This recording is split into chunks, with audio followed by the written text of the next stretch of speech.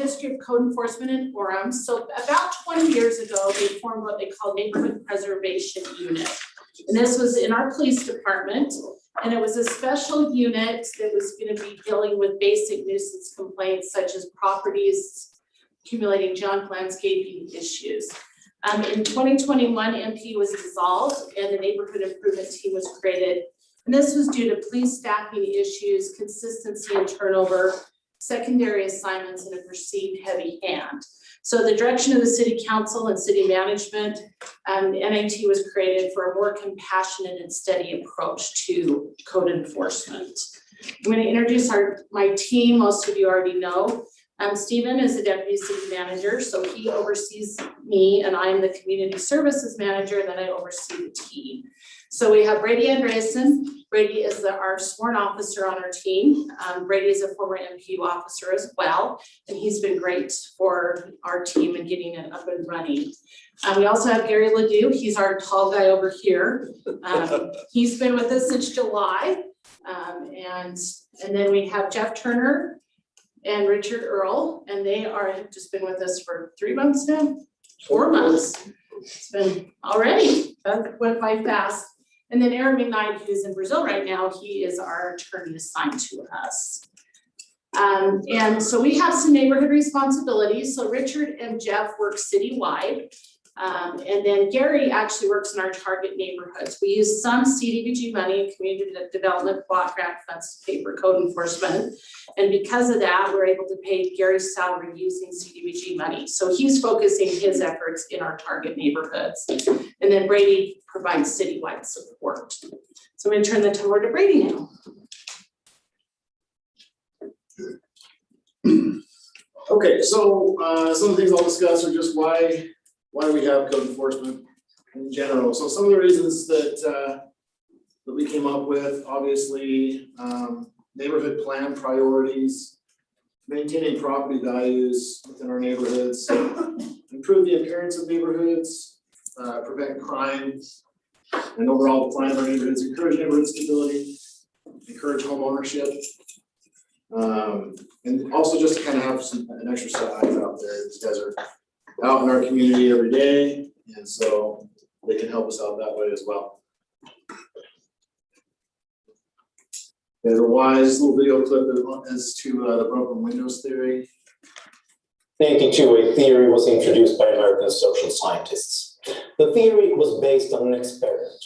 Researchers left a car with a broken window on a street in New York City. At first, people merely strolled by, looking at the damage. Time passed and the car remained untouched until some unspoken notion took hold of the neighborhood, that no one cared about the car or the broken window. So who would care if someone broke another one? So someone did. Before long, all the windows were broken. The radiator and the stereo was gone, the upholstery was shredded, and children played on the wreck that remained. The broken windows theory suggests that disorder met with apathy leads to crime. If a window is broken and remains unfixed, it sends a signal that no one cares.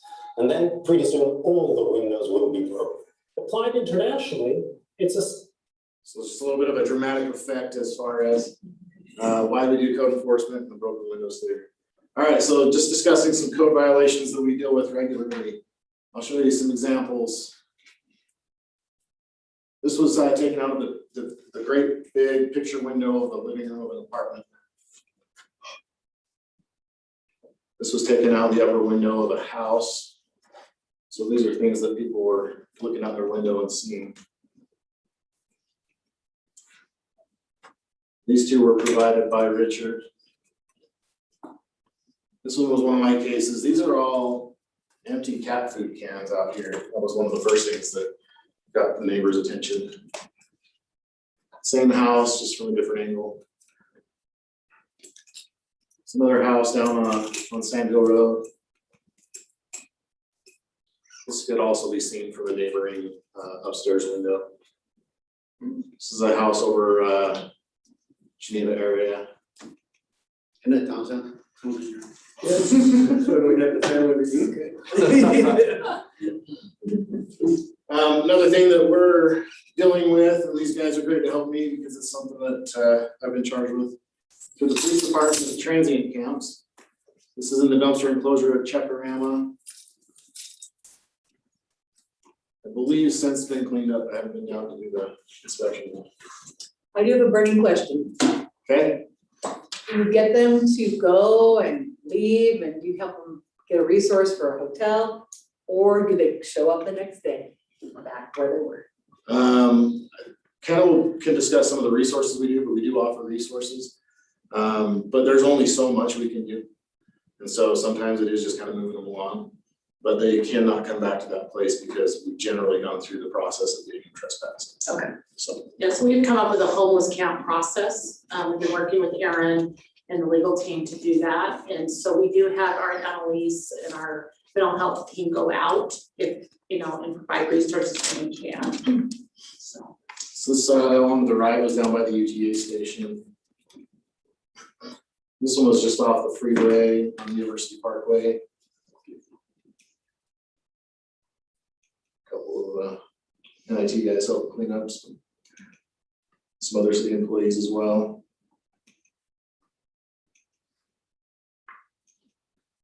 And then graffiti, another thing that I've been charged to deal with, and these guys have been helping me out with as well. The thing about graffiti is on private property, the property owners unfortunately required to clean it up, and so those are some of the things we have to try to navigate.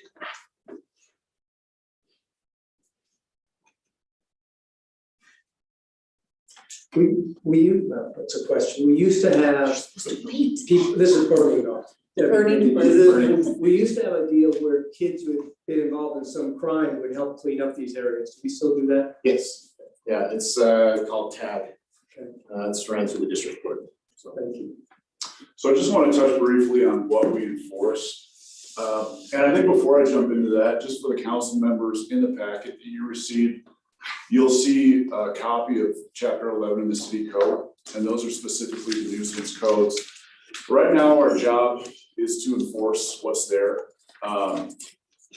As you guys read through that, if there's anything that you think might be, if there's something that could be changed or looked at again, definitely let us know. Right now, we're just doing our best to enforce the codes as they are right there. But these are some of the more common ones. Weeds and landscaping is a big one that's going to pick up a lot in the next few months. Junk, just junk in the front yard primarily, whatever is visible to the street or to a neighbor. Occupancy cases, and we've been mostly reactive for those when somebody complains about, too many people in a home, that's when we investigate it. Vehicles inoperable, unregistered, parking on landscaping, things like that. Brady mentioned the homeless camps.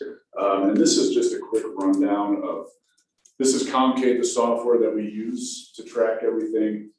And these are the violations from July, from when I started until now. So we've had 307 violations of junk, 228 for improper parking or storage, and it goes on down the list. Gary, for the Yeah. sake of everybody, would you mind reading through that? Because for example, Oh, yeah, no I problem. can't see that. Yeah, so accumulation of junk, like I said, is 307.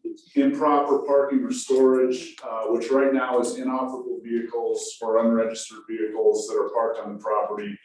We've had 228 of those, 169 parking on landscaping, 121 required landscaping. So that could be a number of things, like they're not maintaining their yard, their landscaping is overgrown, or they just don't have grass, which we see quite a bit of that.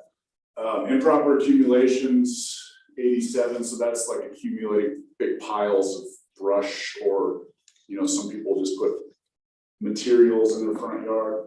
And then we get into some of the occupancy cases, family accessory apartments. Vegetation is a pretty common one too, so things growing out like onto the sidewalk, or like a tree hanging down too low. And then weeds kind of falls under landscaping, and then improper maintenance is the last one. So that's number 23 right there, 23, 48, all the way up to 307. And there's more after that, but they were Yeah. ones and twos. And we didn't One add- question, add are these those. individual or did one person get this one and this one? It could be that too, yeah. Do you have any idea how many unique individuals this represents? We'd have to dive into the reporting Okay, numbers I for missed that, yeah, Yeah, these we'll- are just we'll- violations. We'll tell you. Okay. So a case could have like 5 So violations. 5 million, that's what I'm asking. So, and I'll turn it over to Richard. Okay. So I'm gonna go over kind of basically how we do our job. It can start out one of two ways. We can either get a complaint through 311. And then, once we get that complaint, usually we go out same day. If somebody calls and complains, we go out same day to go check on it. If it's not done through 311, then we'll just go out and proactively check the neighborhood, see what's going on. Or, again, if we get a complaint, once we get that, and we address that, then in that neighborhood, we'll just we'll go up and down the roads and everything. We'll make sure that everything that's out of compliance in that neighborhood gets taken care of. That way, nobody feels like they're singled out. We don't write up one house and not the next house or anything like that. When we first start, we put a door tag. There's some door tags in your packets there. So that door tag has recently been redone. There's a spot on there where we put the what code that they have broken. If it's not one of the pre-written ones, then we'll write it in at the bottom. On the back side, we will make sure that we put a description of what needs to be done. What needs to be done to fix it. Every single one of them, depending on which one of us three gives them the violation, it will have our name, our work cell phone number, so they can call, text, leave a voicemail. It will also have our email address. So our biggest thing right now is getting people to actually contact us. Instead of when they contact us, we can actually work with them a little bit. Once we leave that on there, once we leave the door hanger on there, we generally give 30 days to be able to fix the problem. If the problem is not fixed within 30 days, we can't get a hold of them, we usually send a citation after that point. And then usually it'll go another 30 days, one more citation, and then after that is when it would go to ALJ, which is when we would be able to take it to the judge. A lot of these end up getting taken care of before it gets to a fine. We'll leave a note, we'll leave one of the door hangers, and it will get taken care of within the 30 days. So this is just another picture of these. We redid them, we made these a little bit bigger right here with the red, so it's highlighted so they can actually get it. So they see that and try and get a hold of us. Like I said, that's our number one thing, is that it's hard to get people to get a hold of us. One of the things we've also added is if we have not heard from that person in 15 days, within that 15-day time period, we work to find them so that we can see what's going on with them as well. So when it comes to our job, we know that there's a lot of people that may think that we're overstepping a boundary or something like that when we're trying to do our job. So we try to use as much compassion as we can. When we get a home that has excessive junk, we will leave dump passes with the door hanger. We'll staple them on there. That way, you know, hey, you've got a lot of junk at your house, but here's some help. Load it up in a truck, get it out of here. We don't have any problems. We're good to go. You all have one so you can clean up your yards too. We also leave resource cards. We will work with faith leaders to, you know, if we can't abate something or if somebody has a hard time abating it, we'll work with faith leaders so that they can maybe, you know, get a youth group to help out, something like that. We're willing to work with residents who contact us. If they don't contact us or if they don't give us some kind of information, it's hard to work with them, and then it ends up just kind of escalating and not getting better. We organize cleanups for people who are in violation. We'll actually go out and help clean up on our own if we have to. We will, real quick, I had a case where there was a complaint on it because the next door neighbor was selling their home. The homeowner had a lot of stuff in his driveway. He didn't have the means to get rid of it. The day the case came in, I got a dump trailer. I took it to his house, left it there overnight. He filled it up. I took it to the dump for him. Case is closed. It was that simple. And we seek out any other resources that we can on a case-by-case basis, whether it's, you know, just reaching out to another department within the city to find out, you know, hey, where can somebody get rid of drums of oil that have been there for years and things like that. This one right here was one that we did that Gary and I helped clean up not too long ago. A little bit of a backstory. The person who lived in the home, she had just gone through like divorce and whatnot. She had some kind of illness, I'm not sure what it was.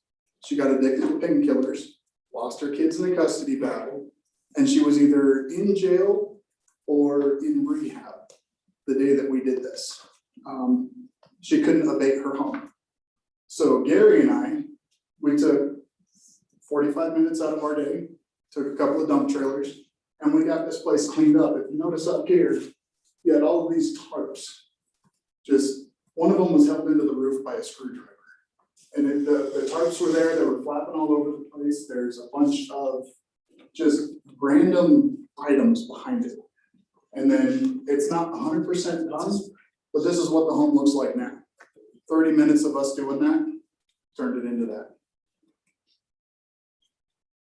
And I'll let you finish up there, buddy. So this is some of our successes. We also have some stats here.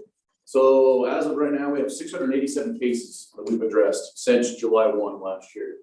We've obtained full compliance with 442. The cases are broke up. We have reactive and proactive. So when I started, the reactive cases were leaps and bounds above proactive. In the 4 months that Richard and I have been here, we've kind of flip-flopped the numbers.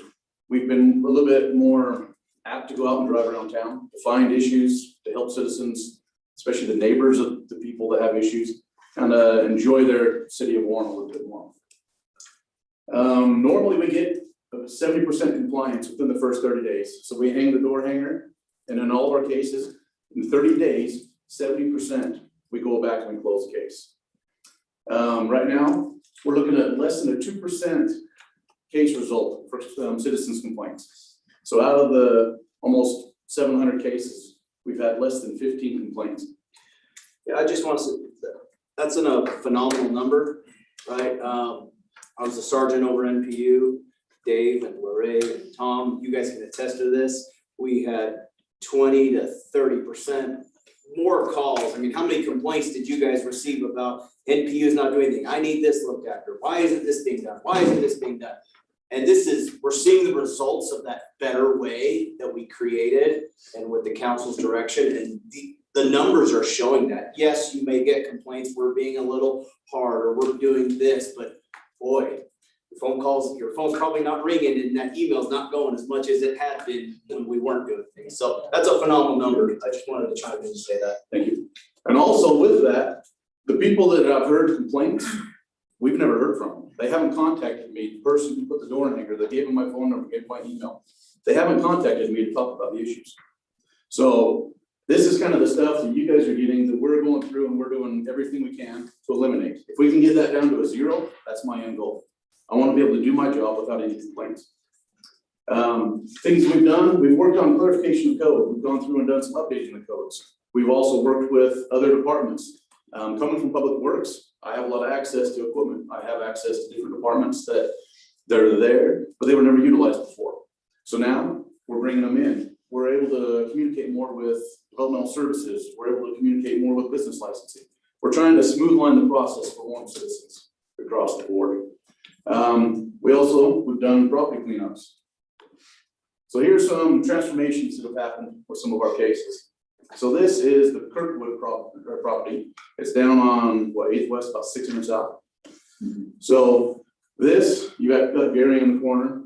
This is just kind of some of the pictures of what it looked like. You know, it was an eyesore for a few, but the project turned into a major success. We're able to see things happen. This one's down on 1600 south. Just looking at this, it's like, it's really not that bad.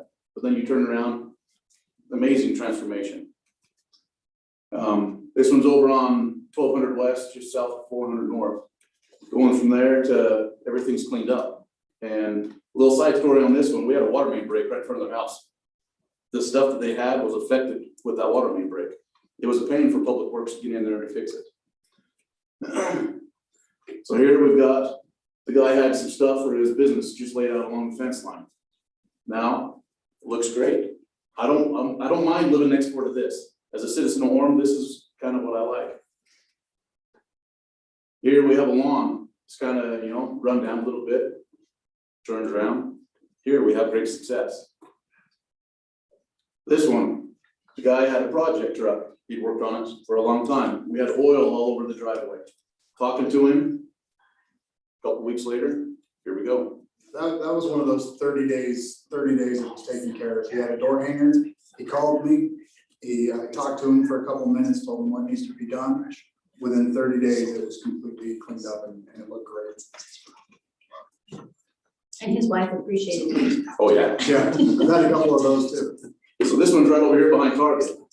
When we drove by, you can see the rope tied to the top of the fence. The rope went to a boat, went to a truck, and they had the truck pulling taut to hold the fence up, so that the fence didn't fall over the sidewalk.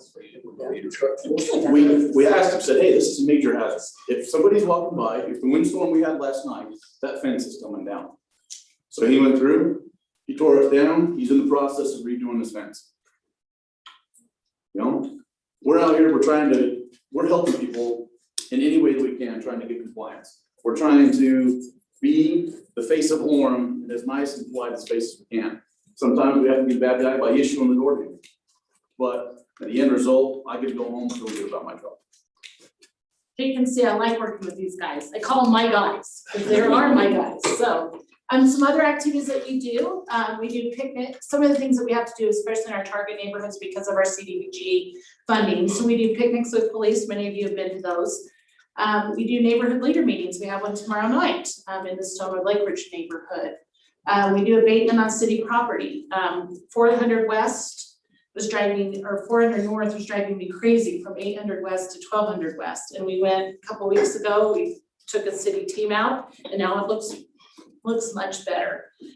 We do back to school nights and other school activities. Here they build a 9-square game for a couple of schools, some of our MPU officers prior to NIT. We do preservation team projects. One of the things that Jamie has allowed us to do is bring out employees to work on some of these projects, to give employees service opportunities and then help us clean up. We have a tool library, we have trailers, we have all sorts of things to help with us.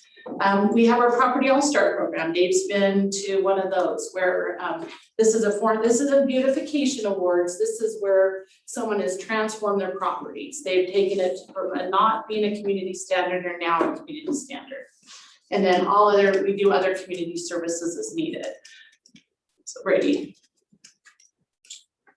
Okay, so just some implications of the lack of enforcement. One of the things that Lieutenant Paraskiva already hit on, lack of enforcement or failure to respond in an appropriate time. We got our own complaints about that kind of stuff. So just that kind of encompasses the past complaints of slow enforcement response.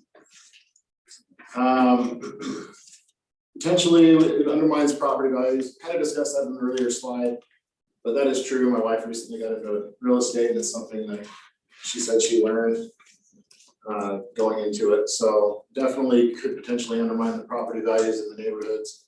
And that's something that's attached to a lot of complaints as well, as so-and-so's yard looks bad, I'm trying to sell my house in a month, I need to get this cleaned up, Going back to the broken window series, Gary has a case started a while back, and it's a house that this guy doesn't live in. It's abandoned basically. He's had squatters in the house, and now people are he basically came in and he said, well, people just left stuff on my property. People are leaving cars on his property, junk cars. People are leaving boats. There was a boat, machinery, things like that.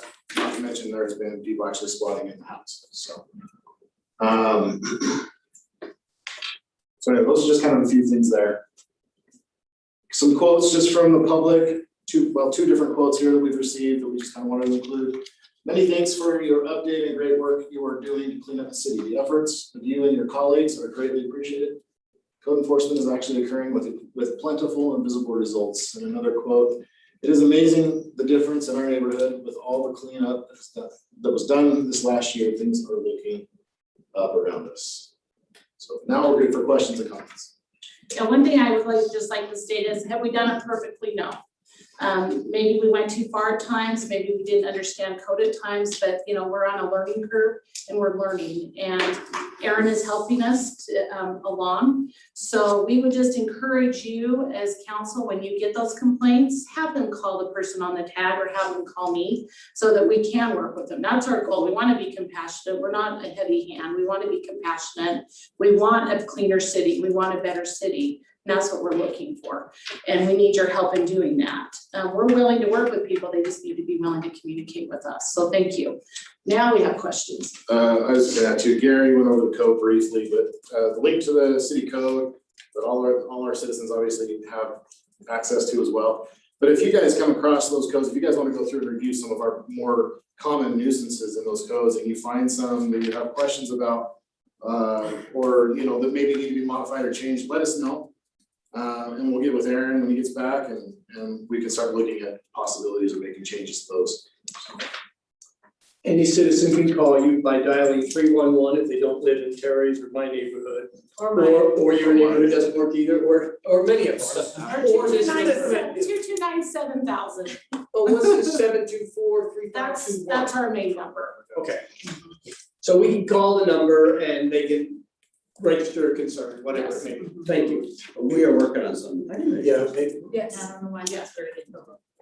I mean, what is that American that? Yeah, that's the Okay. So the mayor and I have been talking about this over the course of the last month, and obviously, as we have engaged with our NIT team this year, it has been a little bit of a paradigm shift as we're transitioning from one department to the next and trying to best understand what your priorities are as it relates to neighborhood improvement. Obviously, you as a council have identified safe and livable neighborhoods as one of your priorities. And so obviously the NIT team is aware of that, and we are trying to actively achieve that end. But we recognize that there is sometimes, a pendulum, and it shifts from, for example, a number of years ago to being almost exclusively, and I think Lieutenant Paraskiva would agree, a reactive type activity to now, as I think Richard, you were commenting, now over half of your engagements are actually proactive. Yes. And we're trying to find the balance as an organization consistent with the direction you would like us to go as it relates to enforcement, because we want to reflect and represent what is important to you. So if there are specific codes that you have concerns about or questions about, then we want to talk to you about those and have a conversation as to, okay, well, if it's in the code, do we need to change the code? Do we need to remove it from the code? Do we need to strengthen the language in the code based on whatever your kind of sense is?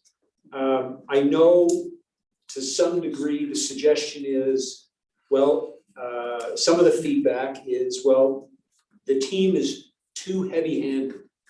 Okay, well, what would you like us to do differently? And we're willing and wanting to do that. Oftentimes, a lot of it just relates to education.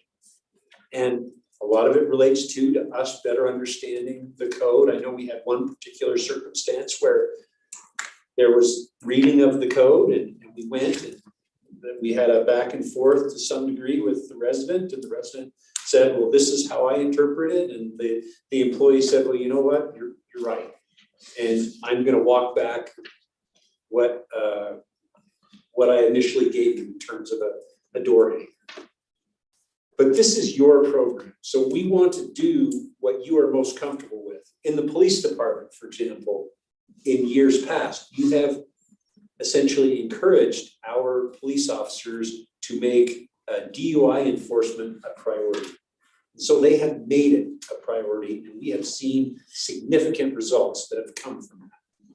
If there are specific priorities in NIT that you would like to see, or things that you wouldn't like to see, please get with Kenna and get with the team and have a conversation about how we can better meet your needs. Because the intent of this group is not to make life hard for residents, it's to try and improve life for everybody in the community. And on occasion, you know, somebody's junk is somebody else's treasure, and you wanna balance that. Amen. That's So- cars. So if I could just add to that real quick, sorry. Finding that balance is gonna be the difficult part too, because if it swings back the other way, then we run into what Lieutenant Paraskiva dealt with when he was a sergeant in MPU, and you'll still get complaints, they're just going to be the opposite. Why aren't you doing this? Like some of these guys, I've been caught a number of times with a citizen who knew the code better than I did. And I had to go back and review it and go, yeah, you're right, we should be enforcing it that way. And we have to make changes, and so we're trying to find a balance, as in, like Jeff said, 0 complaints. We don't want either complaint, lack of enforcement or too heavy-handed, so. Can I just add I went on a ride along, is that what you call it? With Jerry, and I just watched his interaction with the citizenry, and he was there, I mean, he's kind of a big guy, I wouldn't mess with him, but you know what, he was very kind, compassionate, and he was talking to this lady and working. And so I think I'm really complimentary of, and I haven't ridden with all of you, but I think you're all probably on the same sentiment. You're wanting to work with people, you're willing to do it, but it was fun if you haven't gone to ride around, see the different things and notice different things. And so I commend you for what you've done. I think your personalities are the right one, because this could be you guys could be pretty ornery, and I think you've got the right temperament, so I commend you. I've been called a lot of names that I didn't know. So like, So to kind of go along with what you said and what Jamie said, when it comes to being heavy-handed, I know that you've got roughly about 80 open cases right now. I've got the same, Jeff's got the same. All of us, we could probably send, I'd say 60 to 70 of our open cases straight to ALJ and just let the judge deal with it and tell the citizens, you know what? You're not getting it done good enough. Just go to court, bye, have fun. But we don't do that. We're working with them. We've only got, out of all of our cases, there's only a couple that go to the ALJ, because I checked on a house today where I've been here for 4 months and I've pushed it back. I didn't started the case like my second day, and they still haven't received a fine because they're actively working on it, and we work with people like that. We're not just immediately going straight to fines, straight to court. It's okay, there's circumstances here. If, I'm gonna come check on your house every 2 weeks, and as long as I'm seeing progress, there's not gonna be any fines or anything like that. So the three of us, we're really working with people like that. Dirty little secret, we're trying to push over. Yeah. So the mayor has a question. Well, we appreciate that. I was just gonna say, Jamie and I have been talking about this quite a bit, because that's been one of the favorite emails that I get, is people, upset or whatever. And so, what we've been talking about is, and I really like your presentation. I think it's great, the path you're going down, and the fact that you lead with compassion. Because a lot of people who, find themselves in this situation are down on their luck in other areas too. And so that compassion is a really key part. And I would encourage you to, as long as you keep compassion at the front of everything you're doing, you're probably gonna be fine. Just a couple of thoughts. As far as, I think to the education standpoint, and that might be something to work on, with the city, is to put together something, an online PowerPoint or just some sort of presentation, or even something that you give to the city council. So when we get these notifications, we've got something that we can send back and explain what the program is. That's a great idea. We've been talking about that, but that's a great idea. Yeah, I think that would be really effective, just to get that out, branded, because if you've got compassionate beautification, everyone wants a more beautiful place, but how do we get there? And so it's balancing that. Just one last thought too, how you talked about how you've gone in and fixed up different houses and helped and done that. That's awesome. It seems like there could be some kind of bridge to the community possibly, where, youth groups are always looking for service projects. And if you were to somehow, I don't. Yeah, we've actually discussed that clear back when Lieutenant Persky was still doing NPU. I was working with Canada, trying to come up with something like that. The thing that we're trying to figure out is how to navigate the liability issue if we as a city are having a service project on someone's private property. So Our bad. what's that? Our bad, sorry, Ray. Yeah, no, but it's something we would like to do if we can get legal to a point where they're happy with it, and Jason Adamson, you know, to where they're happy with it, then we'd love to be able to do something. But at some point too, Mary, one of the things we've experienced as well with kind of these, for example, neighborhood groups or others assisting, is there's almost a codependent relationship that develops. So a group will come in, they'll clean up a property, and then 6 to 9 months later, it gets back to that same condition. And then the suggestion is, well, when it gets again, then I'll just call on the neighborhood group. We've actually had faith leaders who have contacted us and said, no more. We've done this 3 times and we were happy to do it the first and the second time. The third time we kind of did it because we felt kind of obligated, and now it's like, we're willing to help, but they also need to respond appropriately too. And so finding that balance is part of the challenge. Yeah, and that's what it is, the balance, right? Yeah. If you have someone who just takes advantage of it, it's not gonna work, but there is something there from a, from a marketing PR standpoint, that if you can engage the community, Yes. we're all helping each other, and that sort of Yes. thing, but, that is a problem, so anyway, that's all Thanks, I've got. Is there anybody else? You have a question, Nick? Yeah, so on these, they're hung on the doors, so do we automatically write tickets? No, So you give a warning? those are simply just warnings. And So I'm talking like, say it's a car on the street. So the, That's so, not us.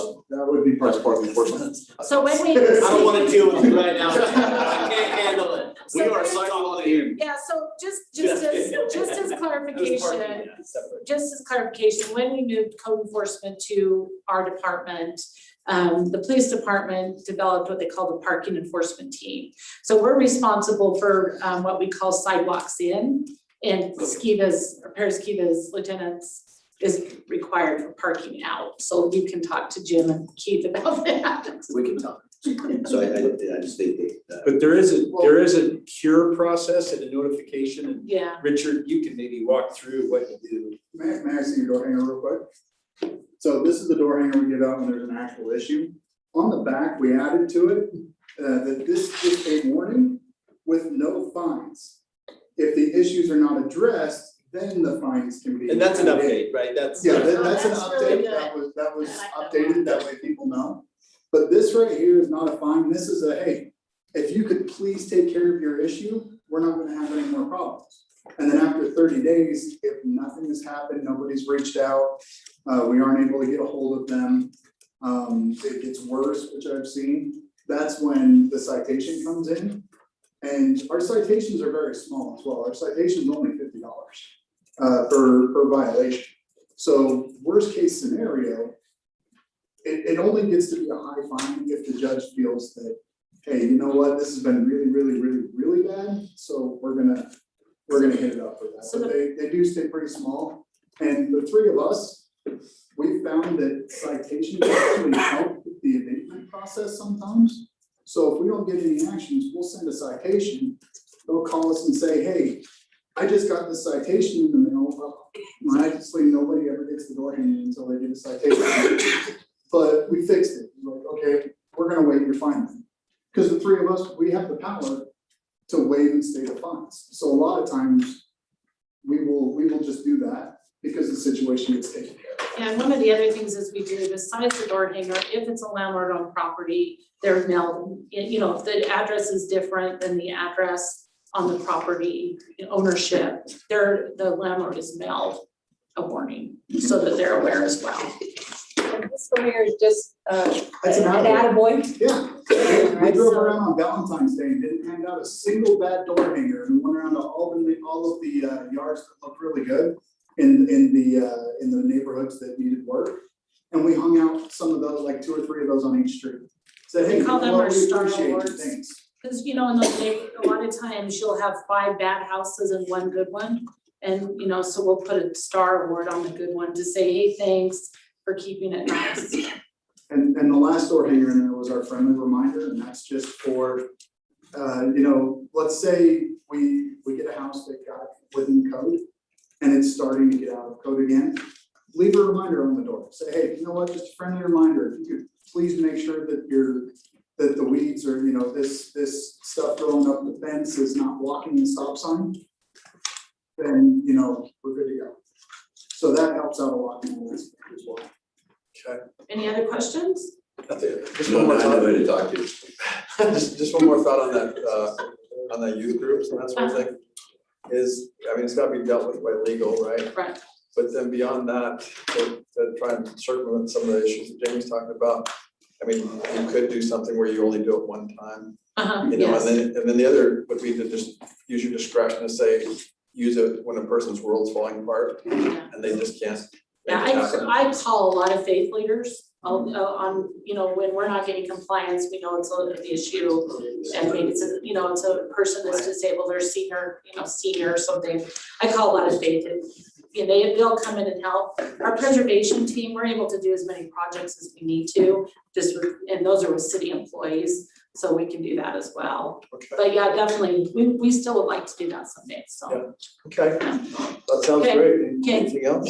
The other thing, as you get calls, I think what we would maybe just request is, just ask them if they've made contact with the individual on it. And if they have and there's still an issue, we can work with it, but most of the ones that have kind of come back through, we never had any, they got the door hanger and called you or called somebody else. We would just encourage you to call them. They have the resources to get them the dump pass, get them the trailer.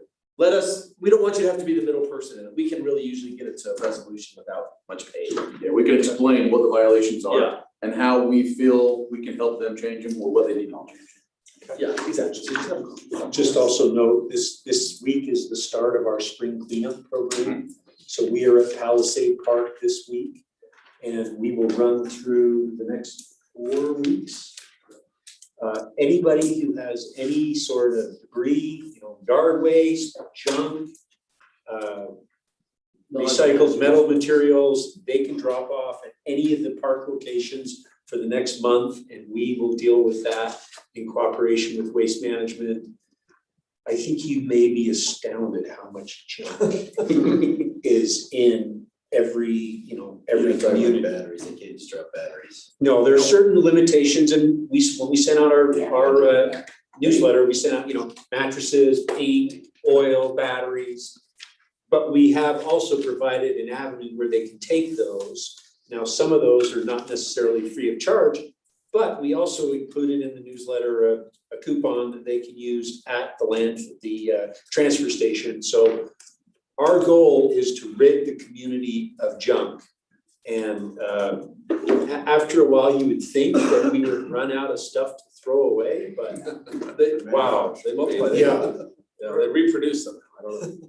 I got extras of those flyers, I'm actually stapling those to the door hanger this month, that way, not only do they have their dump pass, but it's also reminding them, hey, dumpsters are in these neighborhoods on these dates, you have unlimited options to be able to get rid of things. And we do a Hopefully this similar month we can program. clean the city up. We do a similar program in the fall. So in addition to what these good folks are doing, we give other opportunities within city limits to take care of these issues on your own.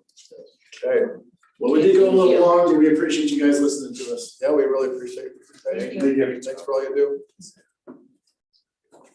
We got, next we got Chris. Chris is out of town, and I'm gonna be presenting on his behalf, so I'm gonna make up some time, I think. This is a discussion that we've actually been having over the period of time, and this is an ongoing utility relief program, a monthly credit to a utility bill. And this builds off of an agreement we've had with Community Action for a number of years to provide utility relief for somebody that's down on their luck, low-income family. Was this the $200 that we originally? Yep, $200. We upped it to $300 last year. October of 2020. So September of 2017, we entered into an agreement with Community Action to provide this utility relief program. If you remember Service Line Warranties of America, they're the ones that do. They actually started giving us a $5,000 grant every year that we hand over to Community Action to administer this program. So it's privately funded. Some citizens also contribute to it. when somebody is down their luck, something's happened, they're struggling to pay their utility bill, they can go to this program and they can get them a check up to $300 to pay off these late bills and make sure water isn't being shut off. So we already have that in place. And then we're adding one more component. So how they can qualify for this first program that Debbie kind of mentioned is that their gross income is under 200% of the federal property lines. Those numbers changed. We targeted that percentage so that it doesn't have to be updated every time these income levels change. They've suffered a life-changing event, which has caused a significant financial burden to the resident. One example of this, it was just recently happened the last couple of weeks. There was a family in our community. The husband was arrested for domestic violence. He had been abusing her in a really rough way. He was arrested by the Orem Police Department. He was went to prison. She didn't know that he was behind on all of these bills. And so far behind on the Orem City bill, this program was able to pay that off so that she didn't have to get her water shut off. And so that's that kind of life-changing event that may cause that burden. So that's what the program's for. The other thing we added recently too is if they are on what's known as a circuit breaker program, this is done through Utah County for property taxes. A senior who's low income can apply for this circuit breaker. If they show us that also is an impetus for them to be able to receive this. The annual benefit was increased from 200 to 300 within a 12-month period. So this program is already in place. What we want to talk about is the new offering. In addition to that, this allows low-income residents who are qualified by Utah County for the Circuit Breaker Tax Relief Program to receive a $10 monthly credit. Essentially what that ends up being, there's a lot of math here, is it covers all of the indoor use of their water. They may have ability to adjust things on the outside, but at the end of the day, they have to shower, they have to cook. So that $10 a month can essentially cover all of their indoor use. That's just how the math works out. So anybody who's on that circuit breaker program can also receive a $10 monthly credit to their utility bill. Do you know how many people would qualify in our community for that? I don't have the numbers on how many are on the circuit breaker program right now. How do they find out, how do they engage in this? Yeah, many already do. We'll have people contact us about it, but it's done through Utah County. They do all of the qualifying to make sure the incomes match, things like that. So is that both programs or just this one? That is just for the one way of qualifying for the program for the 12 months. These other ways we were able to address, or Community Action, I should say, addresses. They're our partner in it. They're the ones that look at their income to see if they're under 200%. And they also talk to them about what the event is. Utah County does the circuit breaker relief. All they would have to do is come show us that they are on that circuit breaker program, and then we would apply a $10 credit. So I guess my question is, do they talk to somebody in the city or they just talk to somebody at these other agencies? Yeah, so Utah County is where they're gonna, so they would call the city, we would say, you need to work with Utah County to get the circuit breaker program in place. Okay. It's gonna, one, reduce your property taxes. Two, it allows you to have access to this credit. And then they would come and just show us that they're on that. So could they just call the utility department and? Yeah, they can give them all that information on exactly how to do it. Okay. Yeah, we have open communication with Community Action to work through those, because what'll happen is we'll talk to them and then we'll call Community Action and confirm that they've met with them so that we can hold off on any shutoffs. So the shutoff doesn't happen while we're waiting for the payment to come through. Okay. For Community Action. Yep. So we can collaborate on that.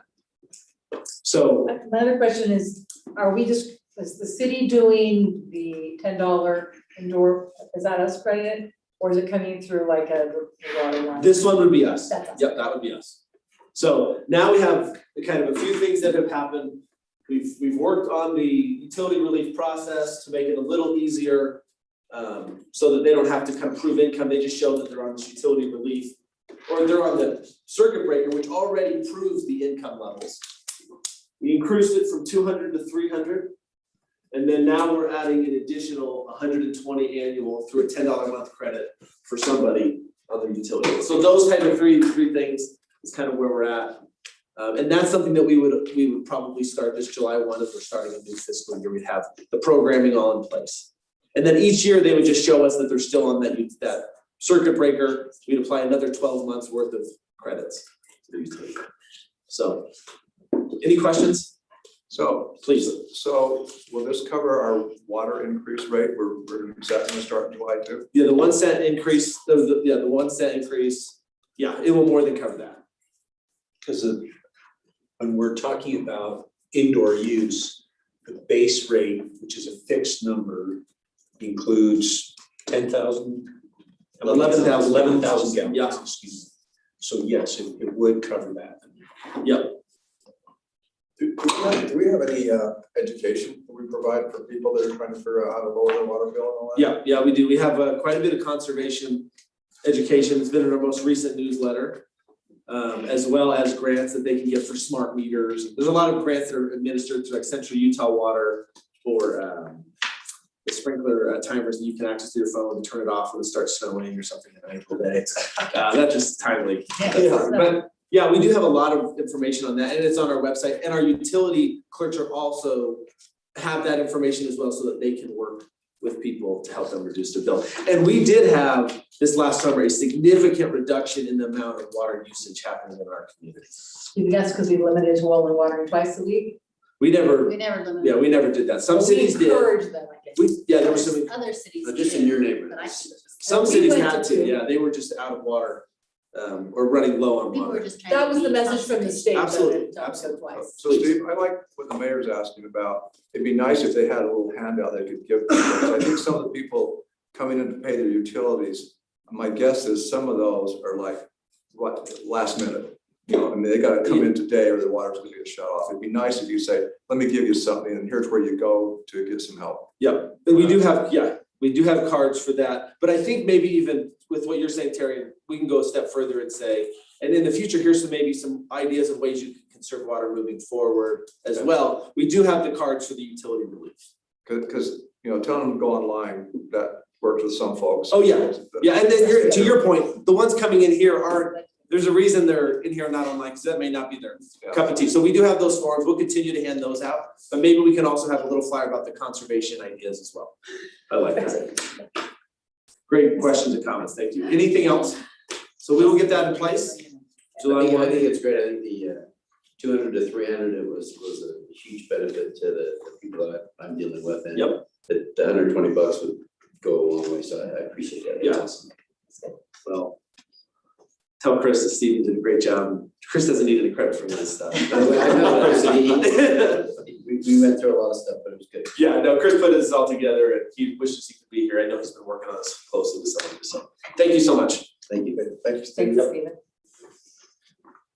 Let's see, next we've got Keith Stevenson is gonna do pre-disaster mitigation plan.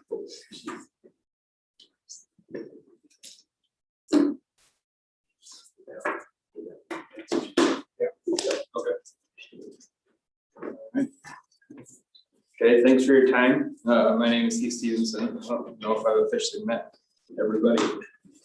Mayor, I don't know if maybe a handshake here or there. So what I'm here to present, so every 5 years, we have to go through a company called MAG here in Orem. And we put together a pre-disaster mitigation plan. I just put those links. I don't know if you guys would have access to this. So what this plan is, like I said, every 5 years, we sit down as a region. It's Utah County, Wasatch County, and Summit County, to put together this pre-disaster mitigation plan. The reason that we do it is without this plan being adopted within our cities, we're ineligible to receive FEMA funding grants, and then pre and post-disaster monies to help us either on the recovery end or hopefully in the mitigation side of things. This one is one that FEMA always points out. So about every $1 that we put towards mitigation funds will save us $6 in recovery. So we're looking at a project of $1 million. Hopefully it's going to save us $6 million in the long run. Again, it's updated every 5 years and a region-wide plan. Kind of as I mentioned, the reason we do this is to be able to participate in those FEMA grants. We have emergency management grants, fire grants. I know there's plenty of other grants throughout the city. Excuse me. It also makes our city able to handle any sort of disaster scenario that may come up. Hopefully, we're able to handle those emergency situations better as we do those mitigation steps of planning and training and our exercises and the different projects that we do throughout the city. And then lastly there, it keeps us all on a common goal. Like I said, it's a Utah County, everybody is involved in this plan. We have to adopt it every 5 years, but it's about a 3-year planning process. So we'll wait a couple years once this one's adopted. Gets us all on the same plan, knocking out the same projects, trying to get the county as prepared as possible. So in those 3 years of planning that I just mentioned, what we do for Orem here is we start with these kickoff meetings. That's a region-wide kickoff meeting saying, hey, FEMA still requires this. Here are any updates or any changes which they have made. And then we participate in individual meetings. So here within the city, myself, Sam was part of those meetings. Jason Bench was in on those meetings. Sit down with Mag, talk about what we did the previous 5 years, how our plan and our projects lined up with what we said we were gonna do, and then move forward, creating other plans where we're at, and trying to mitigate as much as possible. So the vulnerabilities that here in Orem, the group I just mentioned that were in those meetings in MAG, these have all have happened in Orem since 2020. We've had a wildland fire up on the hill. We also have pockets throughout Orem, Vineyard, and Linden with a lot of forest space that I know our fire guys are working on. The earthquake was in Magna, but we were affected a little bit down here. And then we've had flooding within the last about year and a half with the different storms. So those were kind of the ones that we highlighted as our biggest vulnerabilities here in the city of Orem. And then as I mentioned, so Jason Bench is our floodplain manager. A lot of you guys are already aware, so he does a lot of the floodplain and different planning and mitigation on that side of things. So here's just some of the maps that we were put together. As you guys can see, this is our fire map. So a lot of the stuff up here on the bench, which is where we had already talked, but then these are the pockets throughout the city that I'll show you guys. We have a list of mitigation projects that we're hoping to get done in the next 5 years at the end. And a lot of those kind of cover these maps and the areas within these maps. So this is our flooding one, as you guys can tell, along the lake, along the river. And then if we were to have this big section right here, is if both of the dams were to break, Deer Creek and Jordanelle. Luckily we kind of sit up on a hill, and so I feel bad for Provo if both those dams ever break. So is that the map if Deer Creek broke, or is that? So this would be Jordanelle and Deer Creek. And that it doesn't go much of Orem then, maybe it would stay below Orem. Yep, yeah, so we would stay down here just along the river. If we were to get anything in here, it would be inches, is what we've been told, so. Actually, it'll channel all along University Avenue, really. That's where trouble is. Take out brand new cities. Yeah. It's true. It looks like it would flood kind of Berkshire's area. Part of the rural area. Yeah, like work from home. Yeah, that's exactly on the that's fun. And then so the last one here, we have our earthquake.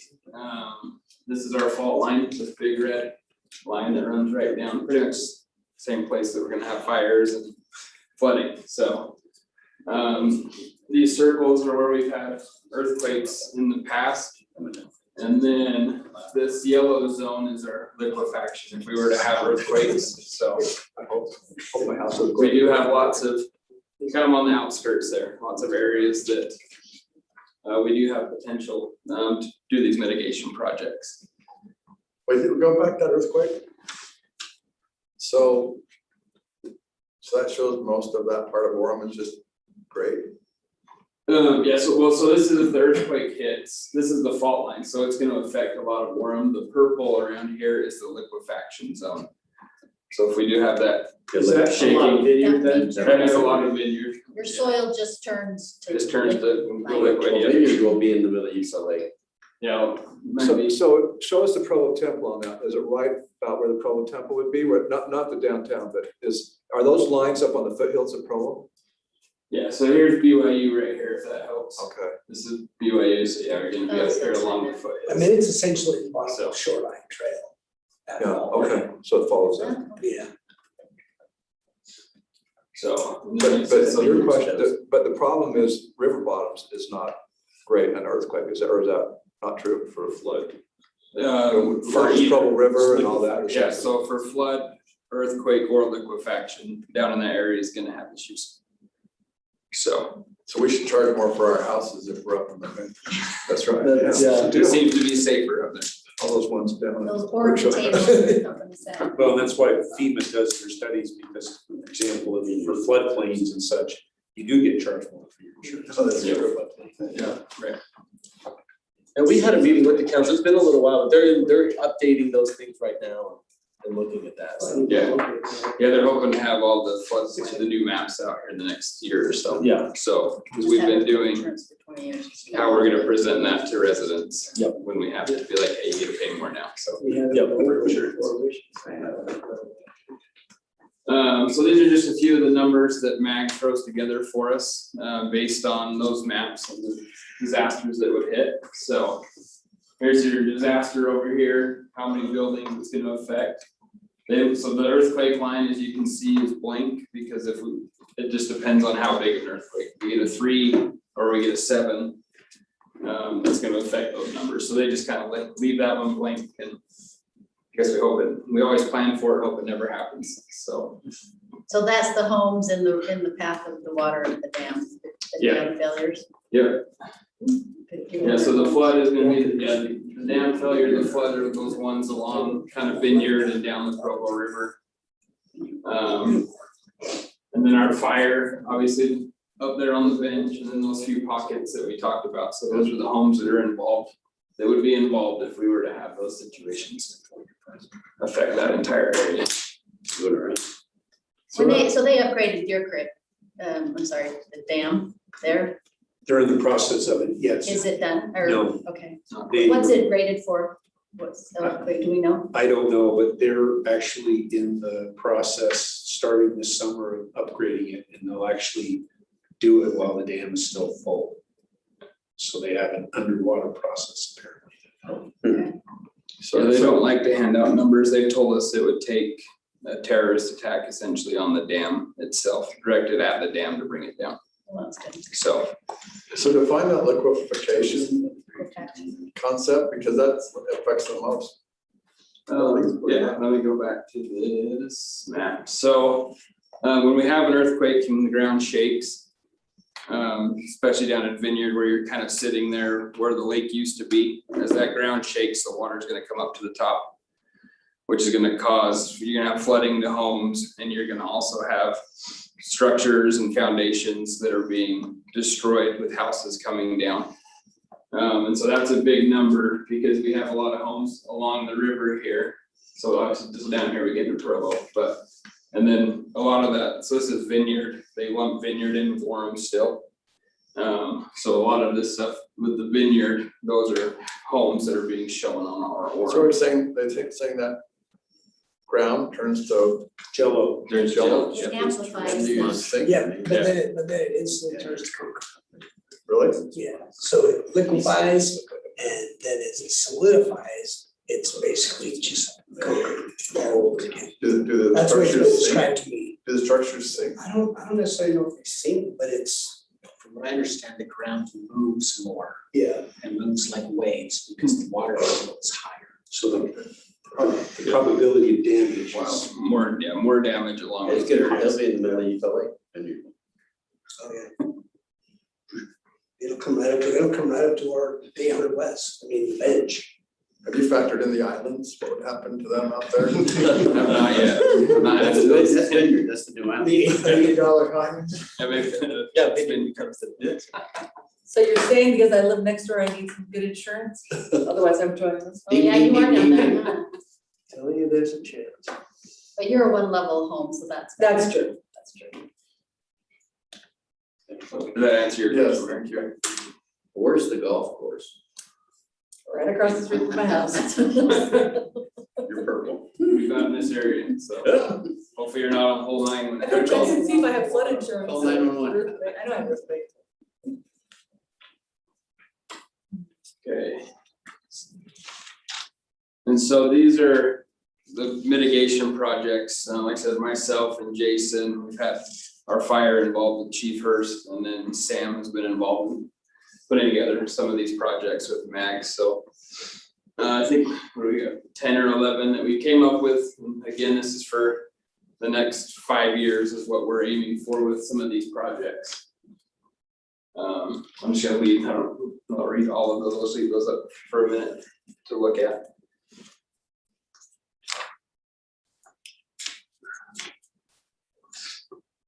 So this first, and this is the disaster that we're worried about, so the drought. And this is what we're doing to try to obviously mitigate that drought, mitigate the issue, with our priority, the cost, and then who's responsible. So that's how each of those 11 are related or. This is the project that we identified initially, the cost. Well, updated 9 million, that came in at 18.7 million. So we hit the pause button on it, and now we're, for example, working with the mayor and others, trying to get local grants through Utah County, federal dollars through the federal government as well as the state government, to try and figure out how we can make that project happen and have the means to build the project, even though it's double the cost. Right. And just a reminder, this has been a 3-year planning process, so a lot of the stuff, I mean, some of the stuff like that Jamie may have already changed. Which we will update and talk about. We get together and go over these projects and see how we're progressing, so that's good information to go ahead and add to that already. And then obviously anybody in this room, if you guys are if you come up with any mitigation projects on areas that we may be overlooking on the emergency management side, please send me an email with those so we can get them taken care of or get them added to the plans. Oh, look at that. Our fire logo doesn't want to show up. What kind Are of you still- presentation is Is this? that Earl's fault, right? He's our logo guy. Are you still doing your cert trainings? So we are, how do I say this, possibly.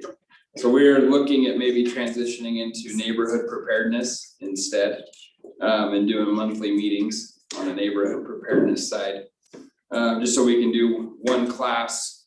We've done a couple that we've had 150 to 200 people show up, to do a portion of CERT, whether it's a fire extinguisher, maybe a winter weather training, instead of trying to get people together for those 4 or 5 weeks in a row. Just because we've had numbers that are dropping down into 10 people signing up for those courses. Do you still have your ham radio crews? Yep, That's so, a backup plan for communication? yep, so we do ham radio classes. I actually sponsor the ham radio club. So we have the classes tonight. So we do those 4 classes a year, and then the club meets every month. So if I may, Mayor, too, probably the last 6 months, Keith has been joining our executive staff meetings on occasion. We've been increasing our preparedness efforts internally within the organization. Each department within the city has specific assignments that they are expected to meet during the course of a disaster. So we have obviously some of our public safety employees that will be specifically responsible for emergency response in those type of situations, but we also have departments that are assigned to deal with and address food and shelter issues, pets, finances, records, all of the kind of aspects that you would need to deal with as it relates to emergency management and managing an emergency event. Many of our employees are relatively new, and so they're not familiar with some of the assignments that they have during an emergency, essentially in lieu of or in addition to their day-to-day jobs. And so Heath has been working with each respective department in an education process, trying to help all of our employees understand, in the event we had an earthquake, this is your responsibility as representatives or members of the recreation department, as members of the public works department, city manager's office, the finance department. And so the hope is that all of us can be trained. There are specific trainings that we need to complete as an organization and employees within an organization to qualify for Federal Emergency Management Agency dollars in the event we have an emergency. So we also have been working with our employees to get them to take those classes. They're what we call 100, 200, 700, 800, 22 NIMS, and 2200, which is the National Emergency Management Incident Management System. So all of those things are what we are trying to do internally. This is kind of external, required by MAG as part of our overall regional emphasis on emergency management. So in addition, in the future, we plan to involve you to some degree in some of this training and some of these exercises, because you too obviously will play a part in emergency management and would have to respond to certain situations because, for example, if there was a situation, there would be dignitaries, there would be public information that would need to be managed. There would be probably for you lots of phone calls and emails if our systems are up and people talking to you, you know, so you would have a role in that emergency response. So our plan is, let's get our internal organization on track, and then let's bring you into that discussion as well. And one training we've been talking about for elected officials is towards the end of the year, doing a countywide, bringing all the elected officials into the Utah County, our emergency management center down there, and putting on a senior official training that we have out of state people come in and do the training. They go through this all the time. So when we had the onset of COVID, we mobilized an emergency management team, and we met, well, initially we met 3 times a week, 2 or 3 times a week. And then over time, as we kind of had that incident under control and we were able to better manage it, then we started relaxing our meetings. But we used the same structure for COVID that we did for the fire that we had in October of 2020. We would use the same structure if we had a significant snow event or an earthquake. So there is, and it's not necessarily the structure that we follow day to day. So roles to some degree change in the middle of an emergency situation. Everybody understands that and everybody's okay with that because that allows us to manage the emergency situation. Can I ask a question? In our new city hall, we have this emergency command center that we're using COVID funds. Are you designing that with certain of these parameters in mind? I guess I'm wondering how, tell me how that's going to look. Yeah, so I'll be involved in that process. We went and toured a couple city centers already. Part of the discussion that we are having with the architect is building and fitting a certain piece of our building to accommodate emergency response and emergency management. So for example, that section of the building potentially would be built to a different and a higher standard than the other piece of the building. And you mean earthquake standard or what? Earthquake standard, some of the telecommunications may be different in that area, some of the power in terms of providing emergency power within the building. We may only provide, incremental power to certain pieces of the building outside of the emergency operations center, but within the EOC, we would have full power. We would potentially look at ventilation systems different. So we would have a spot to manage the event that would be hopefully fully operational during an event, even though, for example, things happening in our the finance department may not be perfect. We would have an operations center that would be perfectly operational. And I don't mean to pick on Brandon. That's not atypical in other buildings, right? The war rooms, if you will, have extra juice and extra protection, so. Correct. But, and this, part of the funding for the city center is coming from federal ARPA money, which has been set aside in part for emergency management purposes, for example. So we would use that money in part to beef up the building area.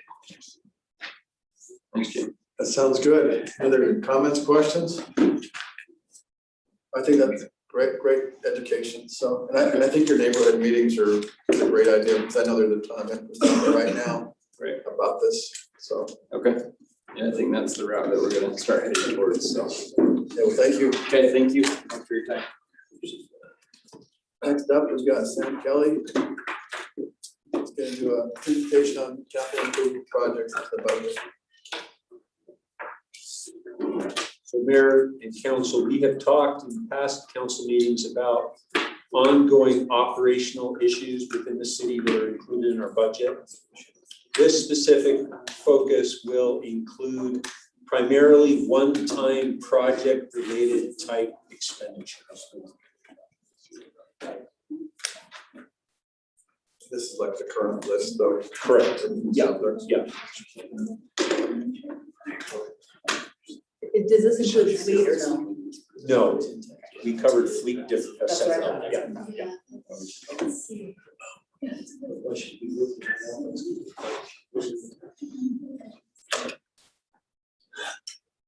Well, here we go. My name's Sam Kelly. If you guys don't know me, I'm the city engineer here. I'm just going to give you a brief. I think I got 60 minutes, but it's been cut down to 40 maybe, on what we plan on doing for this year's fiscal year CIP. First off, just a summary of what we're looking at and what I'm going to bring to you guys. Looking at our CIP fund, which is generally our general fund, or our Fund 45 is what we like to call it. And those are just the amounts that we're looking to allocate towards those different funds. You got the general fund, water rec, stormwater, streets, and street lighting. Is our water tank, does it look in that? Yeah, so that's going to be part of the water fund. And the water tank is a project that's ongoing. And when I get to that water fund portion of it, there's quite a few projects in there that are on hold until we actually get some better numbers for that tank. So, but I'll just show just you. a reminder in terms of revenue, the CIP fund is generally funded by way of general fund operating revenue. The water fund is water revenue, water reclamation, water rec revenue, stormwater revenue, streets, the gas tax, and what we call our transportation sales tax. That is what funds our streets. And then our street lighting is funded by our street lighting fee, yes. And Jamie, these were all related to our 7-year plans that we adopted years ago. Correct, yes. So are these all on track? I mean, these These numbers? they're updated annually, so yes, and Sam is the kind of keeper of that. So they're somewhat on track, except for the reuse project and the tank project have kind of blown up our numbers, because I don't think anyone anticipated 8% inflation and some other things with COVID. Starting off with the parks, we're going to look at setting aside $10,000 for some entrance signs. And I do have some asterisks in here, meaning that these possibly could be funded through CARE. I know that's a whole separate meeting that you guys will have in a month or so. But these are some of the items in parks that we can go ahead and utilize instead of the general fund. We could go ahead and utilize some CARE funding. Really quick, with the CARE funding, this is the rec side, there's the art side.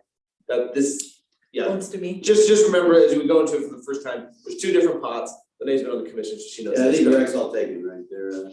So we'll be talking about two different pots as we go into the CARE discussions in the future.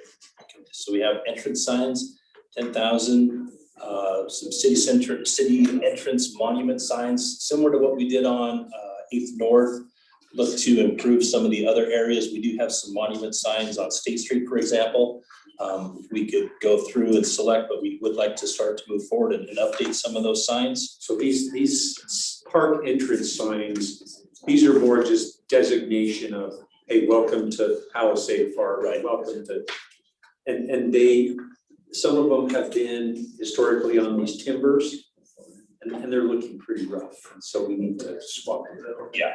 The park entrance fee, next is what we call our gateway signs.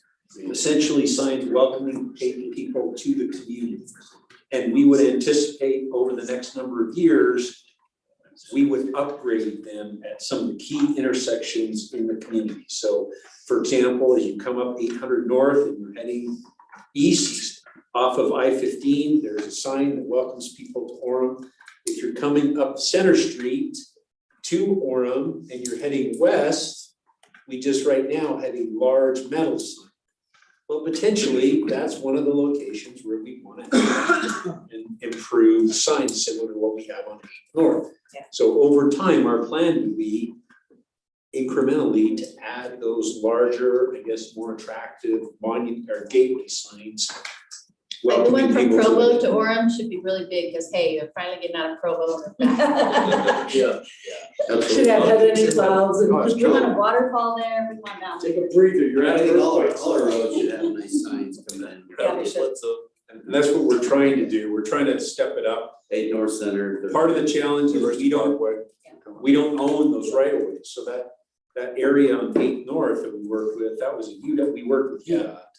And they allowed us to put it on their property. So we'll have to have some of those conversations. So how many of those would $25,000 represent? Would that be for one sign? It would probably likely be one, seemed like it was around that.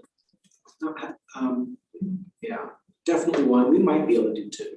Yeah, if we start to go down the Palisade USA path, would that be incorporated in like future sign? Yeah.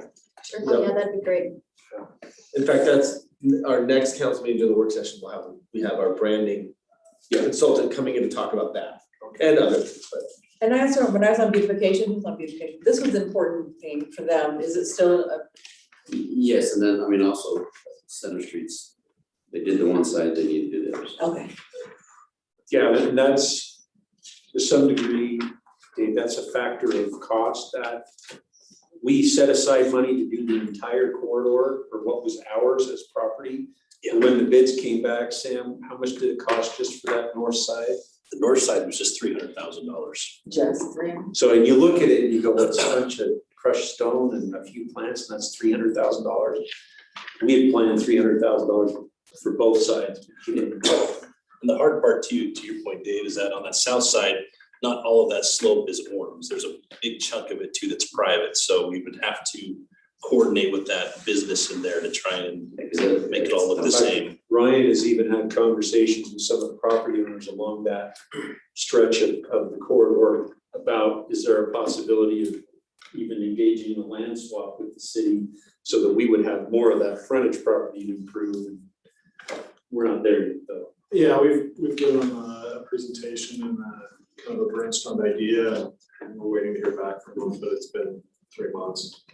So when they're ready to develop, we'll probably hear from them. They own the property around the corner up.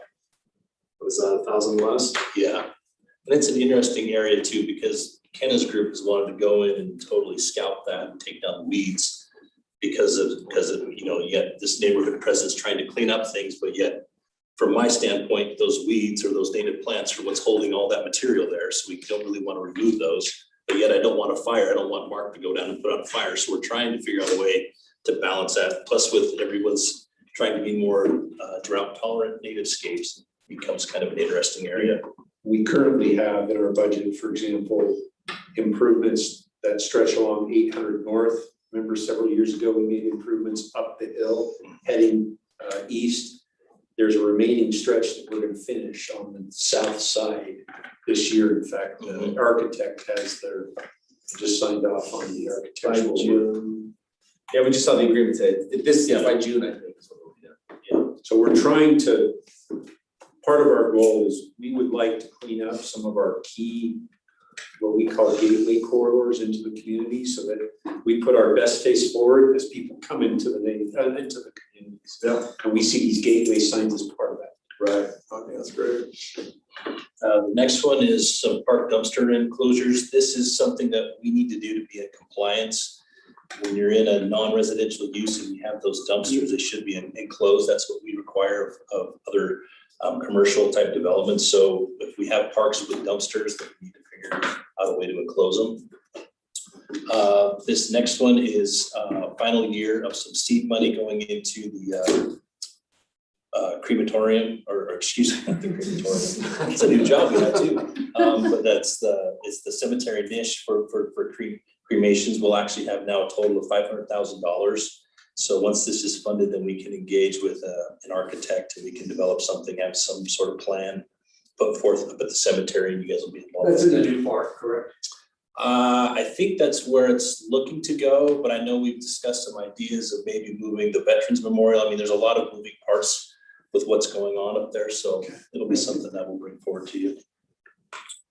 City Center Park infield rehab. This is just bringing in some new material, leveling those out. So it's, I know there was recently that they brought in some dirt to go ahead and take care of some low spots in there and help with some of those ponding issues, but this will actually be bringing in an actual company to level them out and grade it.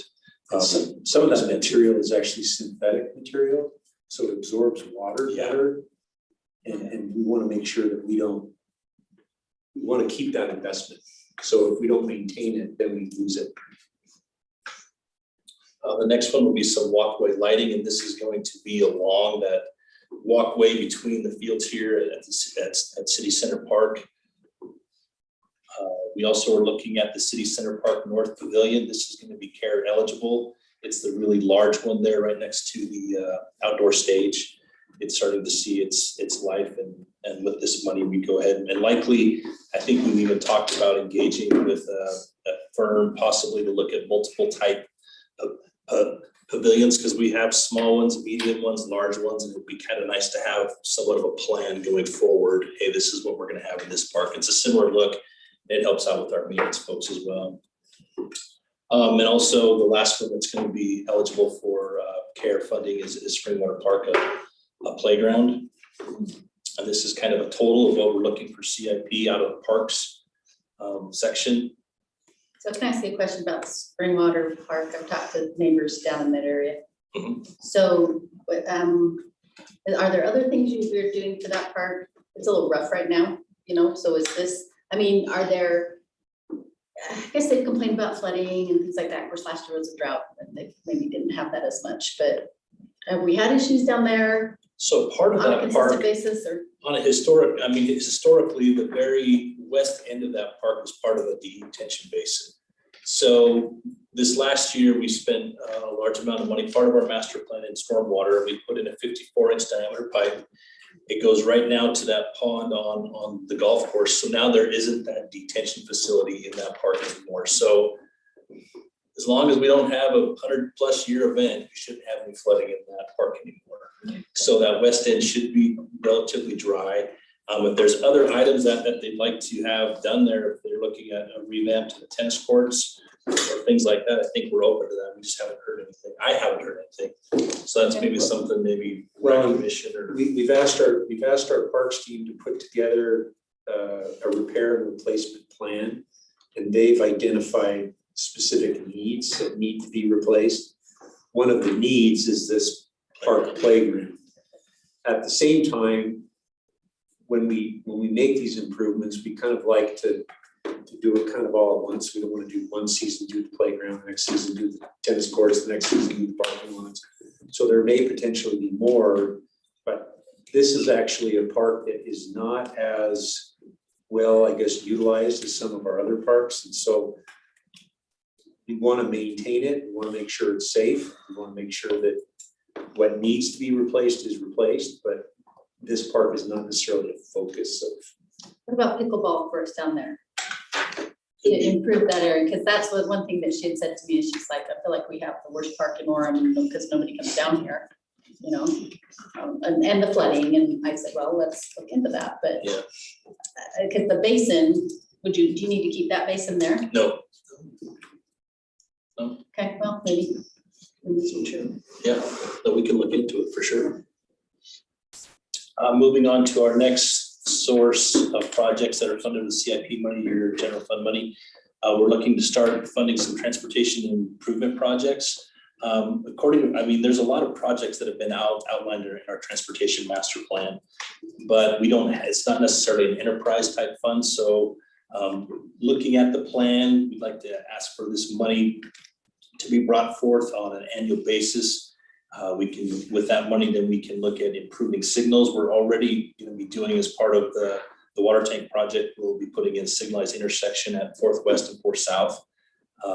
But with this money, we could also look at if there's occasional road widening projects that we could have. This money could be used to fund our match for MEG projects.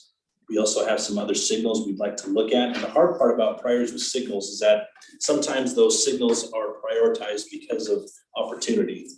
We understood that there needed to be a signal at 4th West, 4th South. We felt like the volumes were balanced there, that it made sense. But with the tank coming in there, we saw the opportunity, hey, now that there's gonna be construction, there's gonna be someone there, let's go ahead and put that signal in there. We'd also like to look at realigning the intersection at 8th South and Orem Boulevard. Possible signalized intersection at 8 South Carterville Road. There seemed to be, and when we work with the school district, hawk signals seem to pop up. I know we discussed this with Trio. They wanted to have a hawk there to access our park, which is a great idea.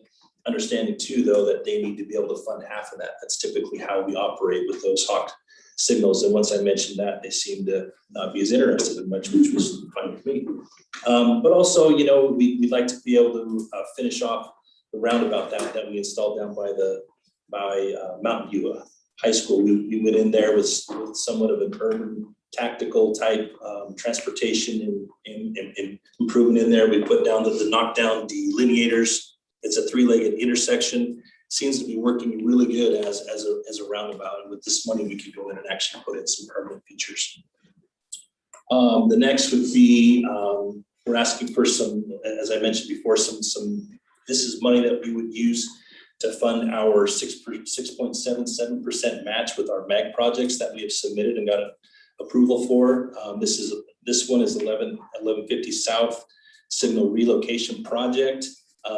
Currently, that project was approved, 1.689 million. Our match is $114,000 is what we needed to have for that match. We do have 102,000 in there, and this additional 20 would give us that little bit more cushion, put us at 122,000, and then we would have money for inflation. Looking at the project, this was some of the documentation we submitted on our concept report. It's kind of hard to see. But what this is showing, and this isn't necessarily for the mall specifically, what we're trying to do is improve some of our level of service. This is a 2040 no build option, and it's showing you what's happening. There's 12 South Orem Boulevard. This is University Parkway and State Street, and this is 12 South and State Street. So what we'd like to do is move that signal to this location. This is what you'd see in 2040 traffic. No build option. You have an E, which is not acceptable according to our transportation master plan. D is, and F is not. And F is obviously a state facility. We're not too worried about that. As we relocated that, then you can see now all of a sudden we get level service C, we get a level service A. But this University Parkway still stays at an F, and it's going to stay at an F, but it kind of goes from an F minus to an F plus, if you will.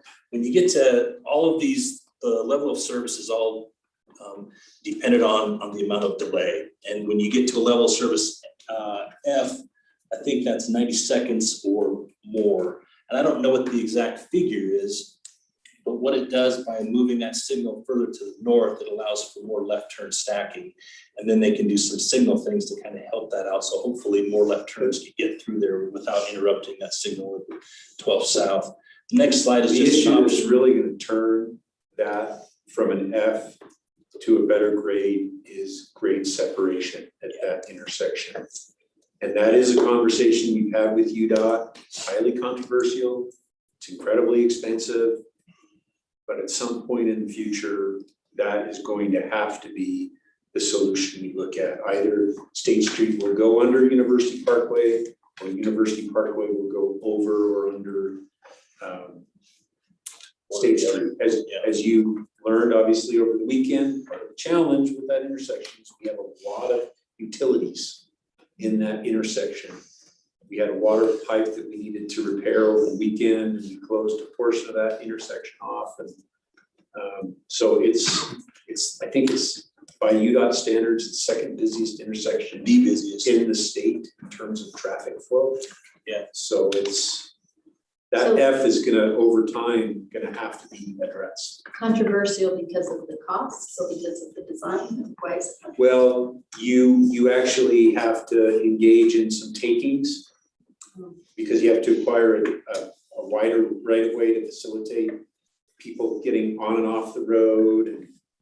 And then if you, for example, go over a road, then you have obviously people's view shed concerns. You have people who don't like it because it's blocking their, for example, their retail developments and things like that. So we've had this conversation, UDOT, Woodbury, obviously city staff in earnest, probably 3 or 4 years ago. At that point, we all agreed, at some point it's gonna happen, now's not the time. Yeah, it was more, I mean, UDOT is taking more of a stance of economic development. They don't want to go in and ruin cities by putting that in. So that's why they wanted to make sure they had stake owner buy-in, and that wasn't there at that time. So that's why they go ahead and they went ahead and pulled back, because they recognize it needs to have something happen. But until everyone at the table is wanting to do it, then they'll just go ahead and keep moving along with. So wouldn't under be a lot better than over as far as? Oh, yes. You know, city, I mean. It's a lot more expensive. To go down, But I mean, but either way, you're going under, and those retail businesses on their side are losing their visibility. That was their main concern, is even though chances are now at this point, you can't see much anyways, because there's so much going on. And it's hard to argue that point with them, but until they realize, hey, we need to do this, we need to have it happen. Whatever scenario, you're gonna essentially, if this is the intersection, 2 blocks to the west, you're gonna drop. 2 blocks to the east, you're gonna surface. So those that are in this general area are saying, wait a second, you just built a road that bypasses my store, my restaurant, my office tower, whatever, and that's part of it. Yeah. So that was that MEG project. The next one, we're starting year 1 of 3 to ask for a total of $300,000 for this MEG funded project. This is the improvements at 12th West and Center. We did a study in this area 3 years ago, looking at this UBU area, and they noticed that there's a huge deficiency with this northbound dual lefts to go on the I-15, as well as you have to have some more storage in here if you're going southbound on I-15. So we worked with MAG, we developed some plans. These are some preliminary ones showing that a solution would be to have some sort of a through U, similar to what's at 123rd South, to come through, and that's for the eastbound through movement east to north. If you're going eastbound on Center and then you want to go north on 12th West, instead of having that left turn movement there, we would go ahead and move it further east. And what that allows you to do is it allows you to stack more cars in this westbound to southbound movement as they come up here to this speed for their leftbound or their southbound left. Because I travel this every day and I am terrible because I always go in the very far through lane and I pass everyone and then I get right up to where I need to and just I'm that guy that blinkers and merges over and I go home and there's maybe a few horns, I don't know, but I just get over there. But you got the strategy down. Yeah, I just kind of wait for that gap. As soon as it turns green, there's always that person that takes too long. Like, I use that same strategy. I know I'm not the only one. But You're not. I do, I'm like a race car driver, just not quite there. But that's one of the that's one of the MAG's projects. The next one is going to be Lakeview Parkway. This is one we're actually actively pursuing right now. This is a project we're looking, I guess, for year 105 for $251,000. Just a brief overview of where this is at. It's that red spot in there. This is something that kind of caught us by surprise a little bit. I know UDOT has been wanting to have a parallel facility to I-15. They've always wanted to have Geneva Road widened to 5 lanes. And they wanted to take that opportunity with the temple going in and putting those improvements in. So they've moved up this project. They're currently now updating their state environmental study, as well as moving forward with design drawings. Looking at those meetings that I've attended, we're looking to at least take the 5-lane facility down to this area in here, this northern piece of Dale Johnson's property. And then they would continue with the 3-lane facility down to where Lakeview Fields is. So are you pointing an arrow? We can't see your cursor. Oh, you can? I don't know what. So is that 2000 south where that red ends? Yeah, so this is 2000 south. And they're gonna carry their 5-lane facility down to right there. And then from that point to the south, they'll go ahead and bring down a 3-lane facility. Initially, their environmental study had a 5-lane facility cleared all the way down to 2000 south. But I don't know where the communication was lost, because since that time, we have had Clear Horizons come in, we have had this store come in, we have had Jeff Mansell's piece, this Lakeview Fields, this other piece here, Lakeview Park, and they've all approved the 3-lane facility. And now they're coming through saying, oh gosh, we got this 5-lane facility, look at all this property we have to buy. So I have to tell them in the meeting, hey guys, you guys were all aware of this. I don't know why we're going down This project, we think is driven a lot by Provo and the expansion of the airport. Yeah. This is the northern, essentially, piece of that belt. That's what the red road is, right? That takes them to the Provo airport, so. Yeah. Where's So the this is- temple? So the temple's right up there, so up on top. Okay. And this is, Provo has purchased all of this right away, all ready for Lakeview Parkway. So they're, soon as they have sewer capacity in this area is gonna look like this. They've already got a plan, it's master plan, they just don't have sewer capacity. They purchased all of this right away, they're gonna build half of that.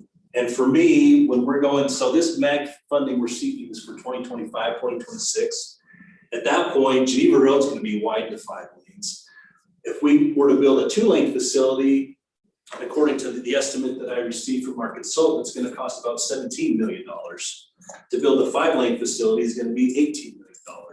So I'm going to MAG right now for the full ask because of the timing where Geneva Road's gonna be complete, 5 lanes to there.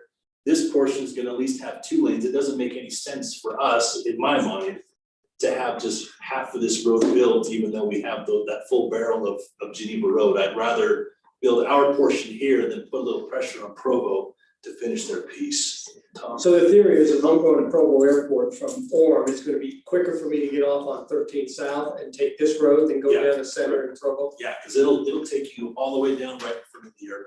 Okay. What's the south at the top of the red? What's the Here, the other The top? north end, North about end. what, Yeah. 15th, 16th? yeah, that's What would that roughly be? about, yeah, I'd say it's probably about 16. So it Yeah, connects to that's Geneva 16. Road. So how come they're not connecting up higher on 13th from University Parkway? Why are we- Well, so what's gonna happen is Geneva Road's gonna come down with 5 lanes, they're gonna follow their alignment they have now. And I guess to back up, we did get money from MAG to do a pre-environmental study of what is Orem's likely alignment to be in here for this Lakeview Parkway. And the alignment they chose was this one, they had it going straight up, going up further, but the problem is this area in here is wetland area. Okay, that's. So that costs a lot of money. That's, you usually have to, for every acre you disturb, you have to mitigate 2. And we don't have a wetland bank, so it becomes quite costly. So we swung it out around, and what'll happen is this 3-lane facility for Geneva Road will tee in to it. And this can either be a 4-legged intersection where we service this area, but the problem is most of the folks in this area don't want to develop, so it doesn't really make any sense to have a full intersection there. It might make more sense to have a T, then we have another road where this piece here can develop and then this piece can develop. Where's the, I just went to a neighborhood meeting, Ryan, for a development, just off. That's the Wells property. It's this piece right here. They were talking about drainage issues there. Yeah, that's the Welch property, or what's the name I of the don't lady? remember. Johnson, no. No, The it's- Orem or Johnson. I can't remember the. It starts with a C. I've talked to her a million times. That doesn't interfere with that.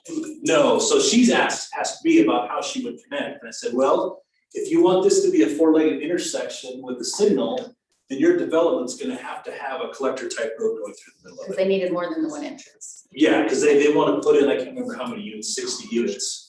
And I said, you're gonna have to have two access points, so you can either have this go right through, which means that we're gonna want a collector to go through, which is a wider piece of property you're gonna give us. Okay. Or you have it connect to Geneva Road and then come down here to this road.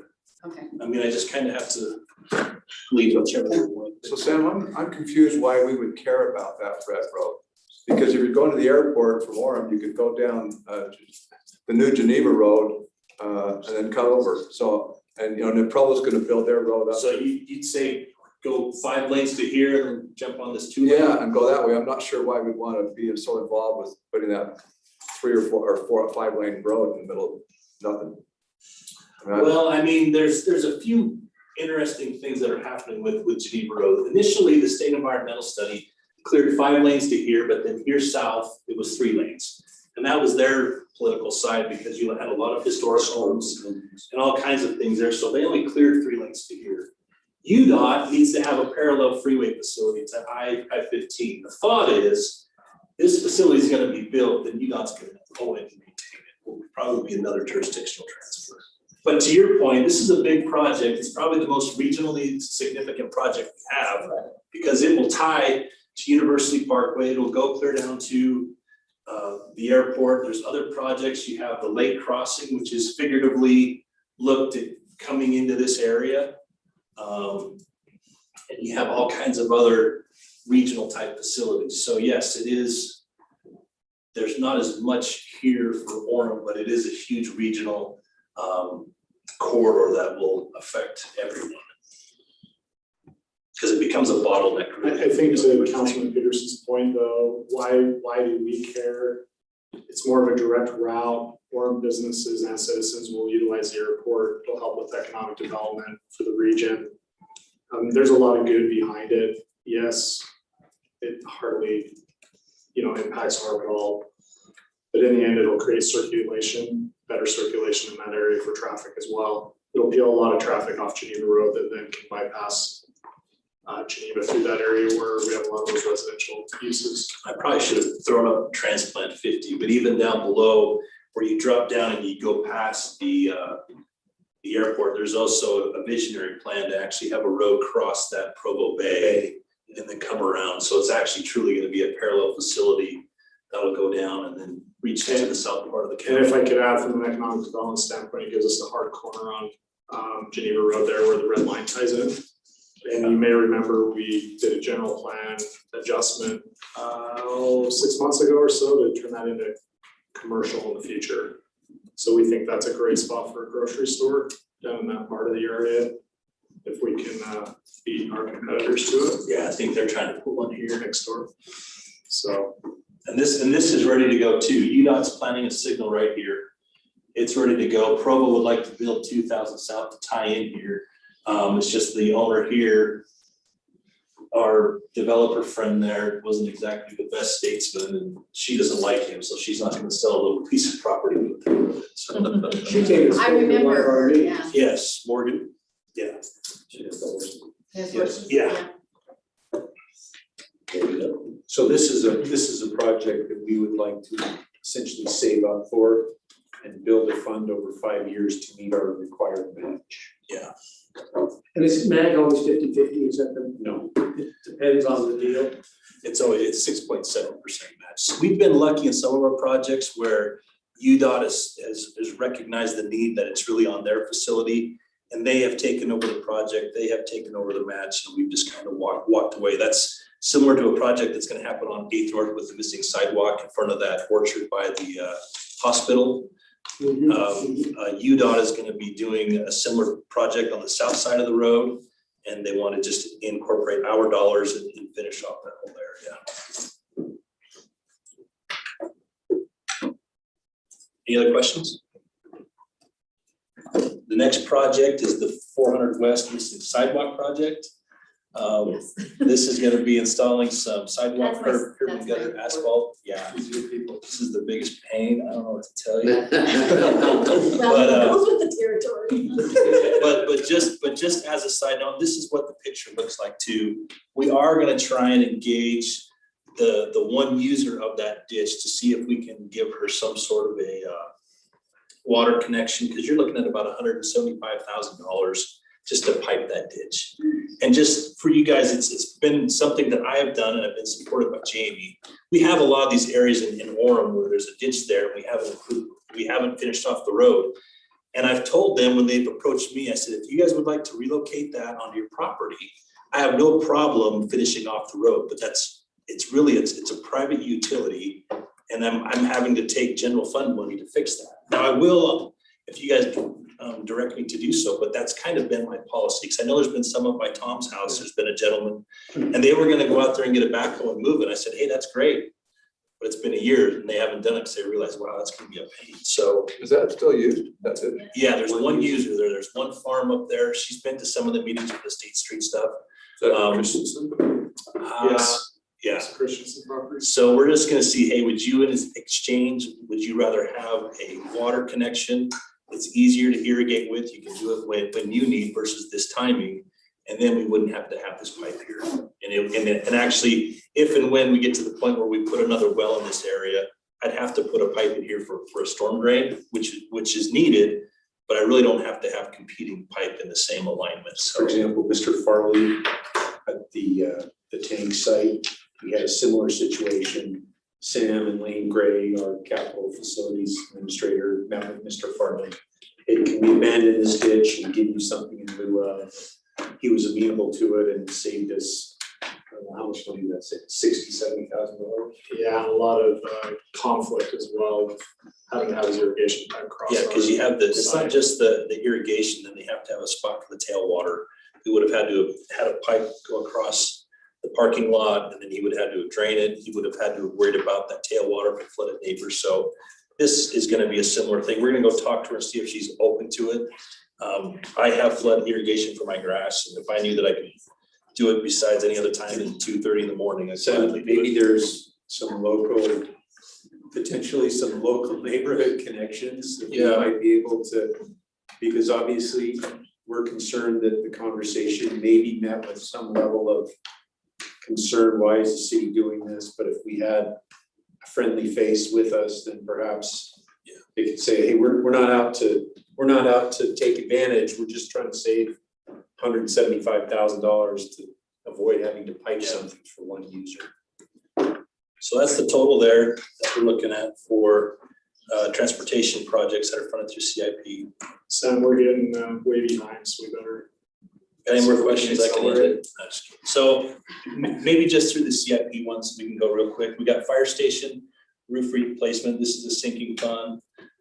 Furnace replacement at Fire Station 3, another sinking fund. Public safety boiler, this is a sinking fund. These items haven't happened yet. They haven't failed. We're just putting money aside knowing that their end of service life is coming soon. Chiller, public safety.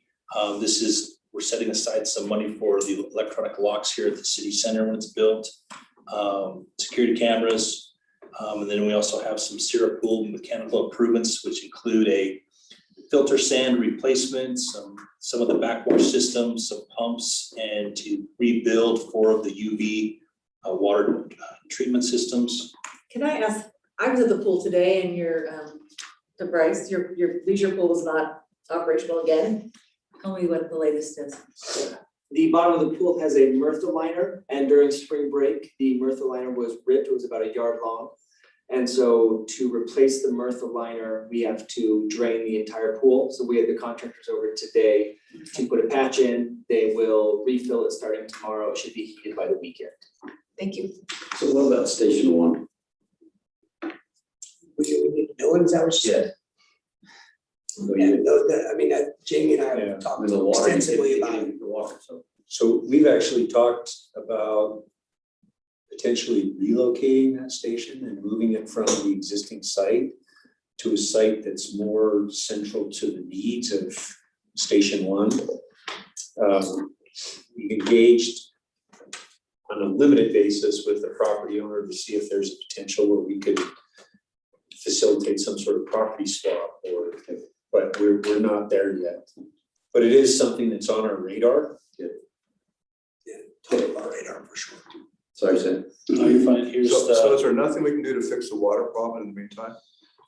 They can't drink the water, right? Well, there is sediment in the water lines and it's either coming from internal pipes. And our team hasn't been able to figure out where it's coming from. The water's safe to drink, it just doesn't look safe to drink. It just And so looks we're brown.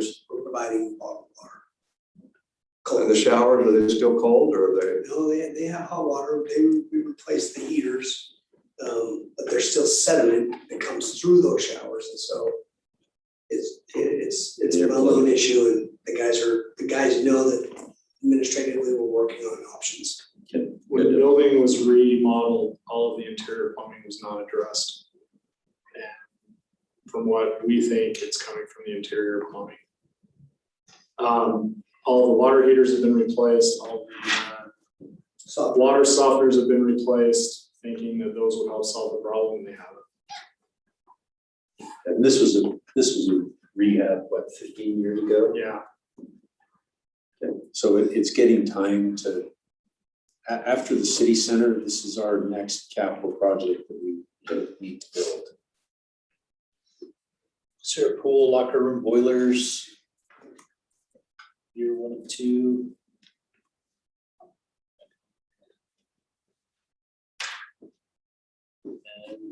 And some carpet replacement in the library. Some stage risers, the total that we're kind of looking at for the general fund for facilities. Next one, we have some miscellaneous ones. These are going to be comprised of some funding sources. This is year 2 of 5. Enterprise funds as well as. Stage risers, that was required. Yes. Charlotte, the library risers. We had old donated risers that we've been using for a number of years, and over the past year of using it at Library Hall, we had several incidents. We almost had a Chantinette go off the back of the risers completely, but she was stopped a little bit by the sound shell. One of the Sarah's Acting Up kids fell off the back of the riser and sprained his ankle.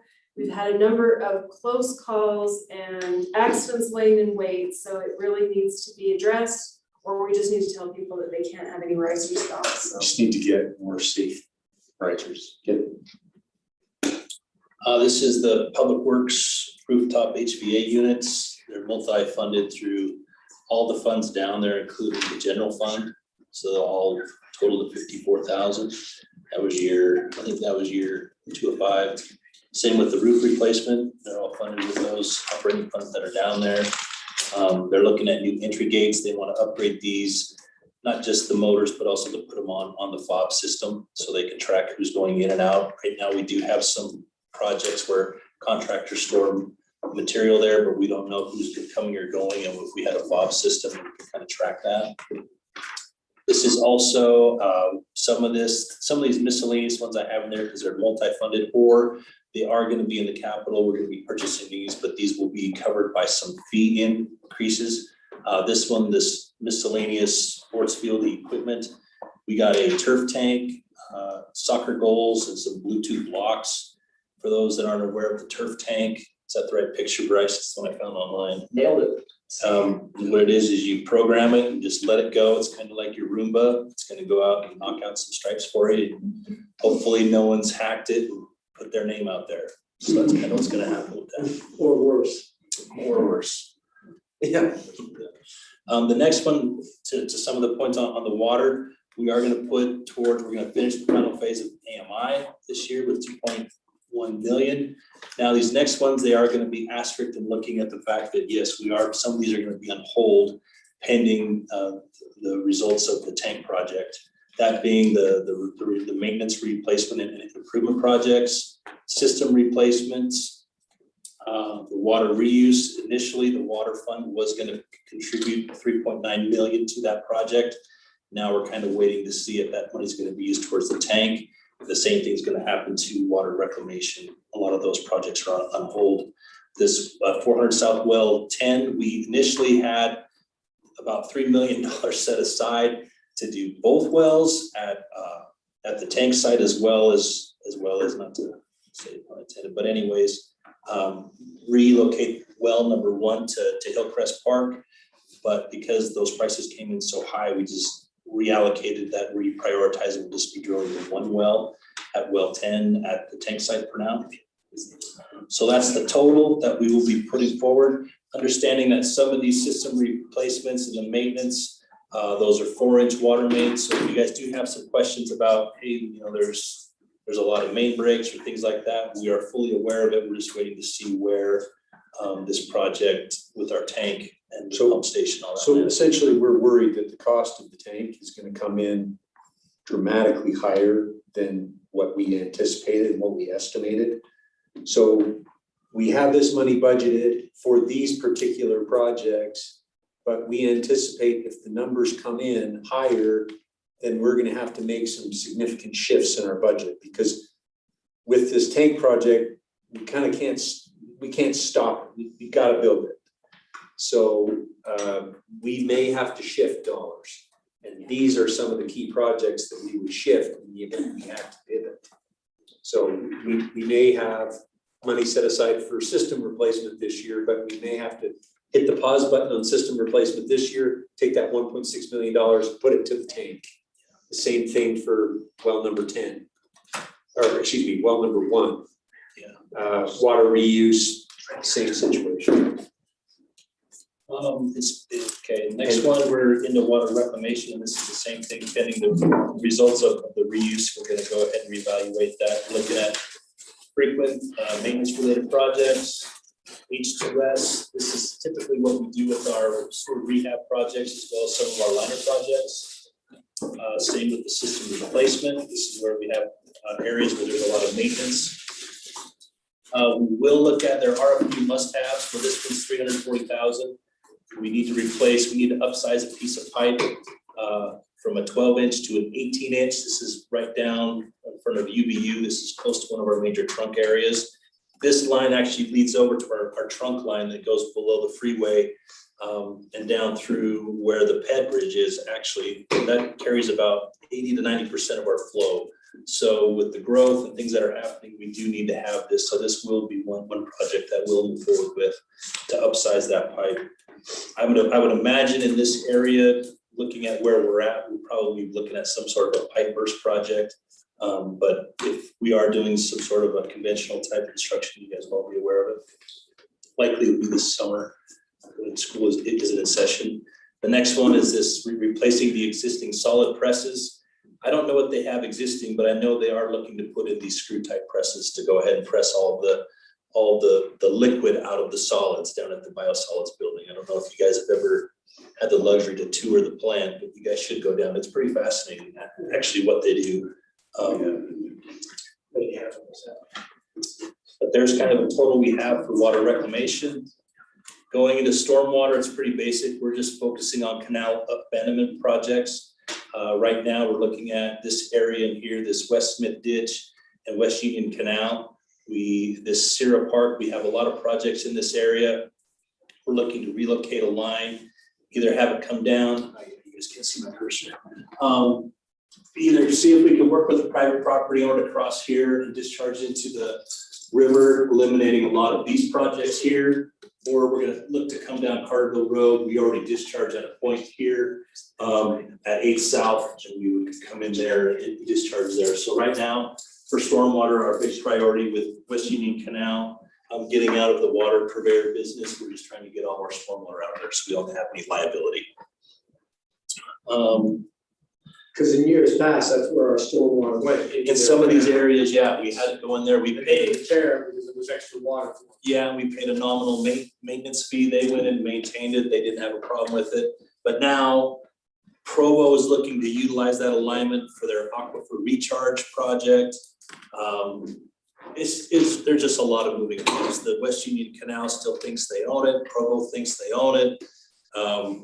I just want to get a project done and convey water. These guys are still bickering. So, and Provo they are interested in some of our stormwater, but they don't know how much, because essentially what they want to do is they want to be able to take some of their water shares and take them from the Provo River, use this alignment to then convey those down and then use that water, inject it into the aquifer and use it as some sort of a credit type system. So we're just kind of along for the ride, but until then, I'm still gonna look at projects to convey it, discharge it into the river. Next one we have are streets. This is, to Jamie's point at the very beginning, this is a combination of B&C road funds and the sales, the transportation sales tax. This is about 2.4 million that we'd look to put towards those projects. And similar to what's happening with our tank project and water reuse project, I can't really speak to which projects we'll be doing next year because all of those utility projects are on hold. And usually the streets and the utility projects go hand in hand, so we'll probably be waiting to find out what's gonna happen with that. 600,000 still will go with slurry seal. That's what slurry seal looks like. If you guys ever see it in your neighborhood, it's got more of a little cape and they drape it on. You usually have to wait all day before you drive on it, or you shouldn't drive on it. Next is crack seal. This is similar, it's similar to what we're doing. It's about an eight-year maintenance plan where we crack seal it, then we slurry seal it. We try and get 2 to 3 of those in before we have to do asphalt. That's what crack seal looks like. They do that during the winter. Micro surfacing, we usually do this on our arterials, collectors, some of our more heavily traveled streets, because we can get on there, do that rejuvenation, give it a little bit of time and the traffic can be on top of it. Trip hazard mitigation, this is ongoing. They're doing it right now where we have a system set up like this where they actually take an angle grinder in there and they cut those trip hazards off throughout. And then we have ADA ramp upgrades. This is when they're coming in. This is kind of showing when they're getting it ready to go. And then finally was the finished product. Pretty amazing stuff. So there's a total of 4.5 million for the streets. And much of what you see there is standard annually. Yeah. For our plan. And of course, most of this is petroleum based. So as gas prices fluctuate, so do these projects based on how much we can afford. The interesting part this year, Sam, correct me if I'm wrong, is our road project actually came in at a reasonable number. We didn't see the inflation on asphalt prices. Yeah, luckily there's not that many people that use asphalt oil to drive around. So it's been, this pricing, it's been pretty good. So it's been pretty stable. So it's pretty close to our estimate, which is still, it's a lot of money. Street lighting this year, we're looking at a little over $1 million, and this is going to be funded with what we have in our existing streetlight enterprise fund, as well as we're going to look at some of the transportation sales tax and start knocking out some of these areas. And just for your knowledge, it's these areas that are yellow. Those are the Rocky Mountain power lights that we need to switch out. This is an area south of like about 14th South on both sides of State Street. Then we have an area up just north of here by the Catholic Church, and then a small little area down up in 12th West, just south of 8th North. So that's our CIP summary in a nutshell, just like the first slide. Tom always likes that one. He just wants to get right to it, how much money I'm spending, and then we get to here. So in the tentative budget we will prepare for you, all of this will be broken down, and you'll be able to see across the 5-year capital history of what we're looking to spend this year and future years where we're going to be spending these dollars as well. So this is obviously a very high altitude discussion, but as you receive a copy of the budget, it'll be more granular. Sure. Any other questions?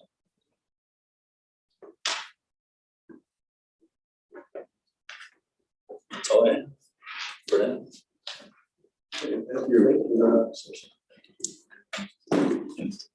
So, Shane, you want to take a break for tourism? Yeah. Do you want to offer? Sure. But dear kind Father in heaven, we're grateful for this day, the opportunity we have to meet together and discuss the needs of community. We're grateful for the food that has been prepared for us. We pray that thou bless it. We're mindful of those who work and protect and serve the city of Orem. We pray that thou bless them. We're grateful for these things in the name of Jesus Christ. Amen.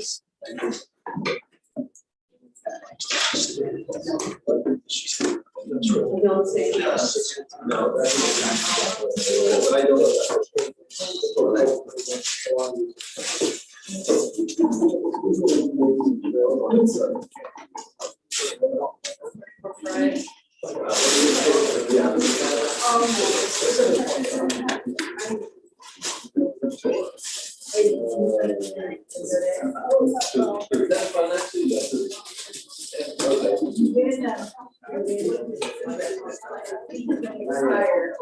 Summer's coming, summer's coming.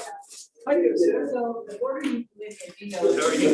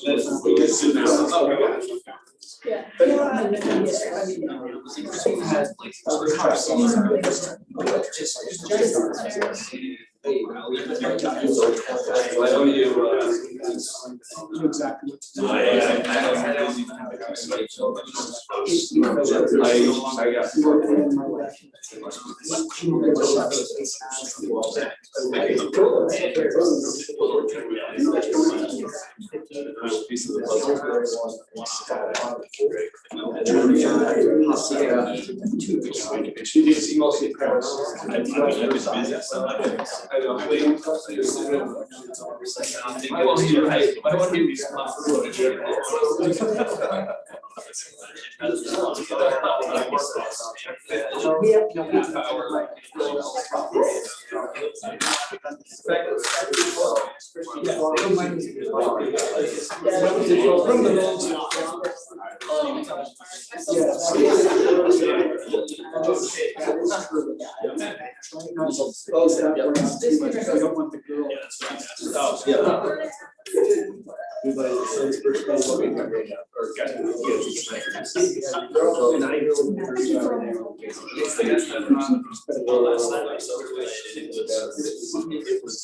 Right when the rain started. Okay. Falling down. Yes, it was kind of exciting. Yeah, they're out there and the kids trying to pass it. Dude, it's, nobody's having fun. This is the high school. So I'm really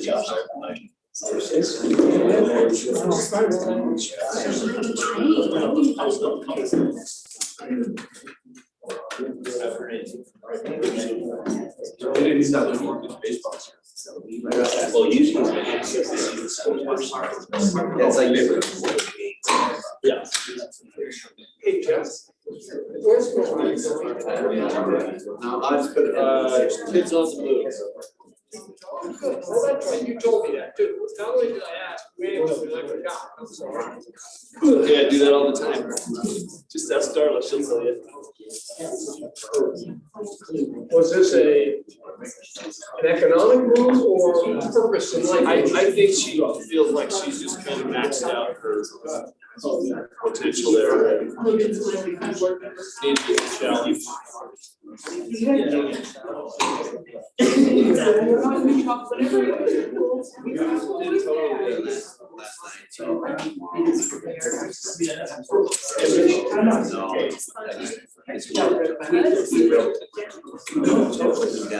That's right.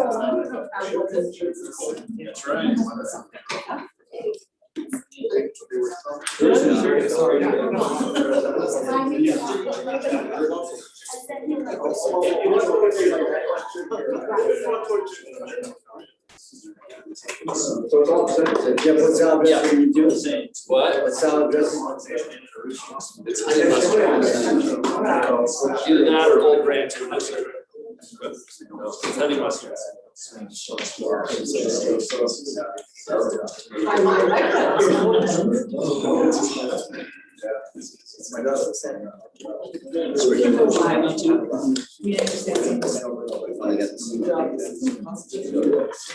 you.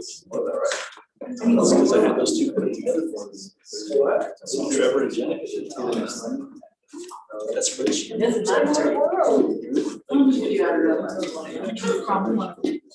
all the same.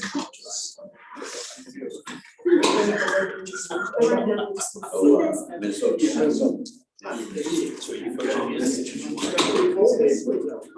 Yep. And first of May.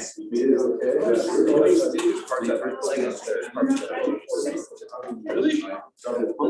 And maybe it's just like, the first, I'm kind of okay with Aaron. It's the other coaches. That's usually what it's crazy. Like that's your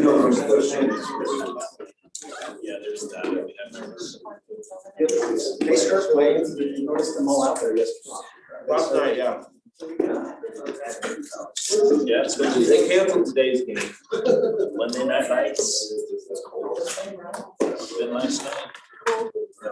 Yeah. Are you coaching again?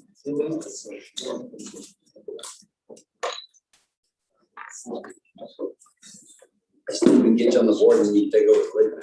Yeah. Doesn't pay enough. I did that 12 years. I just don't think I can spend every night down there. I don't want to weeks. I still got my keys. I'm assuming a lot. Yeah. Oh, yeah, I lived on that. Four to like 10:30, 11. Thanks, Shane, dude. We're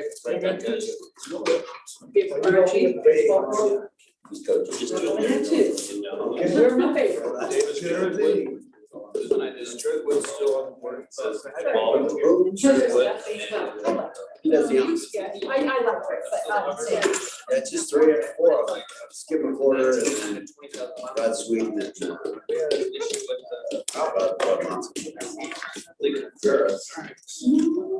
So Jared, Jared Wood was saying in our coaches meeting. I mean, obviously they're struggling to hire anybody, but umpires, after this last year, they had more umpires. And then sometimes parents of umpires come this year and say, I'm never doing that. Just because the coaches are getting so nasty. And, I know. and listen, if my kid can make $15 an hour Chick-fil-A or go for a similar wage and get yelled at by coach, I mean, there's no question where my kids. you have to always be, I mean, I was always walking up and down. Right, yep. It was out of control. And Jared said this year, essentially they're gonna start amp up the no tolerance on it. Oh, yeah, you got it. Yeah. I mean, you yell and say, oh, kid, we come back. Oh, for sure. We went to It wasn't. a game up in Salt Lake for a grand and the referee said they play high ref youth cheer. I don't. No, I don't do that. I don't really. you guys want all keys. You don't have any professional scout to you, right? No, yeah, exactly. Come a collar. I told them, every year we do evaluate the kids, you know, you did just a little draft, just try to create equity so the best kids are getting spread out. When I was telling about Sweet, I said, I want to do an evaluation on parents. I'll take what the kids don't know how to play baseball over what their parents, you know, are gonna.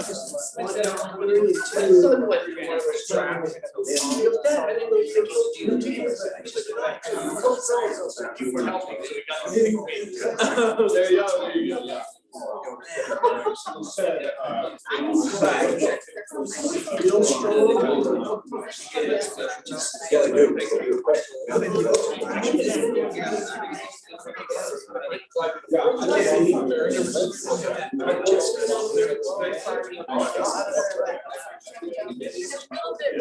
You have been, what is it, like 4 races in the last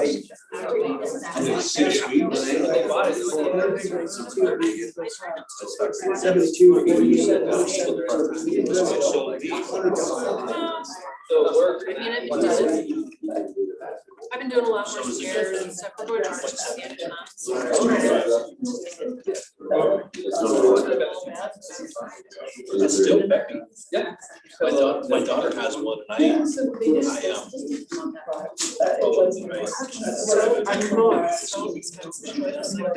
go, she had to turn her own car, so I drove her. Yeah. No. I mean, it almost accelerates.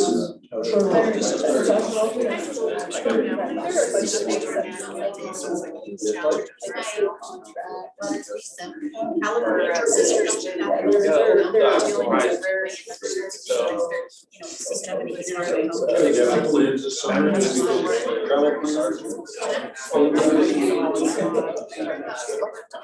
So I'll set that down back to it.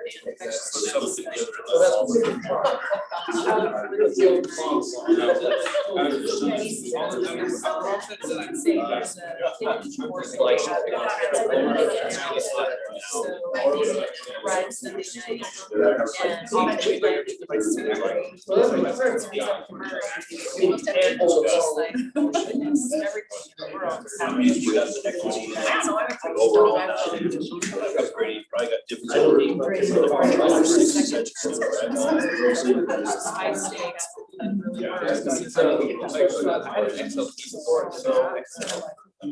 it has The mom just can't be alone anymore. and I had this basic machine. It has finished like it's not all the way, but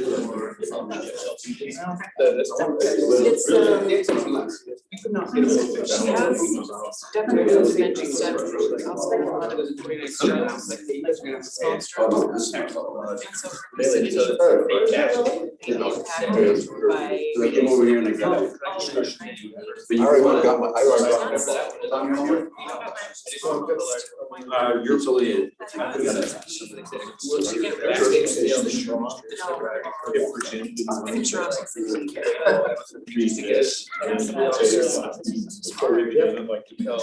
But it was one of those ones that.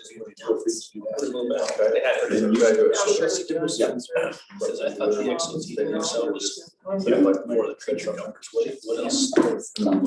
That's okay with the song. You think? He's already. This is part of the thing that we guys are really where you get it. I mean, you have this certain things, I mean, you So much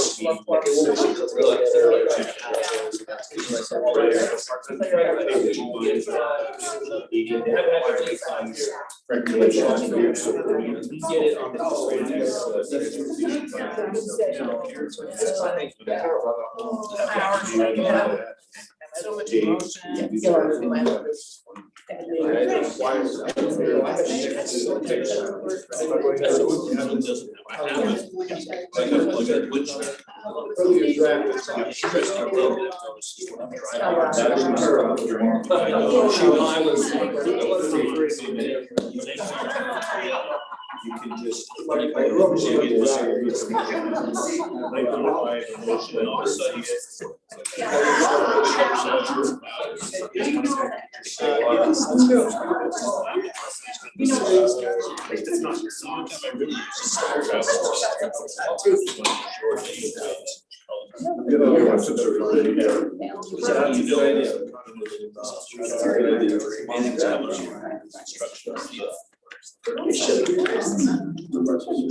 So, yeah, I feel like the whole, so not the speed tape, but is it?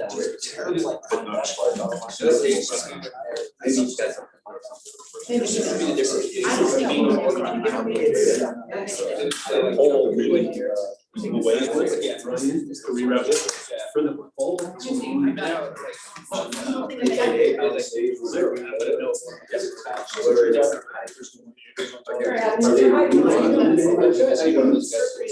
No, but yeah, I need to crack their mount. But I need to know what I'm reading. It's in the packet.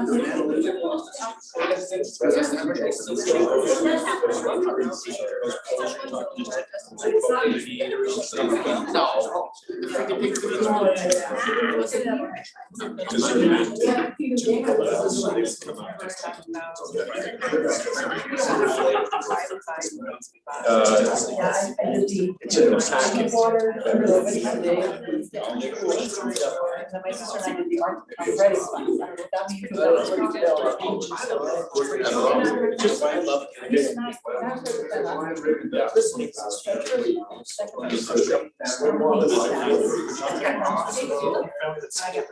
and I did the arthritis one. That means that was what I'm gonna. It's a little simple, my dad. I'll just drive right back and we'll go back. It's not like it's so what they're just the bus. I've got I put this on stand next to it.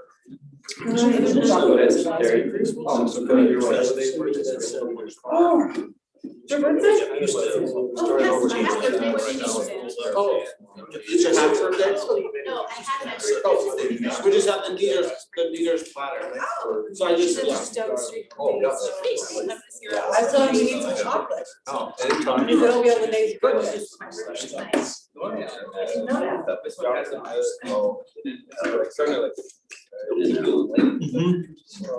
good. Jamie just had a birthday, Jamie, March 28th, no, it wasn't birthday. Yeah. Thanks for bringing it up. I just had the. Is the source lecture there? Is it a source lecture? Happy birthday. Not a sore subject. They're not as fun as they used to be. So I just turned 57 and I stuck to myself. 3 years. That sounds old. Depending on how many seconds. When you're a kid, you look forward to the crazy. Is that a big celebration?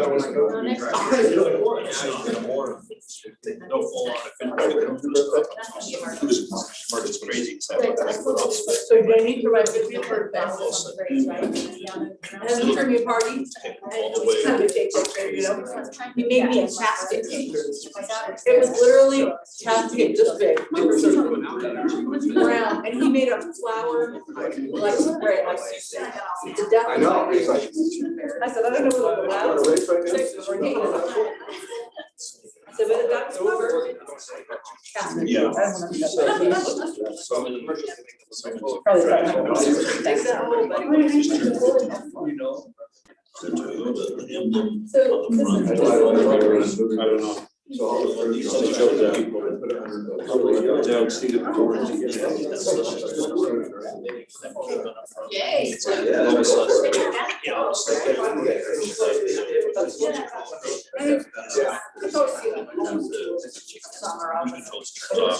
Yeah. Oh, you did.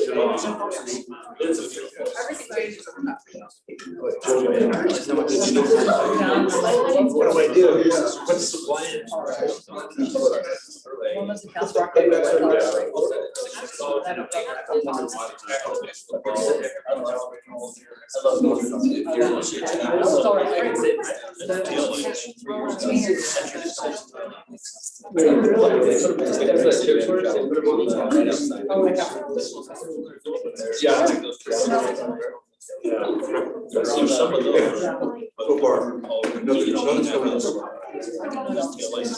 These parts are decided for the looks red, but it's not the same. I love cars. Yeah, one's there. Oh my God. $600. I actually had like work, I wanted to go there. Oh, really? I made a decision to go there. Clear. Sure. We'll do the other one first. Okay, you want me to go through my, well, your whistle real loud? Hey, Tom's on the docket. Hey, I'm happy to do the report, Mayor. We have 3 areas that I have responsibility for. One is the Heritage Group, and they do the veterans programs and the Memorial Day, and Brandon, you and Christy do the fair part of that lifting. Our volunteer group has always been a little bit questionable there.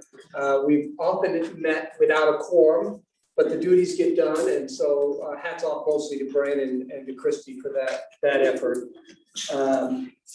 The other item, one of the other items I have, and that's just starting up again, and I now turn to you about the youth program, and we had a first meeting and I got like about an hour's notice and couldn't make it. Do you know when the next one is on that? Yeah, so Tom, probably May. Okay.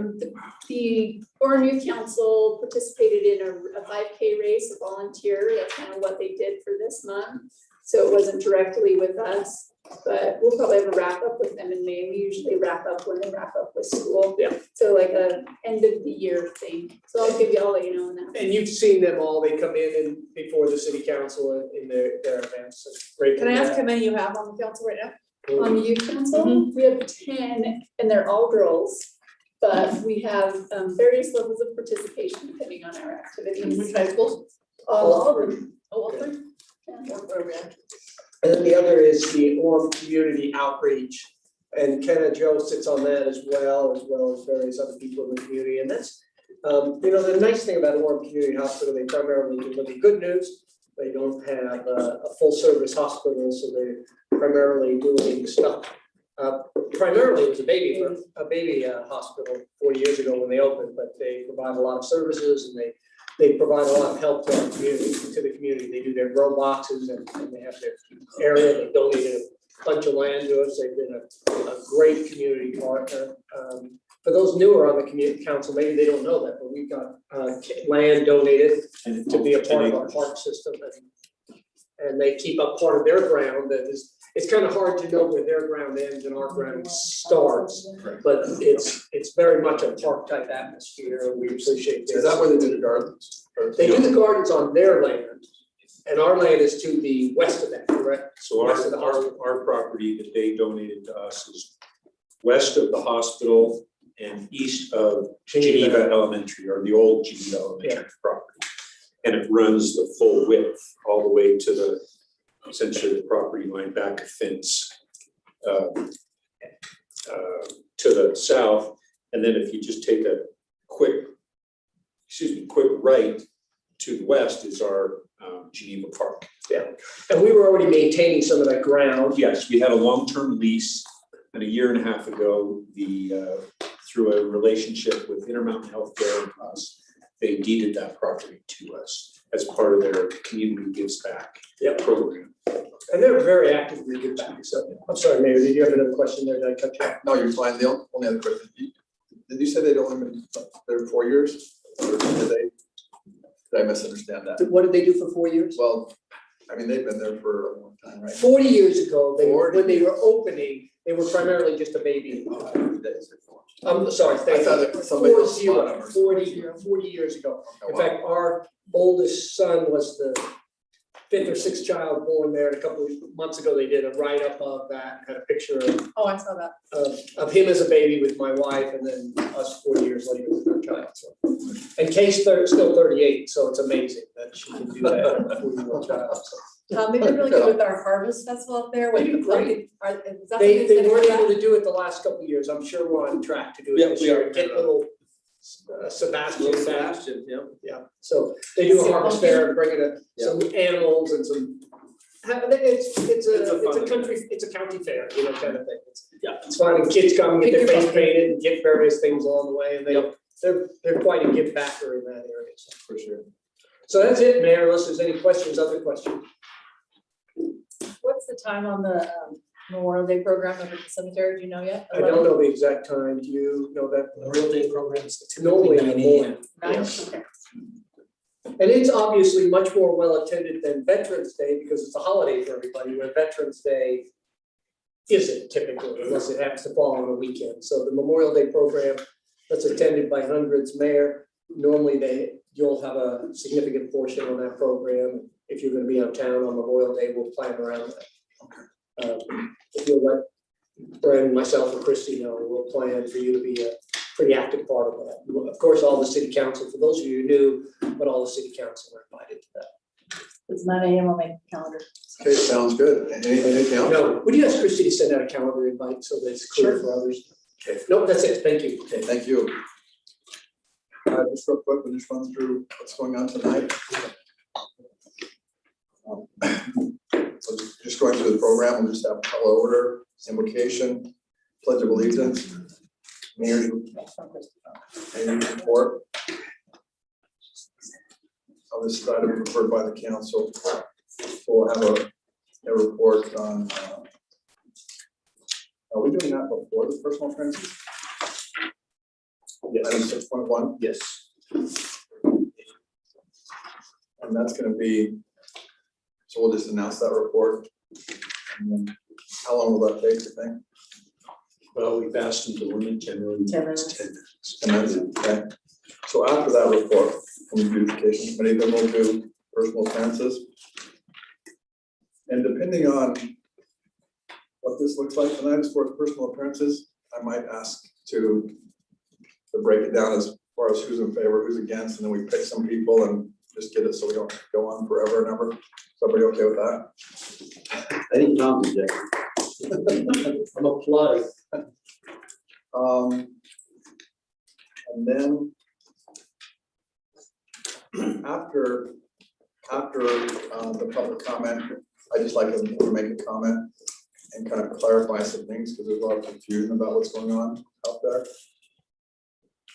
And then we'll go into the consent items. We'll have the approval of city minutes. Consent items, I've got a little minor tweak on the email, but he's in it, or the, but he'll tweak it, we can approve it. Okay. Then we'll have scheduled items. Well, we got quite a few, but what I was thinking about doing, basically turning these appointments over to the council person that recommended these people. Sure. And just let them say something about that, and then we'll do it, okay? So, Should that person make the motion? yeah, I think so. And are we gonna do these as a group? We're not gonna do individually? we'll do them as a As a group. group, okay. So, tell me, who's over the Arts Council, Debbie? And then transportation. That's me. Hey Jeff, is Jay a David relative? There's not, can't be too many of those last names. For Sylvia? Priscilla? Yeah, Priscilla. I don't know. Okay, thank you. And we've got the senior citizens, that's Dave. You made Did mention. everyone hear that Kay Bradford passed away? Did you Yeah. listen, okay? So, sorry. So Kay was a longtime senior citizen, kind of charity. She was 98 years old and she passed away on April 4th. So that may be worth just mentioning just as a, Okay, she was a big part of us for a long time. do you want to do that when you introduce your people? Okay, So I played bingo with my dad on Tuesdays, and so Gina reported that the family requested that the senior citizen band be driven to her funeral and be part of that whole, oh, that's because it was awesome. such an important part of life. So the band went to her, Okay, so that would be, so Dave, were you gonna be saying something about her? You want to include that? Well, and Gina will be here, so Gina wants to speak to all of us. Okay, And we're gonna do a tribute to her on social media too, just to our channels. She had a great grandchild. It was cool. great, how many? Two greats. Two great. so by the way, Garth Seastrap passed Oh, away. yeah, that's Oh, right, Mark that's right. Seastrap's Yeah, that's dad. right, Yep. that's correct. And that funeral is on Friday. That's true. That's another one, yeah. And we got a public hearing about this community development block grant. And we'll just have Can't put that. the city. Yes, so Kenna will be there, and this is per federal guide, Kenna. yeah, per federal guidelines. We have to schedule several public hearings for community development block grant allocations, and so this is the first of two. Yep. And Kenna and Ken Ransom, who is the chair of the CDBG advisory committee, will be presenting. And this one, there'll be no action on it. We just hear it. It opens up like this 30-day window for public comment. And then she'll come back again and then the vote will be taken at the next time she presents. So she'll do that, she'll just open that up. You'll still open up for public hearing, but when you close it, there's no action to be taken tonight. Okay, so are we having public hearing tonight? Yes, yep. So we'll open up a public hearing, we'll have those people. Yep. That stays open for 30 days. Yeah, there's a public comment period that's being facilitated kind of offline, online, I guess, out of this meeting. Then she'll come back and it'll close that public comment period. There'll be another public hearing, and then that night you vote on it. Sure, okay. So tonight we would open the public comment period, accept comments, and then you would close. So I just close that. Do I say anything about the 30 day? No, we'll, yeah. Okay, so we'll just open and close, okay. And then we'll have our motion on, as far as taking out the favorite topic of the city council, the bulb outs. This is Finally go away. city council, or can we just instruct staff to do this? Yeah, we'll do it on the agenda. I I just just say in the future, I mean, these kind of things don't normally come to the city Well, council. usually something would like become like this gigantic thing. Yeah, I know. But since it did, I thought we should address it. It's a road issue. I mean, So when we're voting on this, is this also those posts? Yes, so we're talking about taking out the post and the. Yeah, Yeah, because they're- that was a letter or an email we So got they're- there, yeah. Yeah, only thing that we left is. Brian tells me they're what we call delineators, so they're mounted to the bulb outs. So when the bulb outs come out, They're so will the delineators. So we don't have to address that separately. Never to be returned. Then we vote. From your list to God. Famous last words. Then you're gonna pay.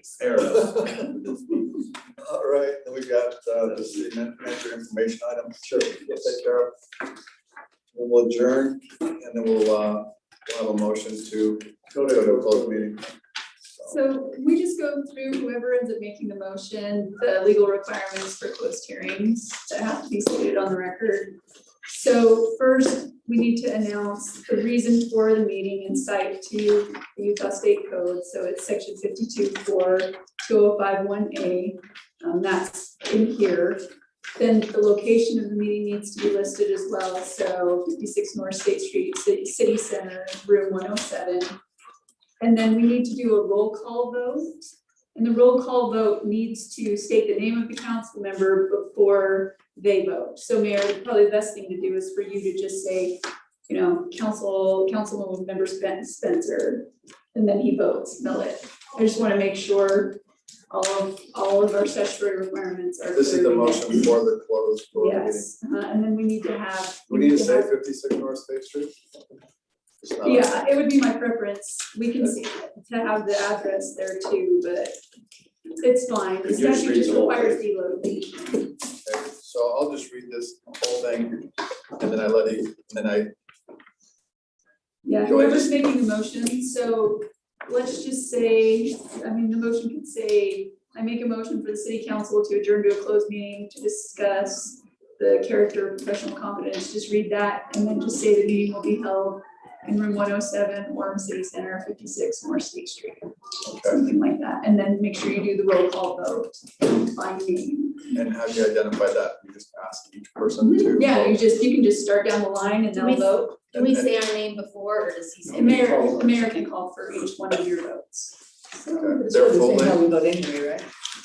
Yeah, I think sometimes the mayor calls your names and sometimes he doesn't, but on a roll call vote, I need your name stated on the record before you vote. Full name or just Councilmember Spencer? That's fine, Or just like Jeff? if you want. J-Dog. Yeah, I prefer J-Dog. It's with the W. You can tell me your royal highness on this. HRA. Yeah, we did. Thank you, everybody. Thank Oh my gosh, we never heard things, I was trying to go back earlier. It was good. It was good. I'll tell you about how it was better on the floor. Jamie, I don't know how you feel engaged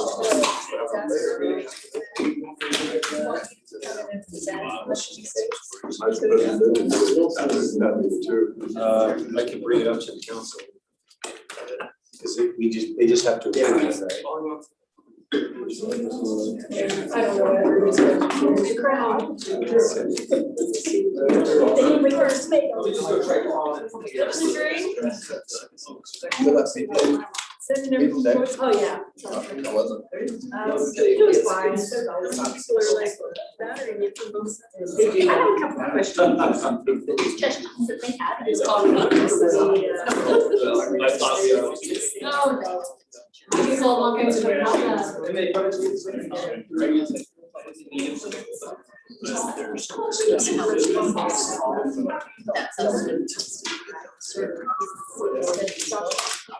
I don't know that that's something, I don't know what we can do. I'm fine with it. As long as it's informed, people are listening out. And people who are involved. And it's supposed to be because our figure out. So we're in today. Abatement project. Your office.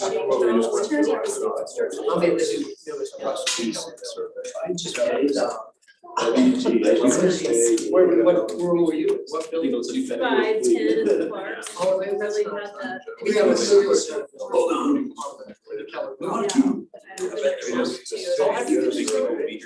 I have. It's 5 to 10 months. It's another one I think next to that. Never mind. In the library. No,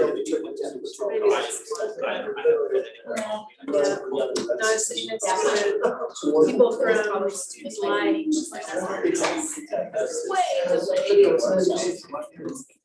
My building. So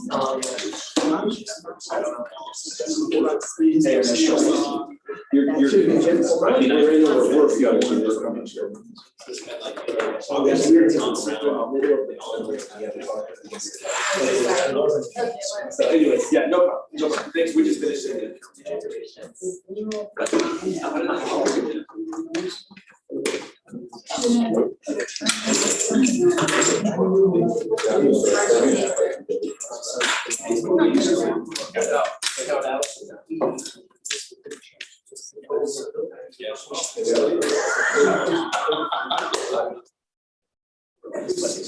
Oh, recording stopped. We're just. Oh, okay, pick that up, I heard it. You want your kids. That was Bryce who just said that.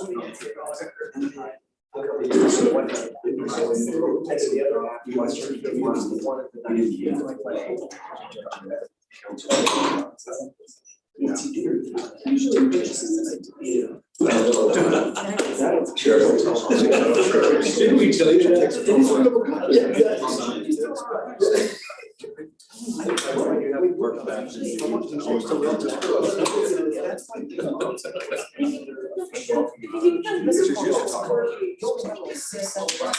Dude, that is so true. Baseball, you've got 3 hours to just sit there. 6. So I got 5 girls. That is so funny. It's so true. All the girls, well, Yeah, exactly. I think Cap, yeah. This is right. Lisa, our 7-year-old daughter, is in. Oh, wait, scouts. We don't have scouts. Oh, we left the motor on for the last 2 years. Scout facility, don't they? I mean, the other girls can too. They might need to do it if they have a certain number of hours. Look past the special bracelet. Very involved. They don't Yeah. get the bracelets. You get On Sean just, give us I know you have a Sean too. thoroughly killed it off each reels. There's another scene too. Austin.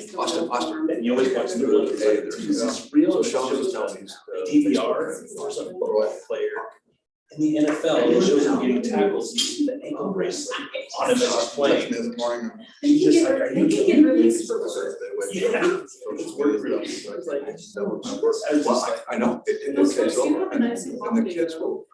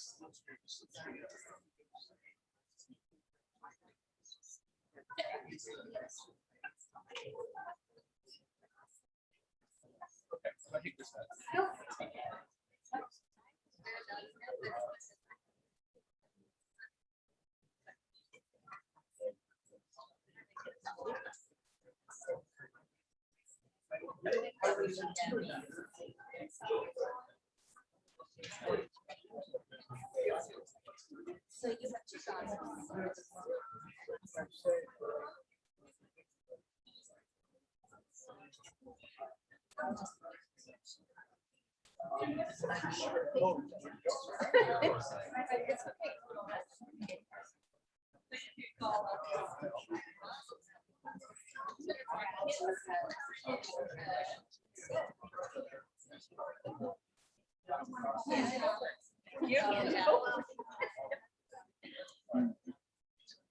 Long time no see. Yeah, wasn't it just over there? So I mean, my sisters came from Colorado. I said, you gotta come play bingo with us. You were there today? Oh, yeah. Oh my gosh, I didn't see you. Well, How was it? The meal, I could only do the first one because I had a financial meeting, but it's fun. It's chicken and rice. It was. Yeah. But bingo, friend, you're called bingo. Right? Yeah, she does a good job. Oh, me and my dad have the time. People look at me like,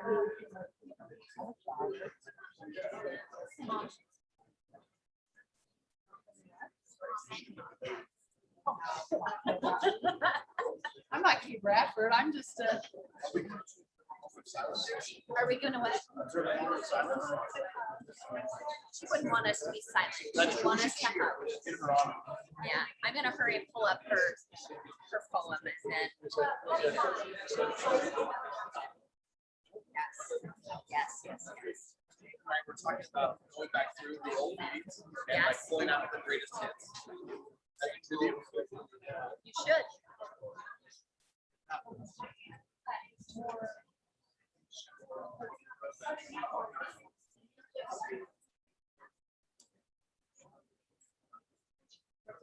Uh-oh. You know what you're doing? Hey, I owe you a apologize. How was Hawaii? It was awesome. The last time you and I was together, I think I called you the wrong name a couple times. I have a John Lamson that I went from Michigan. I think I called him John a couple times. I apologize.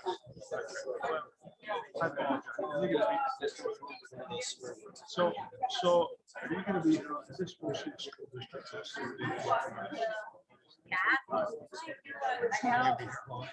I'm on the first weekend. Well, I didn't leave. Terry. I didn't spill my passport. I'm on the top of the list. Well, I just been to town coffee a couple months. And I never had. It'll be short. It's good. I was supposed to go see him. In fact, I was over to see him, and then he said, "No, don't bother." I went to the post office. He said, "No, don't bother. Go do what you gotta do." And I said, "I'll stop on the way back." Then I remember you guys were meeting tonight. I thought I need to. But I will. Okay. Okay.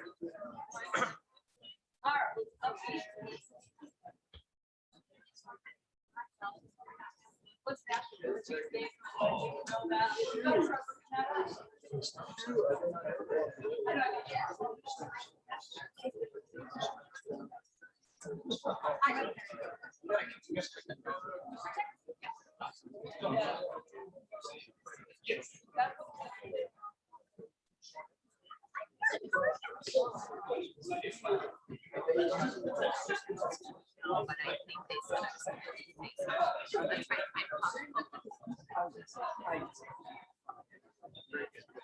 I've never tried. No. Thanks. How are you? How you doing? I'm good. How are you?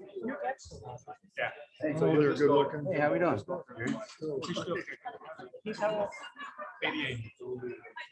No, I've been trying to, he still thinks, you know, 5 logs this summer, all summer. I'm trying to talk about it. About the same. Uh-huh. Thank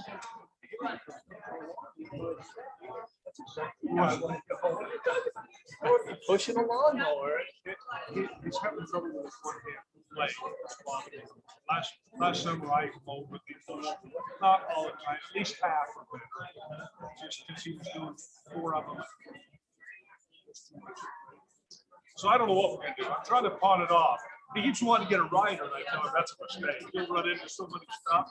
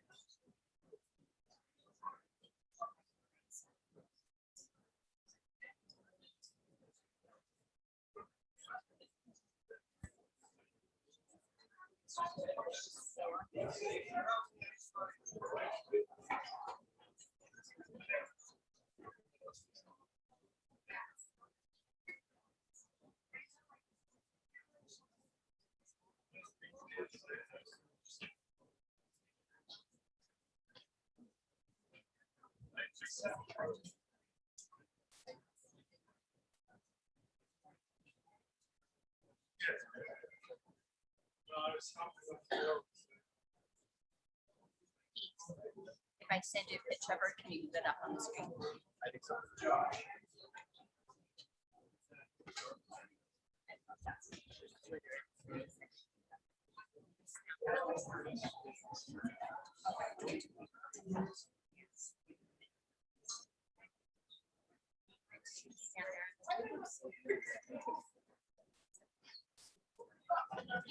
Get it? Yeah.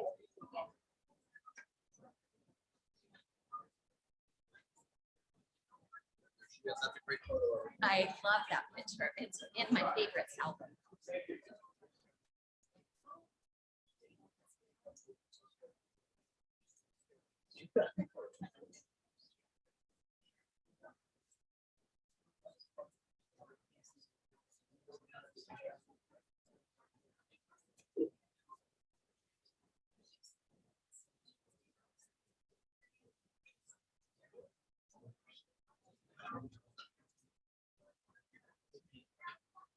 Just got off.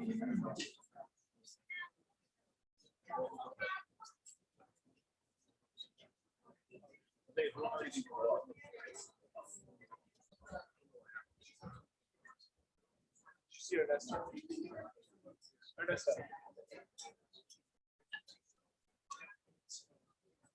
Sorry.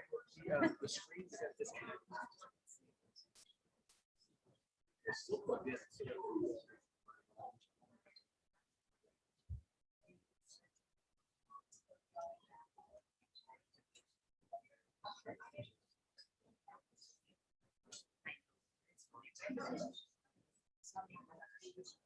So I'll just come up. Oh, perfect. Okay.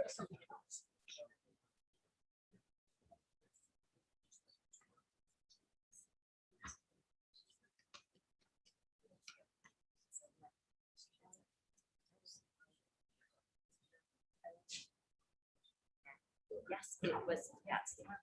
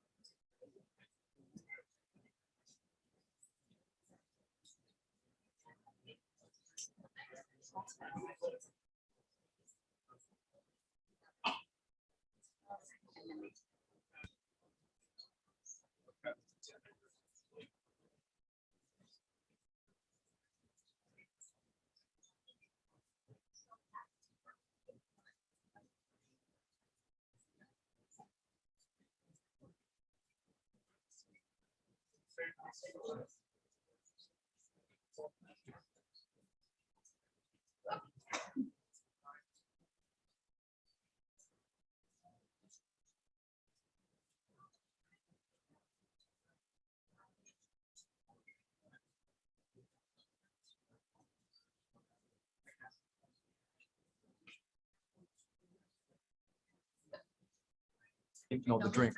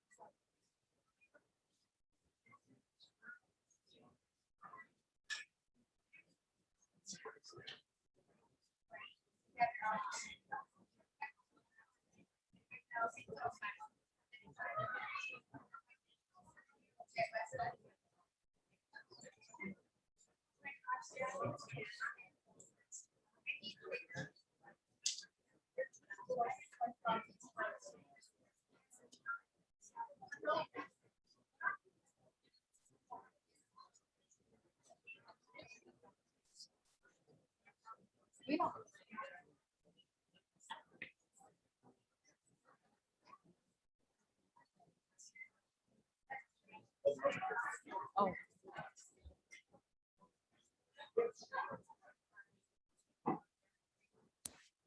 Test, test.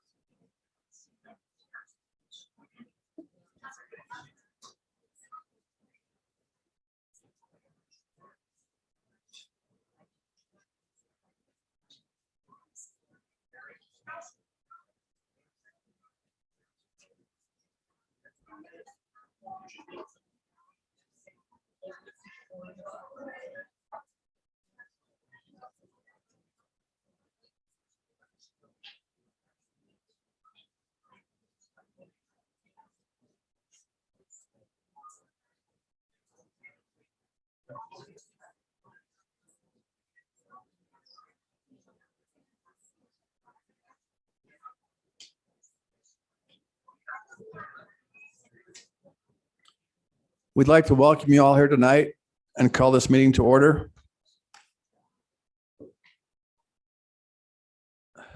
Thank you. To start with, we'd like to have an invocation by Ralph Olson and then the Pledge of Allegiance by Annette Olson.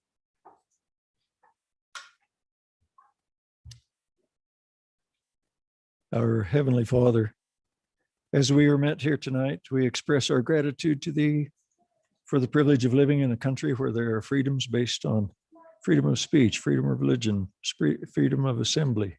We're grateful to be assembled here tonight in that spirit to discuss matters of importance to our community. We pray for Thy Spirit as we discuss each item on the agenda, that we may do so in a respectful way, in a way that would represent the issues that are before us, and pray for Thy guiding influence, that the results will be satisfactory to the most people that are affected most directly by the decisions that are made. We're grateful to live in such a pleasant community and pray that we will always make decisions that are in harmony with keeping it that way. We are grateful for all that we enjoy as citizens of this nation, state, and city, and offer this prayer with gratitude in the name of Jesus Christ. Amen.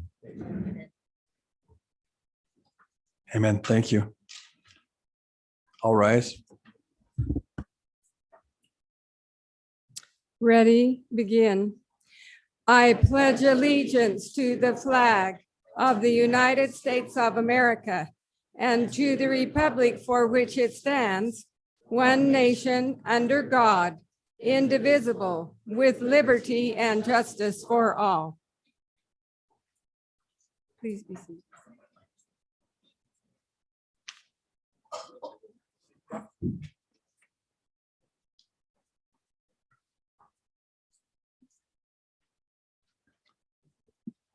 Now item 6.1, we'd like to have a report from the Beautification Committee.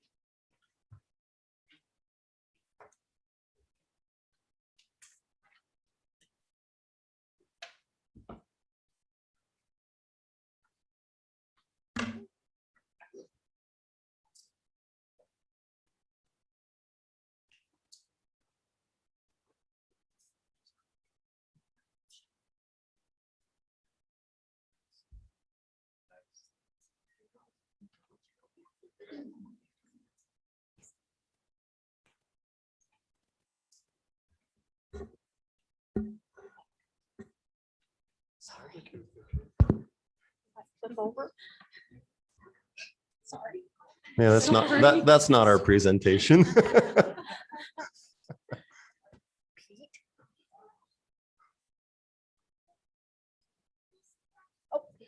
okay, Pete. I'm blaming you.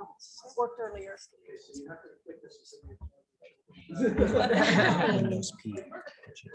Do what? That's our commission.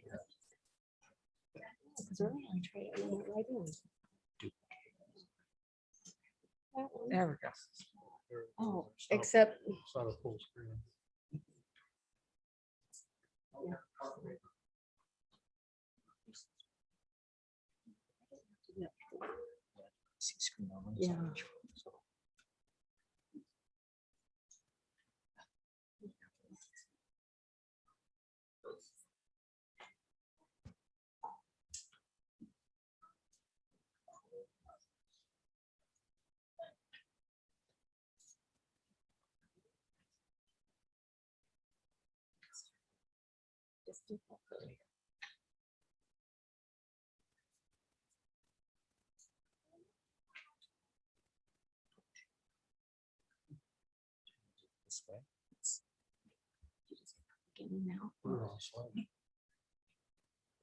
There you go. Yep, you got it. Thanks. Thank you. So to start, we're just going to go through some introductions real quick. My name is Sean Arulian. I am the Vice Chair of the Beautification Commission, and we'll go from this side across and let each commission member that's here introduce themselves. My name is Aaron O'Reilly and I'm his father. I'm Elaine Parker. I am the chair of the commission. I'm Tanya Harmon. I'm a member of the commission. Ann Stallman. Josh Dottie, member of the commission. And our city council representative or liaison is David Spencer. We'll start with the first slide, and that is going to show our mission statement. And we have not changed it. We've used this for the past few years and we like it. So I'll just read that real quick. The Orem Beautification Advisory Commission seeks to preserve and enhance the beauty of Orem City. We strive to inspire businesses and residents to continually beautify their surroundings through city-sponsored initiatives, events, and programs. There's a picture again and list of all the commission members. One that's not here is Jason Bond, but everyone else is in attendance.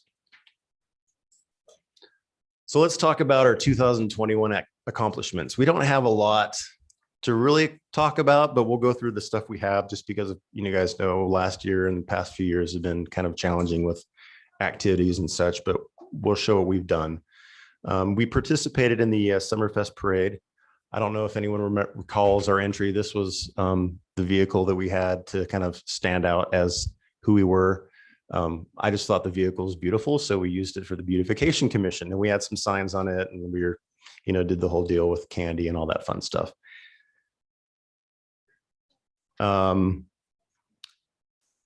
We also had free gardening classes. This is kind of coming up in different. Sorry, I'll just let it all show up at once. We did social media stuff on Facebook, not as much as we've had because the person that we had running it in previous years left the commission, but we have maintained a social media page on Facebook for our commission. We have newsletter entries through the city newsletter and also information through that regarding garage sale rules and regulations, because we've had concerns about flyers and postings around the city on posts and signs and stuff that just get left there after the sale is over and then just kind of leaves clutter. So we've kind of addressed that. And also the other thing that we do a lot of, and we'll talk a lot more about this, is recognizing the neighborhoods for the yard, specific residents for their yards as far as beautification, and also for holiday decoration. Yeah, my responsibility on the commission is I work with the businesses to make sure that they keep their properties up and nice and beautiful. And I work with the preservation officer to help them so that they can enjoy the beauty and help make our city look beautiful. And we do give them an award for that. It's similar to that one for their accomplishments. So a few of you a lot of new faces on this council now. I'll kind of review what we do on this real quick for those that aren't completely familiar. Each commission member is given a section of the city. And I believe there's a sign on here that shows that. Yeah, here's the city broken down into different areas. And each of the commission members is given a certain area. So for example, the green area is my area, and I'm responsible for going through those neighborhoods. And if I see a yard that I think deserves recognition, then I give them a recognition, that sign you saw at the beginning of that. So each one of those is assigned to a commission member. Those are all the ones that we did the past year with different highlighted spots. And then the ones that have the little snowflake on there, those are recognition for holiday decorations. So what we do is if we see someone that has a nice yard, or if we see that someone has taken their yard from really bad to really nice, and we feel like they deserve recognition, we go out and we give them a sign, kind of like the ones you see for campaigns. We give it to them. We kind of talk to them about it, take some pictures, and then we post that on our Facebook page, and then they get to keep that sign. So they can put that up year round if they want to brag about their yard. Some are kind of shy, but some do put it up. So yeah, they also get a letter from the mayor that's signed that basically says, thank you for your hard work and efforts in making the city look nice. So let's go through, I'll just kind of scroll through these, some of the pictures of, this is just a snapshot of the ones that we've given out. There's a lot more that we could have put on here, but we didn't. So we'll just go scroll through these pictures of different yards in our city that received awards last year.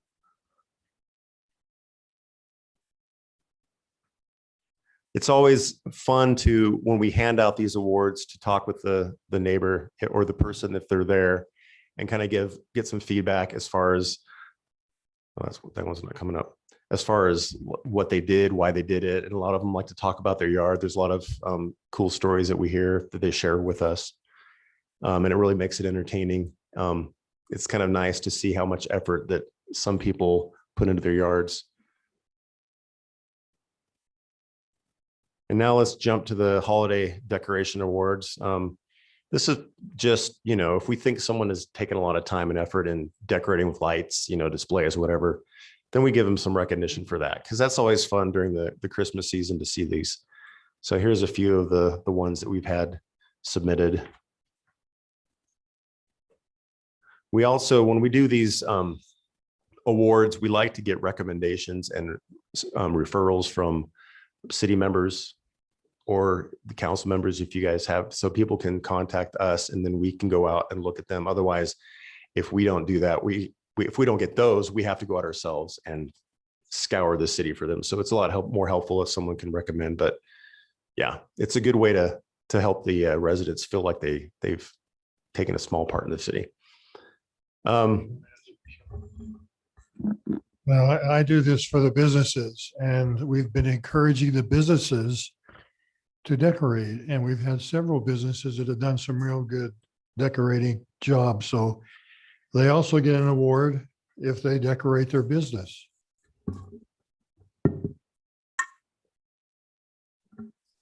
Okay, so let's talk about some of our goals that we have for this year coming up.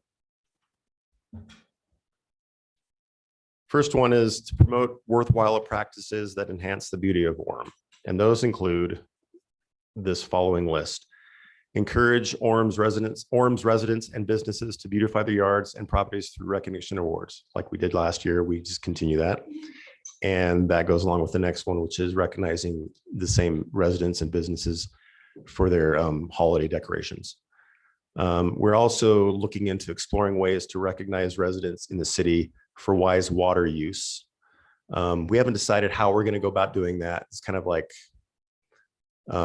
the beginning of a goal, but with the drought and with all the issues with water that we have in the state, we figured it would be a good thing to recognize people in the city that conserve water, but can do it as well as they can conserve water by, and also make their yard look nice at the same time, if that makes sense. So You don't have to have tons of flowers and lush grass and pour a bunch of water in it to make a yard look nice. There's other ways of doing that. And we want to explore ways of recognizing citizens for doing that. And also participating in the city's Arbor Day activities, which are coming up actually at the end of this month, the 29th of April on Friday. And we hope to have some of our commission members there to participate in that. Our second goal is to promote the roles and activities of the Beautification Commission. We want to continue to promote the commission and the beautification activities and education opportunities through its Facebook page and city newsletter. So the Facebook page is a big deal for us. We like to post a lot of the stuff we do on there, recognize the city or the residents on there through their awards. Anything else that we can do just to give education as far as how to beautify your yard, tips, tricks of the trade, things like that. And also we will be participating again in the Summerfest parade. Hopefully we'll have a bigger entry because we have more on our commission this year, and we'll hopefully promote our commission that way and get a lot of excitement for what we do through the city. That is our presentation. I would like to maybe open it up to you guys. If you have any questions or comments to us, hold on a second. Any kind of suggestions you might have as far as how we could do better or what we could do if you have any of those things. I'll let him make his comment. Yeah, I want to thank you for the money that was put forth to fix up West Center Street. It looks real good now. And we've got the north side taken care of, and we're looking at eventually getting the south side done. We own part of that property. Part of it is owned privately, but we want to thank you for your support in that.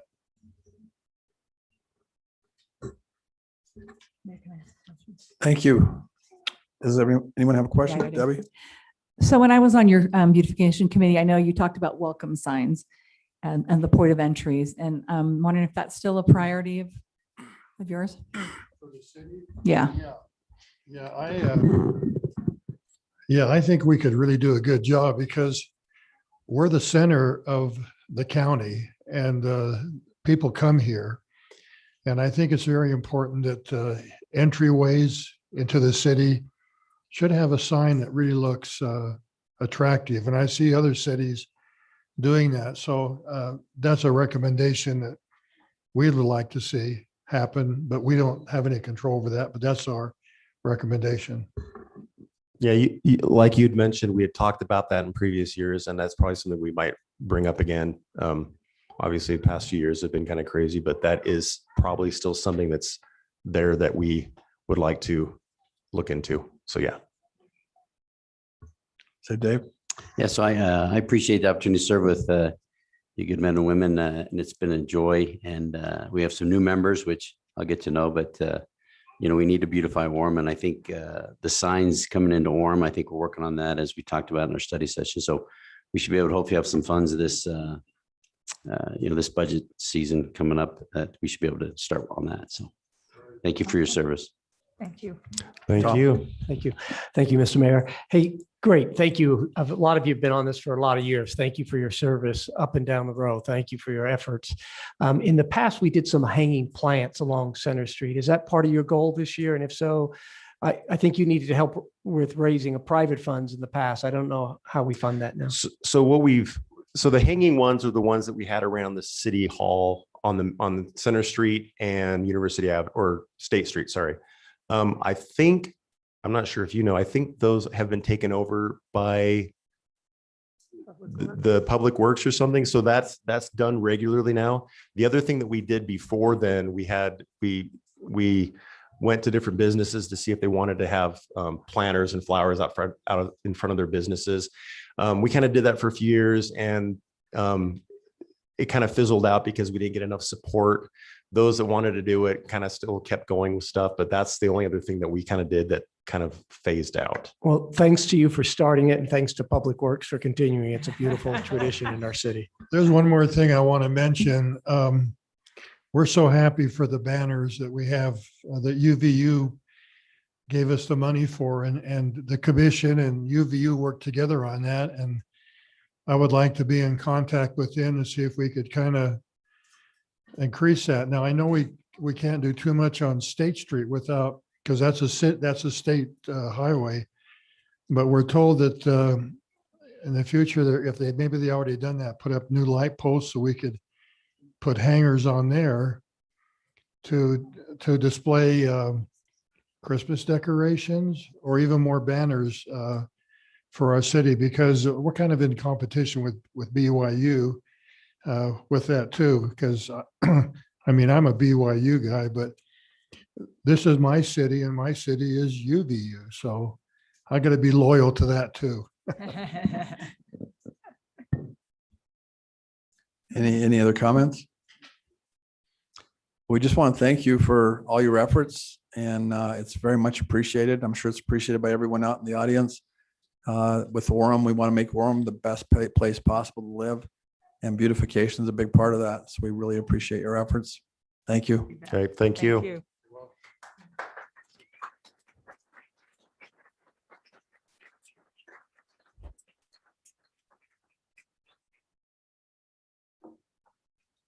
All right. So now we're on to the next part of the program. We could skip it if you would like, but my guess is there's a few of you are here for this. So I'm pretty good with magic, but we have 30 people and we have 15 minutes set aside. So if we go 3 minutes per person, then the math that takes us to an hour and a half. And so what I like to do is, I know everyone likes to be heard and wants to be heard, and I think it's important that you be heard. And so what I'm going to do the senior system still have a committee? She's mentioned that she has a presentation, no? No. I don't have a presentation, but we're supposed to do the appointments and they have to. Okay, and they have to go. Okay, yeah, we have the agenda set, I'm sorry. And you don't have to be here for the appointments, but if you can, that would be great.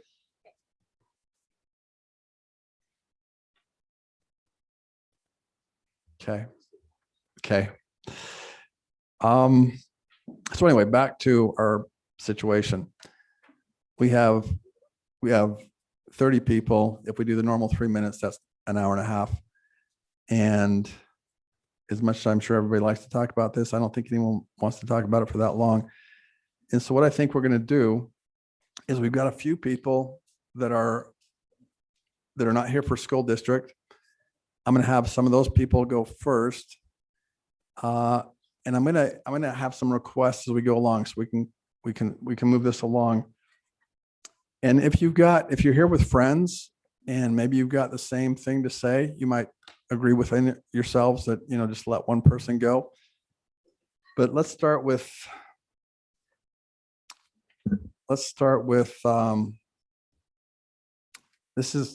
we've got a few people here that want to talk about the bulb outs on Palisades. And I'll let you decide. There's Annette Olson, Ralph Olson, Gary Zam, I can't read your writing, and Alan Johnson. And either you can each do 1 minute, or you can decide amongst yourself if you want to have a spokesman do 3 minutes. Any preference?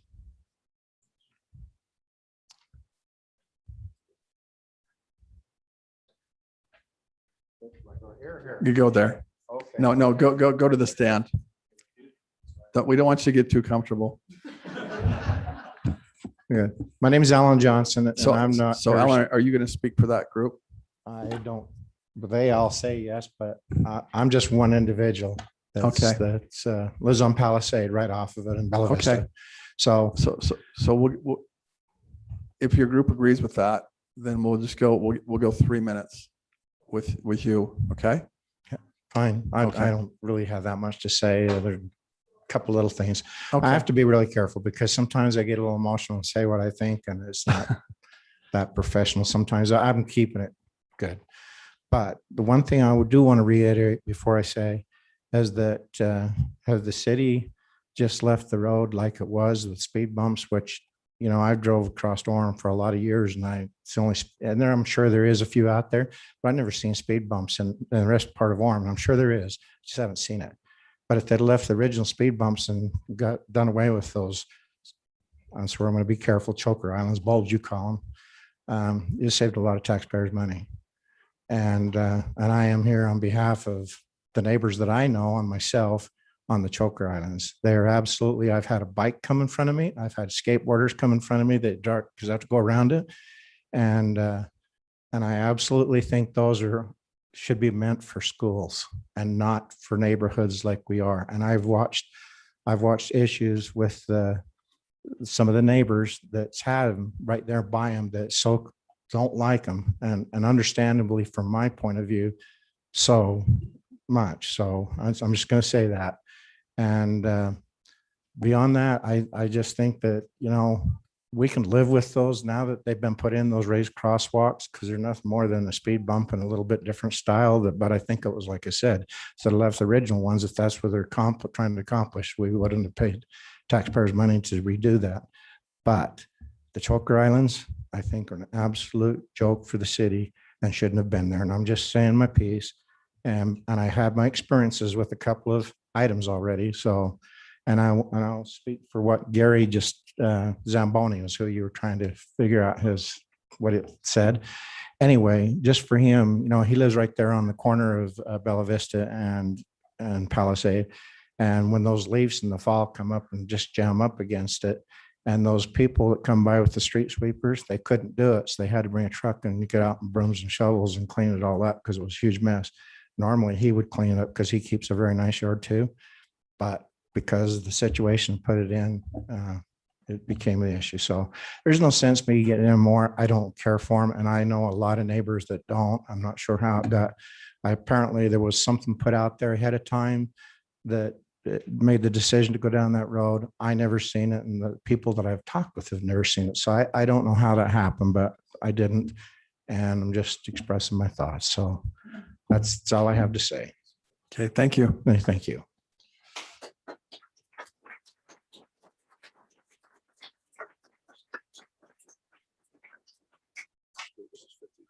If you'd like to come up for Fifth East. Received a message suggesting that I represent our group, which is south of 8th South and east of State Street. And if you could state your name and. Oh, Ralph Olson. And you're from Orem. Yes. Okay. We've lived here for 46 years. So, and we've loved living in Orem. When the berms were put in, these bump outs, immediately, I mean, the cement had hardly dried and we were hearing people complain. How did this happen? And so on and so forth. And through the years, that's basically the sentiment of the people in our neighborhood. And the point I'd like to make tonight goes right along with the gentleman who just spoke. They're actually dangerous. I know the intention was to create safety, especially for children, and slow the traffic down, but I think they've not only failed in that objective, but it's actually created a dangerous situation. There's a block in particular where there are two of these on every street as you approach the intersection. And if there's somebody waiting at the stop sign and you're trying to make a left-hand turn where they are parked, it's almost impossible to do it. And we've seen the signs go down and put back up, and the signs go down and put back up, and people go over them on purpose. And I've seen, there's one neighbor who he drives his truck over the top of it, and the front tires are at the front of the berm and the back tires are at the back of the berm. He parks right over the top of it because he needs parking space. So it takes away parking space and it's dangerous. And we were never consulted. One of the main ideas from all of the neighbors that I ever talked with was that we as neighbors were never consulted, never informed, never asked permission, never discussed, never got any notice of any meeting where it might be approved or disapproved or have a chance to talk about it. And that was a huge oversight, I think, as well. Thank you for listening. Thank you.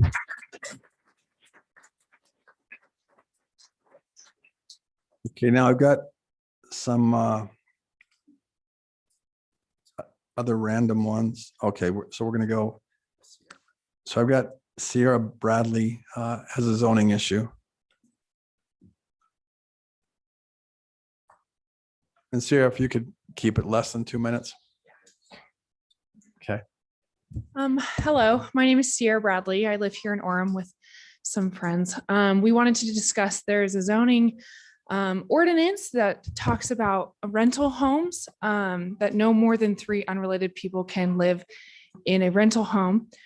We were unaware of this when we first moved into our home, and then when we became aware of it, we have done everything in our power to be in compliance with this. However, we do rent a 5-bedroom home, and the best way that we have come to be in compliance with this is that we have a set of sisters, and then myself, so that we have 3 unrelated groups. However, we're unsure if that is quite following the ordinance. We request that you guys review this and discuss as a council so that we might be able to stay in our home because we have loved it being here in Orem. Thank you for your time. Thank you.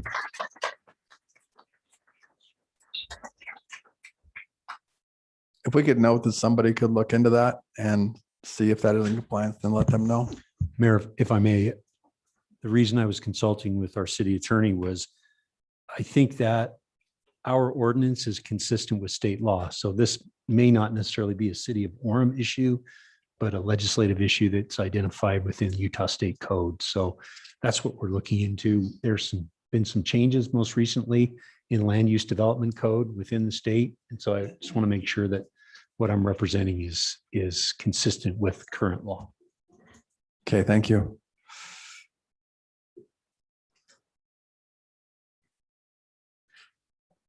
Okay, let's move to Jim Hadlock, has written water. And Jim, if you could keep it less than 2 minutes, thank you.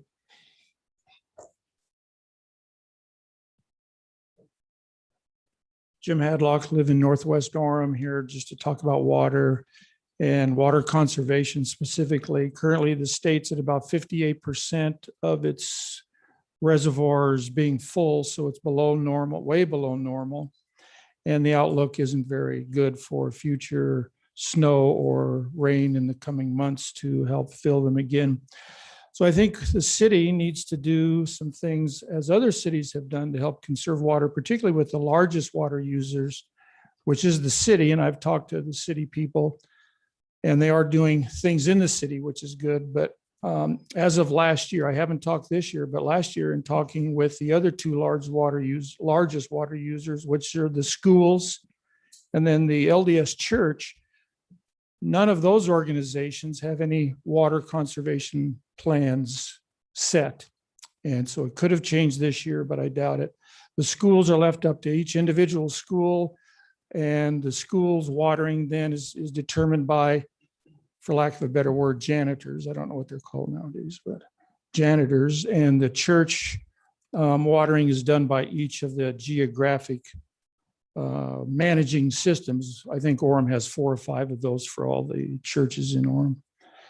And each one of those then sets their own watering programs, none of which are very good, none of which are set to conserve water. And so the city should do something to regulate those and then to even help homeowners. And I thought maybe what the city could do would be to send out to homeowners ways to conserve water. The number one way, I think, is to make sure you don't cut your grass any lower than 3 inches, because if you get lower than 3 inches, then you start having quicker evaporation, and the watering you might do, you can lose over 50% of it to evaporation during the hotter months. Thank you. Thank you.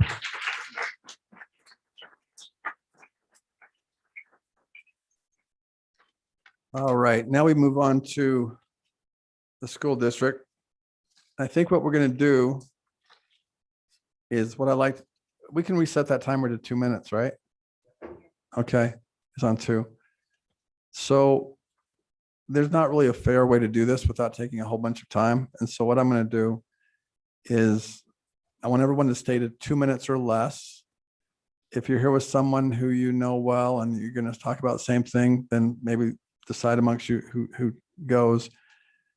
The only fair way that I can think of without taking much time is to go down the list, but I want it to be equally split between people who have something that are for doing a feasibility study versus people who are against doing a feasibility study.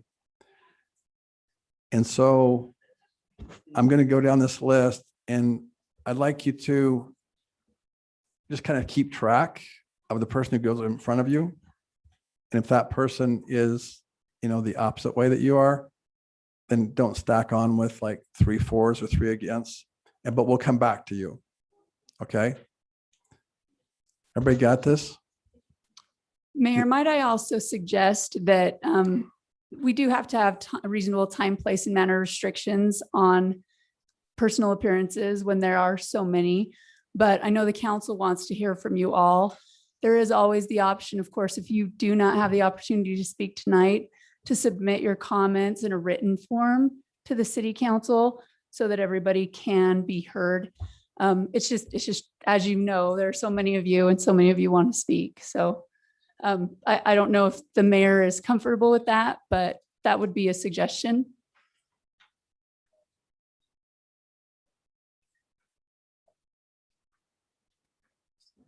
Mayor, while you were talking, yeah, Heather, just repeat that quickly. Oh, I'm Mayor, sorry. my suggestion is that anyone who doesn't have an opportunity to speak tonight, have the opportunity to write their statements and then submit those statements to the city council so that you will all have the benefit of the comments that were given tonight. That'd be perfect. That'd be great. Okay. Thank you. And if you have any questions about how to do that, as far as on the website, it's got everyone's emails, right?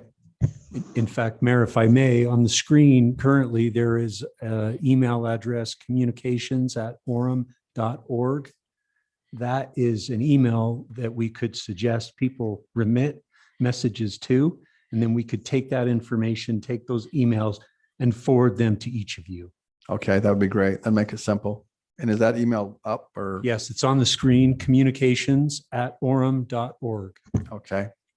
So yes, if you want to say more or address it to specific people, feel free to go that email address and send us your thoughts.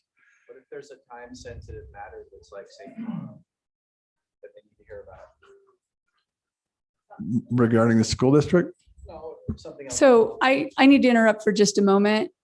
We need to be able to record the comments from the council and individuals. Mayor, you recognize all individuals as a point of order. So Okay. for the record in the meeting minutes, if someone is speaking, they need to be speaking into the microphone. Okay. Thank you.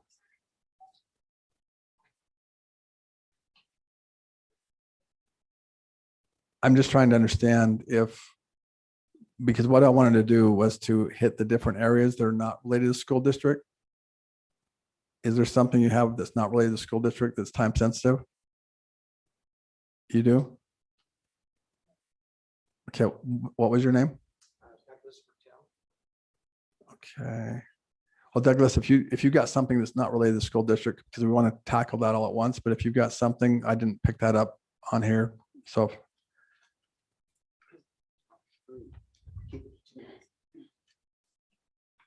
My name is Douglas Vertel. I live at 450 West, 1600 South. The reason I'm here tonight with some of our neighbors is there's a development that is wanting to be made about 450 or about 400 West and 1600 South. It hasn't come before the city council as of yet, but we as neighbors have opposed this. This is the second notice that this Bach Homes has sent to us. They're having a meeting tomorrow night at the Orem High School at the gym. And we as neighbors are opposed to this rezone. And this is the reason we're here tonight. I don't know if any of you have been notified, but we do appreciate Council Member Millett and Peterson and Spencer for being at the last meeting. Thank you for being there. We invite you to, be there tomorrow night. I do have some flyers here from Bach Homes giving the information out. And so I'll leave that at the desk here. So if any of you want to, take that. But we, as neighbors, have looked at this and we're very much opposed to it. So that's why we're here tonight to invite the council members, if they would feel inclined to be there tomorrow night. we do appreciate them being there last time. But that's our purpose for being here, is to invite you to this meeting that is 6 o'clock tomorrow night at the Orem High School in the gymnasium. Thank you. Okay, thank you. All right, let's start. We got somebody else that has something non-school district related.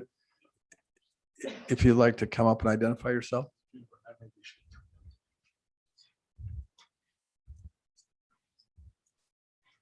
Good evening. My name is Lori Toman and I live in the Springwater Park neighborhood. I was here in October to discuss an issue in the neighborhood with multiple homes having land subsidence problems.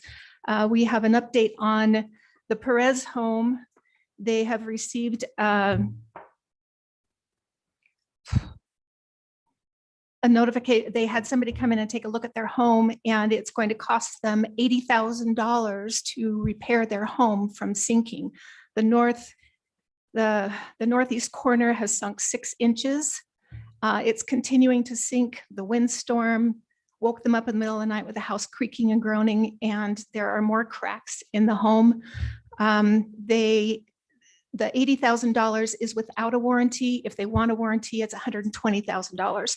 When I was here in October, the city manager was going to take a look at the issue, and I thank every one of you that took the time to come and take a look at the neighborhood. We have multiple homes that are having the problem, which we believe is associated with the water wells that are being drilled, and water is being taken away for Vineyard to meet their water demands, because this problem only started happening 5 years ago, and the neighborhood was first established in 2008. Let's see, yeah, and no, 20. Sorry, I'm nervous. Sorry, guys. The homes that are having the most difficulty were built around 1995, so it's not normal settling.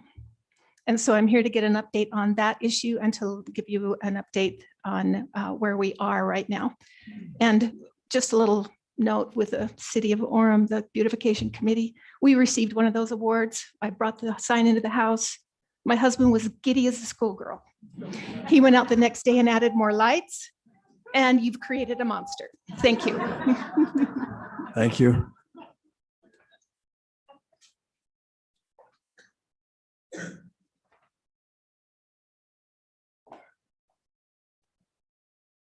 All right, let's move on to the school district. Let's see how far we can go. And like I said, we'll start out with an against a four, however that works out. And so, and just keep it to 2 minutes.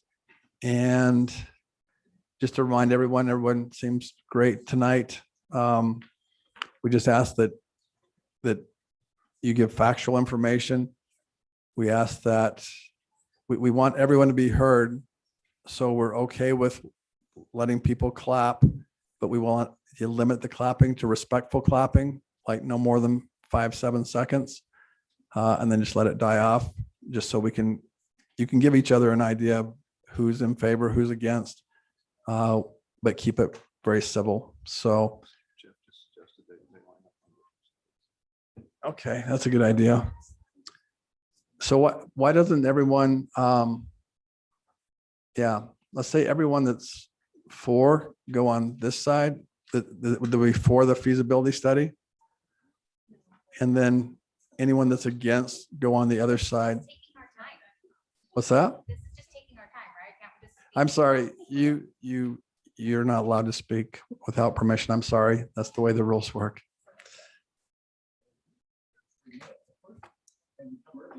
So is there anyone who is against?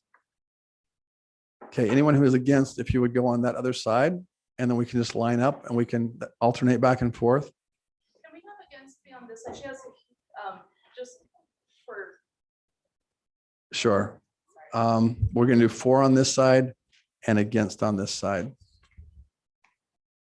Okay.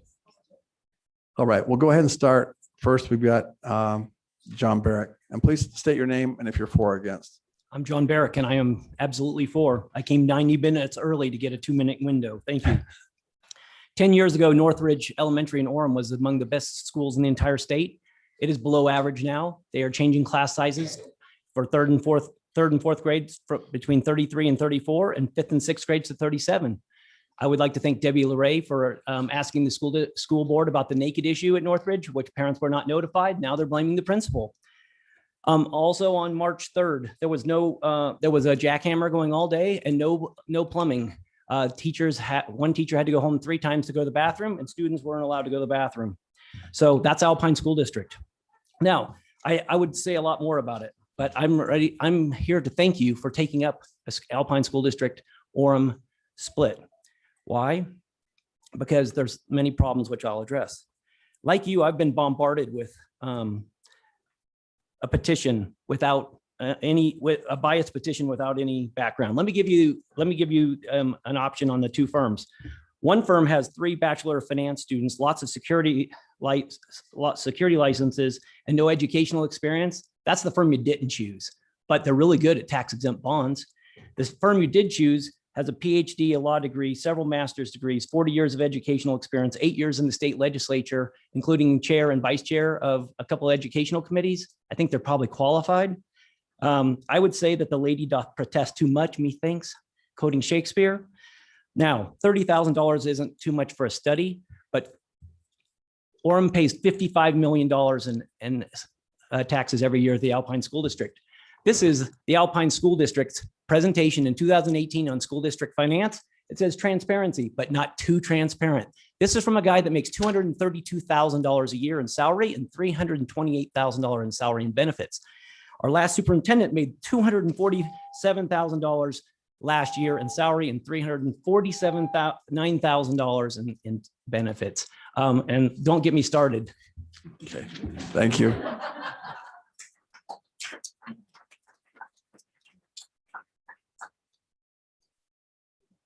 We'll go on this side. I'm not going to go in order since you're in line. I'll just have you come up. My name is Sissy Rasmussen, and I'm an Orem resident. And the first thing I request is that comments should not be from non-Orem residents on this issue. I am here to share a petition that I started 2 days ago. As concerned involved Orem residents, we ask Orem City to cancel the contract with Discovery Education Consultants immediately and begin a new search for a company to complete the feasibility study. I'm going to skip over some of this. We expect our elected leaders to act in good faith to find an experienced, independent, unbiased company using best practices, including creating an experienced panel to use a rubric or scorecard to assess the bids. The study should avoid all appearance of bias, conflict of interest, or cronyism. Above all, whether we agree with the district split or disagree with the district split, or whether we're undecided, we all deserve a study that is done by an experienced company, not in education, but in feasibility studies. This petition that I started on Sunday, 50 hours ago, has been signed by 1,255 residents as of 5 p.m. today. That is a strong indication of what people think about the company you chose to do the study. I believe in transparency and ethical decision-making. I believe you also value those ideas. The choice you made, whether it was intentional or not, will reflect poorly on this council, and it will diminish the validity of the study. I encourage you to listen to your residents, make responsible decisions, and choose a new company immediately so that we can learn the best facts to make a decision that will affect our entire city. Again, I ask you to not allow, in this very shortened time, comments from non-Orem residents. Thank you.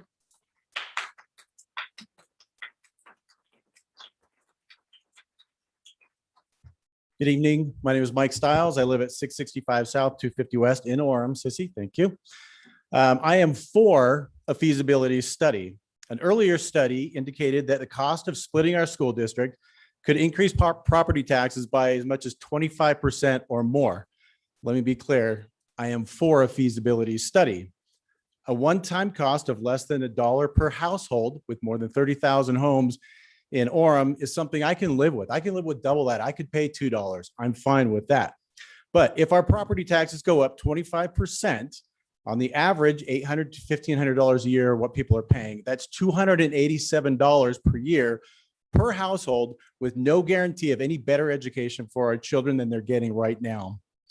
You said you're looking for an objective answer about the feasibility study to split the district.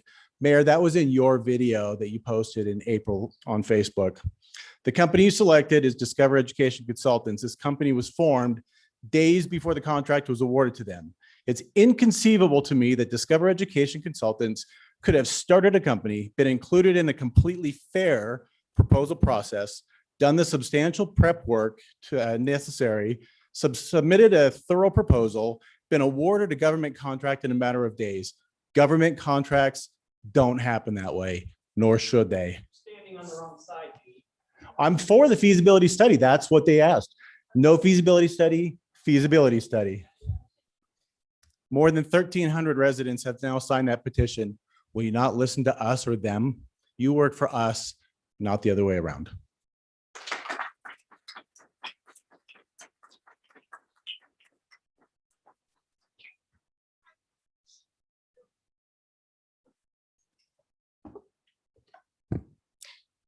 My name is Ada Wilson, and I'm one of two of Orem City's representatives on the Alpine Board of Education.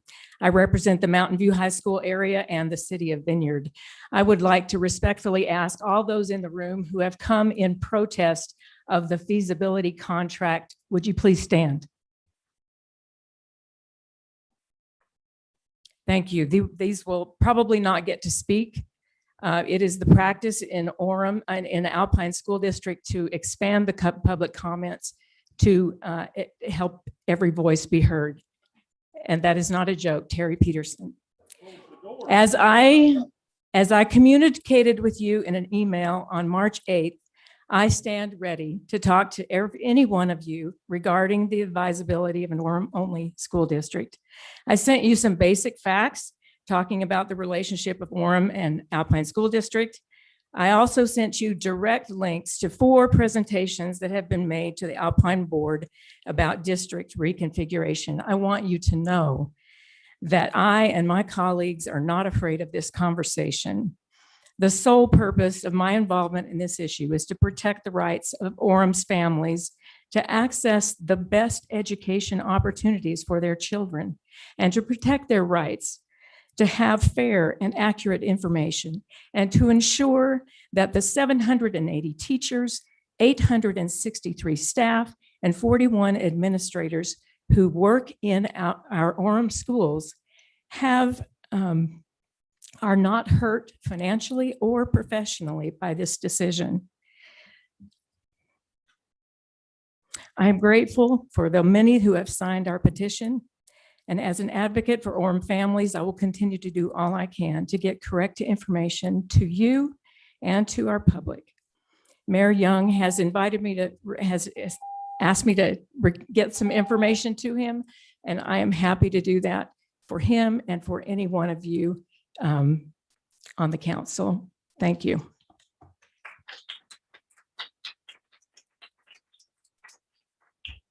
I feel like it's only fair to ask those who are for the feasibility study to stand. That came tonight. Looks like a few more, I would say.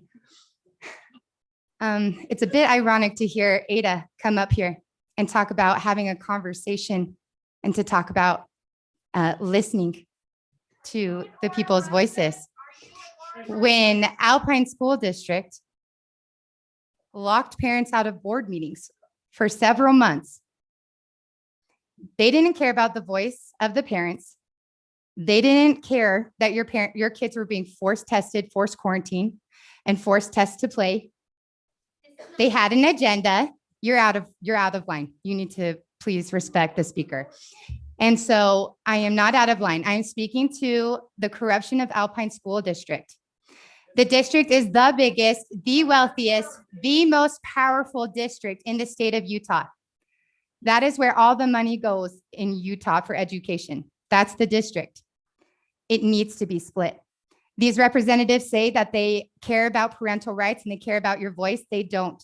They sat there and they watched parents stand outside buildings in very cold weather, even with children, and they did nothing to stand up for you. And also, they still haven't apologized for it. My name's Brittany Lindsay. I'm being criminally charged. I have to go to trial next month.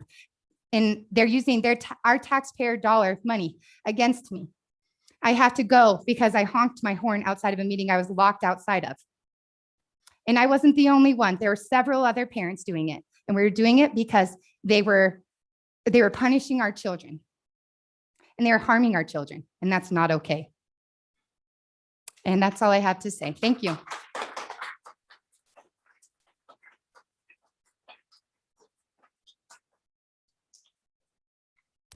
My name is Bart Francis. I'm a resident of Orem, but I'm also a teacher in Orem.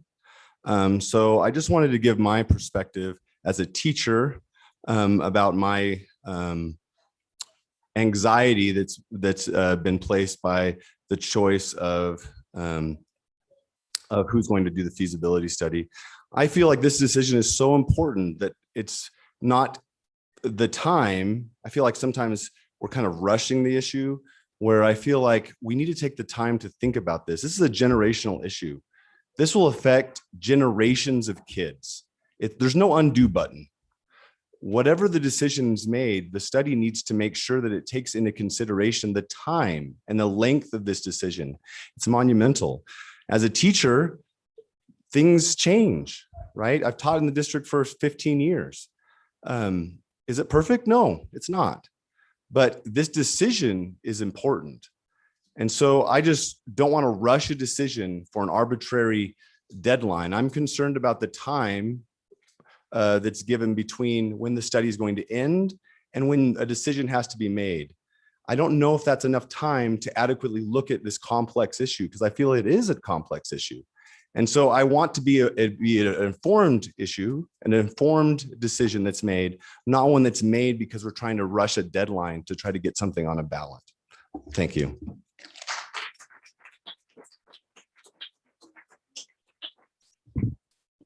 My name is Stephanie Grant, and I agree with that last line that you said. It should be an Orem decision. And if you all just witnessed, if you remember, Ada just barely spoke about, she said, our petition.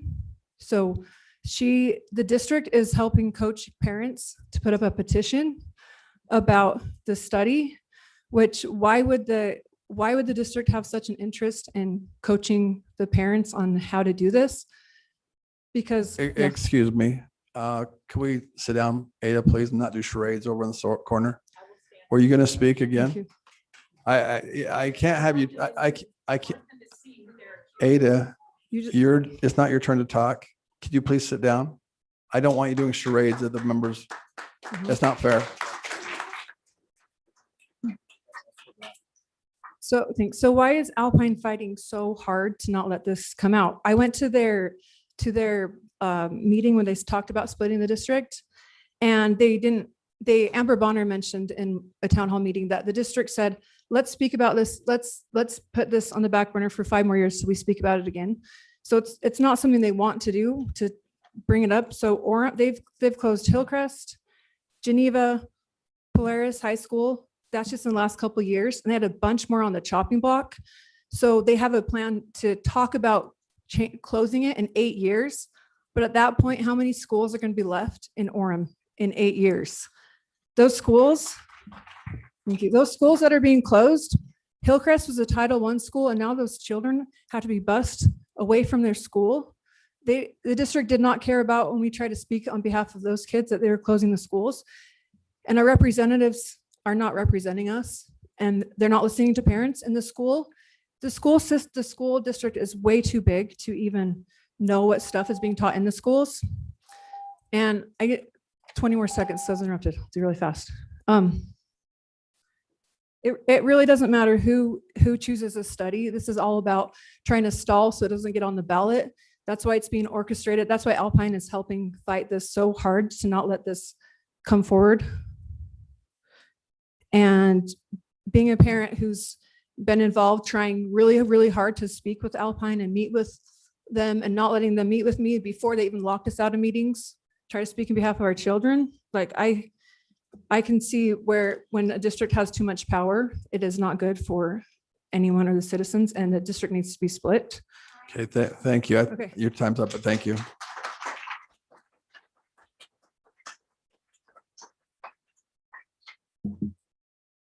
Hi, my name is Elizabeth Ludwig. I am an Orem resident.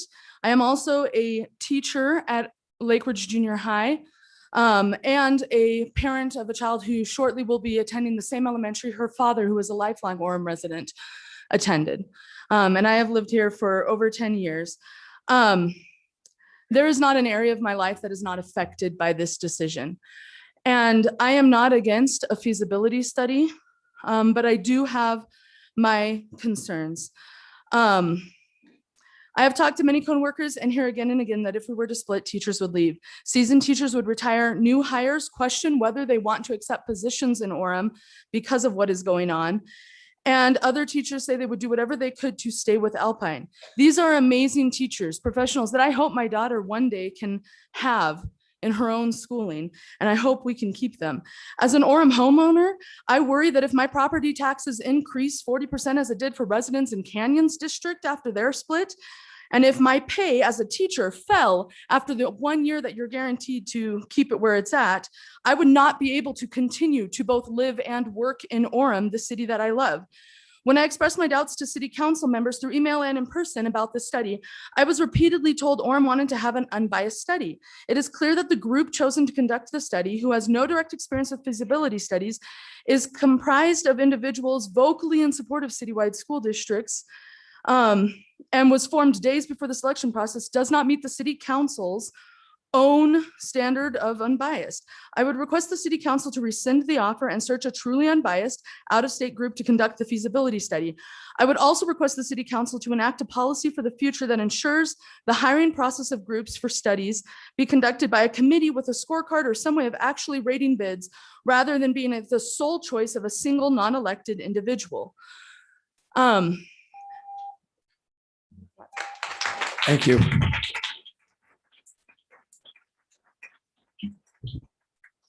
Hi, my name is Kathy Owens. I live at 2138 South 140 West.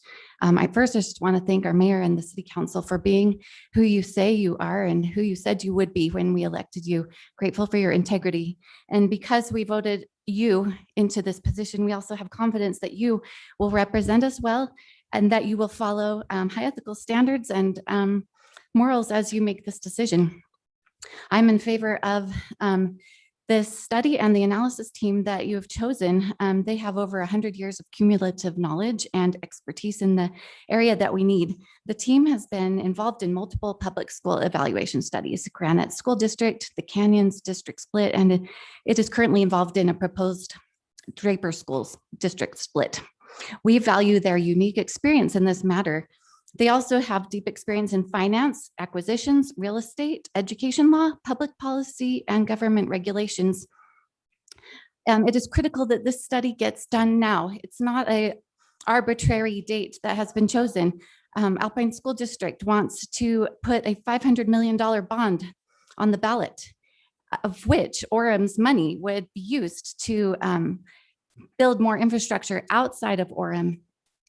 Right now, annually, taxes collected in Utah County total $616 million. Alpine School District received $406 million of that tax revenue.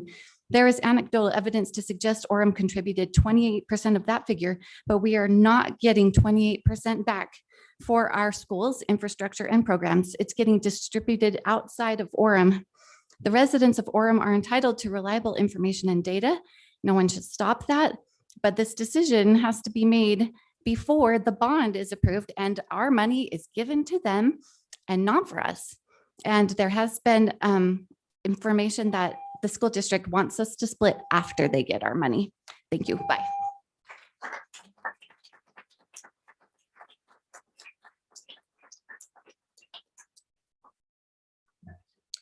My name is Kara Ludwig. I live at 115 East, 1000 South here in Orem. I'm a parent of 3 students at Westmore, a Title I school here in Orem.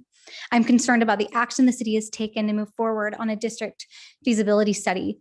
The available information makes it clear that an Orem school district would reduce resources for our students while increasing our property taxes for Orem residents, where it has in the Jordan and Canyons area between 20 and 40%.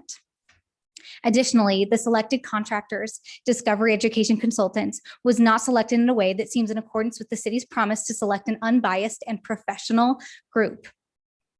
Discovery Education Consultants has, as you said, 100 years of experience. However, that experience is not directly related to district feasibility. Orem is presumably the group's first client and the first attempt at a feasibility study. Though the city has indicated each of these individuals are professionals in their field, and though they may have participated in previous studies as citizens or even as professionals, they have not conducted a study, which is an overall different skill set. I ask that the council reconsider the hire and go through proper channels to hire a contractor that is experienced and reviewed in school district feasibility studies. I'm concerned additionally because I'm a parent of special needs child.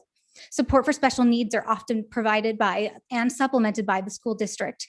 The possibility that some of our most vulnerable students will lose access to the many offerings that Alpine School District has worked over many years to develop is worrisome to me, and I hope it is worrisome to you.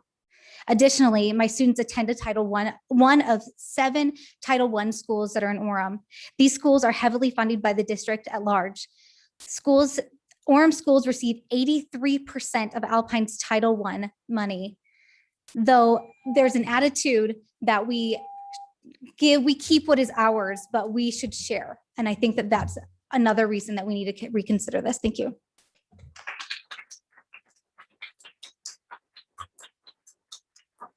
Hello, my name is Brooke Peterson, and I am an Orem resident. I've lived here for 20 years. I'd like to thank the Orem City Council for voting 7-0 for support of a feasibility study to see if Orem should split from Alpine School District. This is an important year for Orem taxpayers. The Alpine School District is going to put out a $500 million bond on the ballot this November. Yes, $5 million. This is a huge bond that will financially and significantly affect the citizens of Orem. The Orem City Council is being very conscious and diligent about its attempts to protect Orem taxpayers, and I commend you. How will Alpine School District distribute the $500 million bond money? They will distribute it to several cities. It is safe to say that Orem residents will definitely not get out what they put in. Orem taxpayers will pay a high price for this bond, and we will not see its fair share of dividends. Our tax money will not stay in Orem.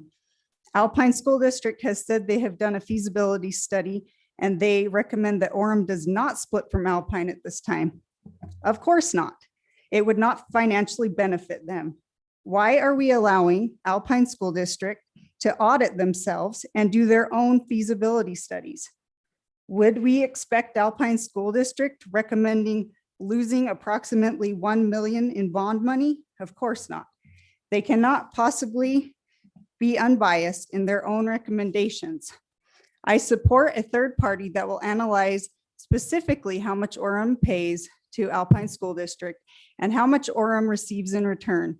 We need transparency from Alpine School District, and we can only get it with a feasibility study. If this feasibility study is delayed, then Alpine gets our money and then we split. They take the money and then they boot us. We pay double, guys. It's unclear to me why the opponents of this feasibility study would not want transparency for Orem taxpayers. Delaying uncovering the truth seems like a stalling tactic to get the extra bond money Alpine School District wants in their pocket. And I just want to take a quick moment. I'm sorry that you'll have to, the time is up, Okay. but thank you. Thanks.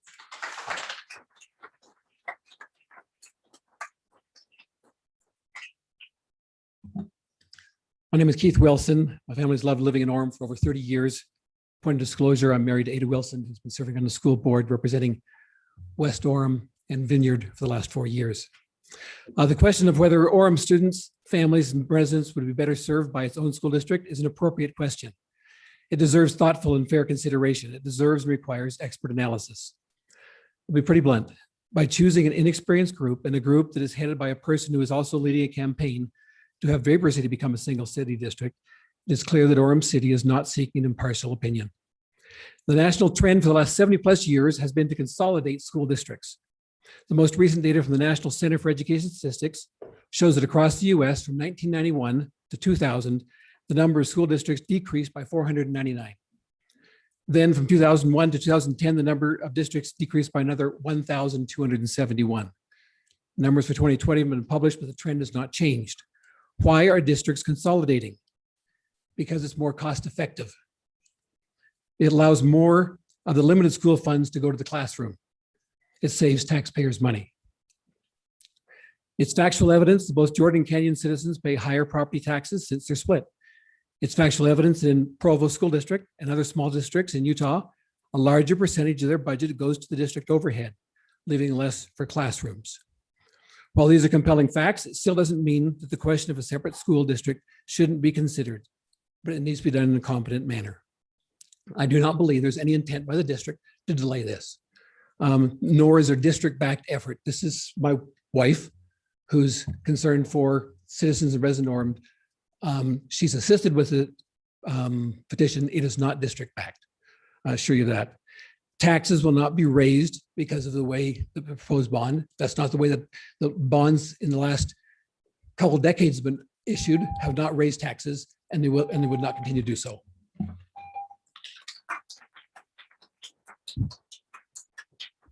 So I'm Aaron Davidson. I am from Linden, so I'm not from this city. But you know, it sounds like everyone here that this is a feasibility study. It's not that you're gonna do it or not gonna do it, but everybody assumes that if you're for the feasibility study, that it's gonna happen, and if you're against the feasibility study, it's not gonna happen. So I appreciate that you're actually doing a feasibility study and find out if it's something to do or not do. But I came here to basically address the fact that this last weekend was the county convention for both the Republican and the Democrat Party. And there was, in the split off to look at the current candidates for the school district, for the school board, none of the current school board members received an endorsement from the Republican nor the Democrat convention. But their opponents did receive a recommendation. So the people have spoken because you elected the candidates, the delegates that were going to go to this convention, and the delegates spoke, and none of the current school board members received an endorsement. Actually, it was very low numbers that even voted for them as an endorsement. So the people have spoken against the current school board. And to have Adams stand there defiantly with the superiority and condescending behavior and not sitting down is a manifestation of the Alpine School Board's attitude toward us, the parents and the students. So I commend you. I commend you for wanting to do a feasibility study. Thank you.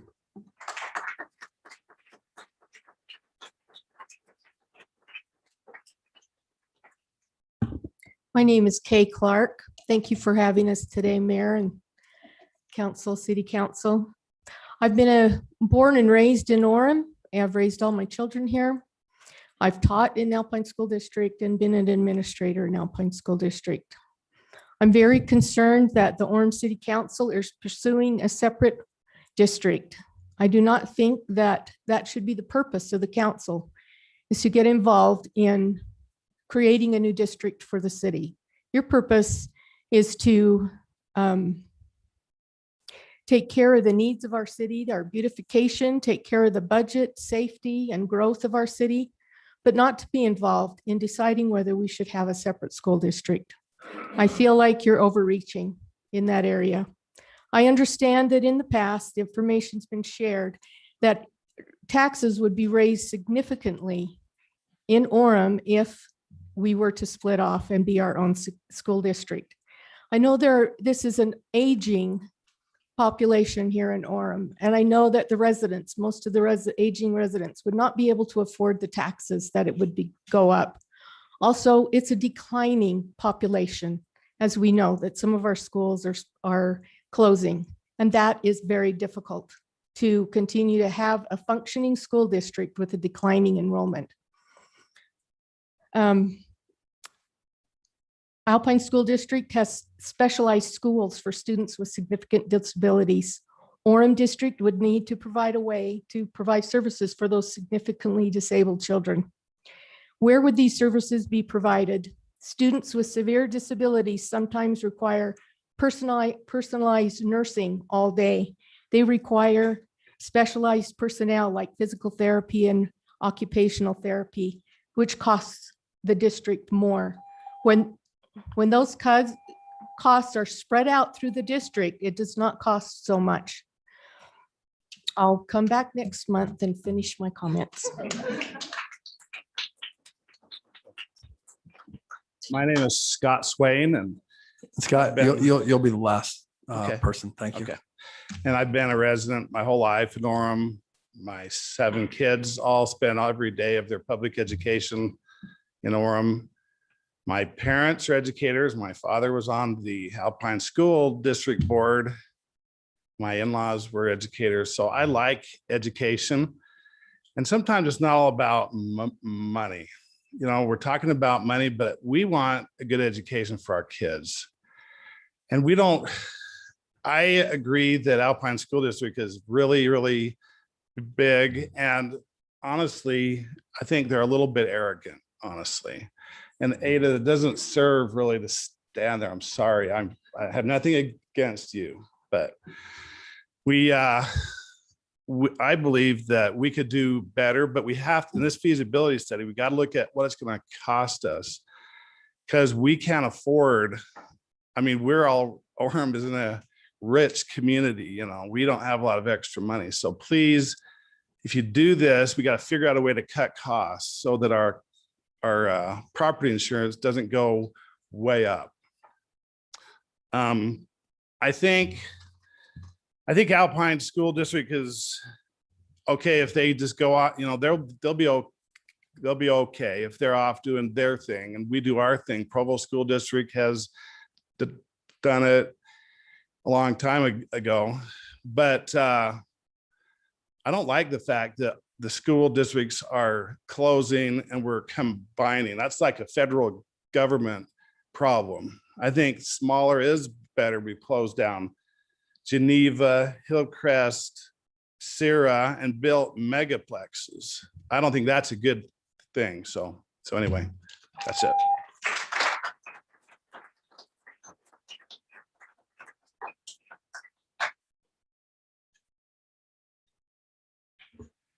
Thank you. I appreciate everyone for their comments and I appreciate your civility. I do have a few comments I'd like to make before we move on. I feel that I need to make these comments because I feel like there's a lot of misrepresentation going on. And I want to put this in context of what I feel like we're dealing with. There are those who have been very focused on being against anything this council has done since the very first meeting we had. They were opposed and very vocal against us hiring our own attorney. They were opposed and against us changing the planning commission, which needed to be done. They were opposed against us eliminating the 9,400 apartments on State Street and changing the State Street master plan. The vast majority of citizens were for that. This group was against this. Essentially, you pick your topic and they're against it. Last time they were opposed to even considering a study. They didn't want to do a study to see how much Orem residents pay into the school districts and how much benefit they get out. So they were completely against that study. All I heard was the study's going to cost $70,000 and it's the end of the world and it's not fair and it's not right.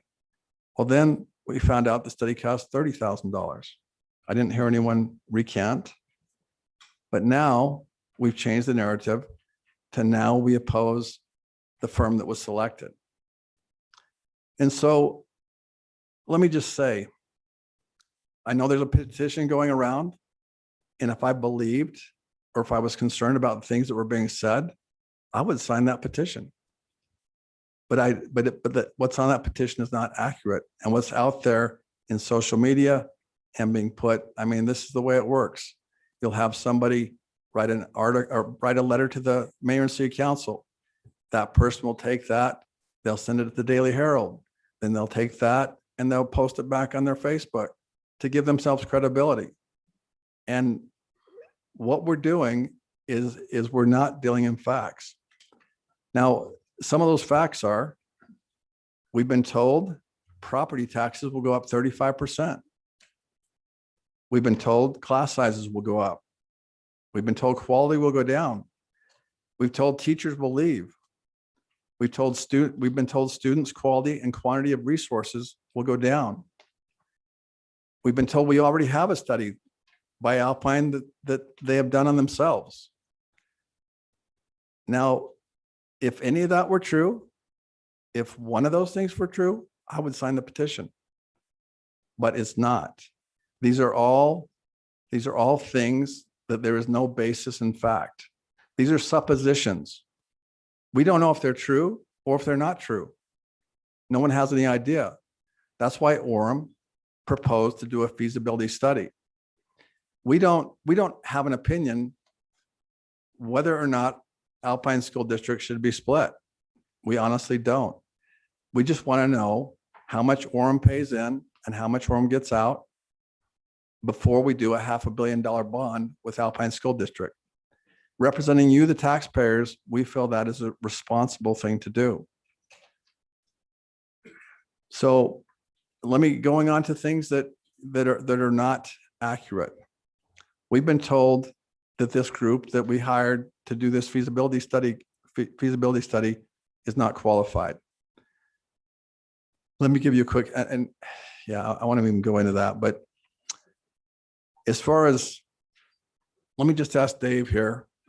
We put out a press release yesterday to try and clarify this for the citizens. Unfortunately, in the press release, this part was deleted. This was the qualifications of the people who are running the study. So these are people who are supposed to not know anything about what they're doing and have just wandered in off the street, and now they're doing a study. Let me have Dave just say some of their qualifications so you can actually hear them. So Dr. Paul McCarty has served in education for over 40 years, everywhere from the front line to the middle management to administration, and knows how school districts operate. He has been involved in multiple public school evaluation studies. While working at Granite School District, he is intimately involved with the community-driven effort to help understand the capacity of schools, facilities, and identify future needs and educational programs. Many residents have correctly pointed out that Dr. McCarty was involved with the Canyon School District split and is currently involved in the proposed Draper School District split. And while some may see this as concerning, we value his unique experience in this matter. Dr. McCarty is particularly well suited to conduct this study because he has an experiential understanding of the opportunities and challenges that need to be addressed by this feasibility study. Michael D. Wanaker, CPA. So hang on, Dave, one sec. So that was Dr. Paul McCarty. He's doing the education. He's heading up the education piece of the study. There hasn't been really any debate about whether or not he's qualified. He's extremely qualified. But what we've heard and what it states in this, and what's out there is that there is no financial piece to this study, that there's no one to do the financial analysis. And so let's just see. So Mike Winker is the person that is overseeing the financial part of the analysis. So Michael D. Winker, CPA, will lead the financial analysis part of the feasibility study. His extensive background includes being the former chief financial officer and executive vice president of Larry H. Miller Management Corporation. He also was the controller for Pinnacle Security and was responsible for the development of an accounting and finance function that supported a multi-million-dollar customer base. During his career, he has led financial feasibility studies for various projects, including acquisitions, construction projects, and real estate and development projects. He has a network within the CPA community that allows him access to high-level CPAs in both the public and private sector. In addition, he worked as an auditor and was rated an exceptional performer at the prestigious Big Four accounting firm KPMG early in his career. He also worked at Arthur Andersen. Okay, thank you.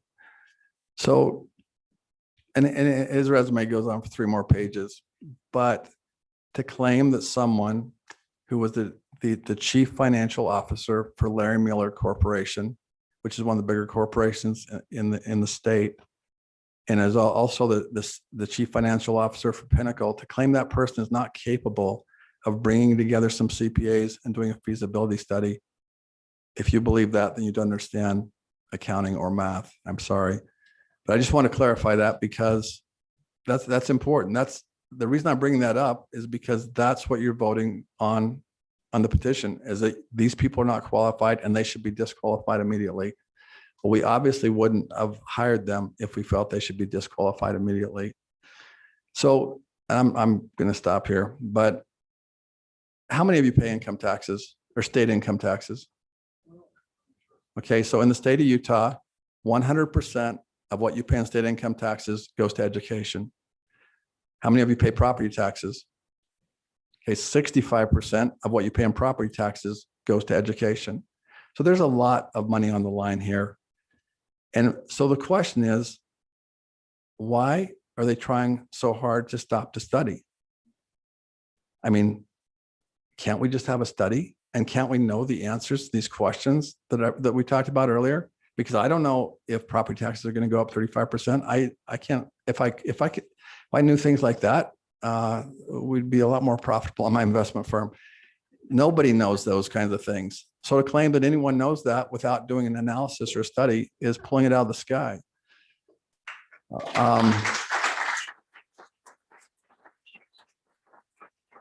So my question is, why? I'm just asking, why are they trying so hard to stop the study? Why do they not want anyone to see the numbers? Why is this group so opposed and so afraid to have this independent feasibility study? Why don't they want Orem citizens to know whether they're putting in more or getting more back? And why, in that light, all we're talking about, if we're not allowed to do the study, is we're censoring us, and this is the complete opposite of transparency. With transparency, we can see exactly what's going on. So this is simple. Do a study.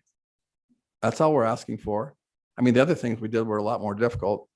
Stop repealing the entire State Street Master Plan. That was difficult. All we're talking about is a study. Once we have the study done, evaluate the results. Okay, then we look at the results. Then the city council decides, do we want to vote on this? Do the numbers make sense? I mean, does our city council look like we would vote on something that would raise taxes just because we felt like we wanted to? I mean, that doesn't make any sense. You know, we're all conservative. So evaluate the results, and then we would put it on the ballot. And once it's on the ballot, if it goes that far, then you, the citizens, would make that decision. We wouldn't make that decision.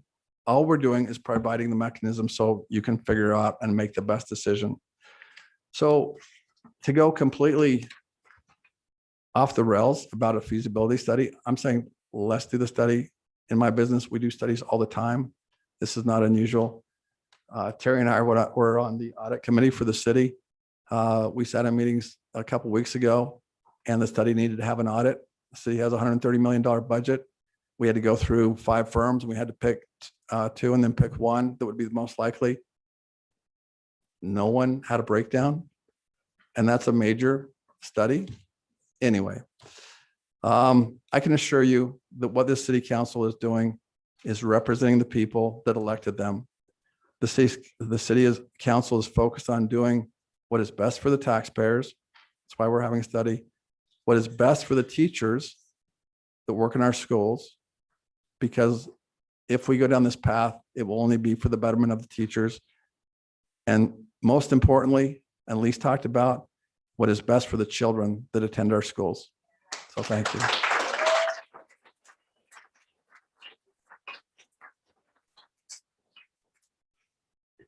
All right, moving on. We've got some appointments here. We've got consent items. So we need to have an approval of the meeting minutes. Yes, the public appearances have been closed. I'm on your agenda for a different topic, and I feel like now what you've said, what I like to say fits in with what you said, but it's a whole different topic. Yeah, I'm sorry. We're past that. I I apologize. just don't want to come back. I've been here for 6 months. Anyway, whatever. I'll Okay. wait. I just felt like it fit into what exactly followed what you just spoke about. I appreciate that. I just have to follow the protocol of the meeting. It's not I'm on your open agenda meeting. It's not about the school. Well, we But I might. should have raised my hand earlier, and that's my fault. Never mind. Okay.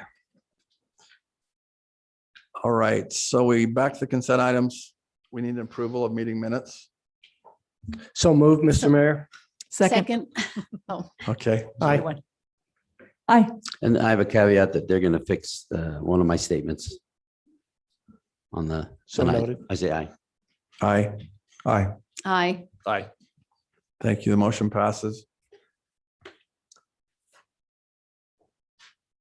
Or the approval passes. All right, we've got some appointments. And what I'd like to do is turn the time over to each of the city council members that work with these councils. First, I'd like Debbie to talk about the people that she's working with on the Arts Council. Thank you, Mayor. It is my privilege to be the liaison to the Arts Council. We have a 13-member commission council, of which 5 of them will be new appointments. We did take the time at our last Arts Council meeting to review applications. If I remember correctly, we had 13 or 14, maybe Shar can tell me our total. We went through them individually, and we are pleased to put forward these 5 names. Each of them had a different focus, interests. I remember some had a theater background, other had, I think Mr. Swain does our another theater, Freedom Cries of Freedom. And I'm sorry if I can't remember the other people, but all of them were qualified. All of them had unique and interesting arts background, and I think they will be a great asset. So I'm putting forward these names, and I believe that they will be a great asset to the Arts Council. You want to read their names? Sure. Michael Smith, Labine, Alex Malone, Scott Swain, and Mike Ramsey. And if they're here, could they stand? Scott's here in the back. Second that motion, Mr. Mayor. Okay, thank you. Let's vote on it. Aye. Aye. Aye. Aye. Aye. Aye. Aye. Thank you. The appointment is passed. Next, we've got Jeff, if you'd like to speak about your appointments to Transportation Advisory Commission. Yes, thank you, Mr. Mayor.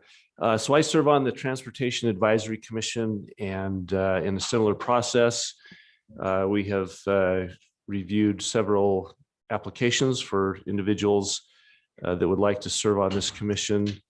And this evening, we would like to put forth the names of Laura Redford and Jay Presbila. If they're here, or would they stand? There's Laura. Thank you, Laura, for being here.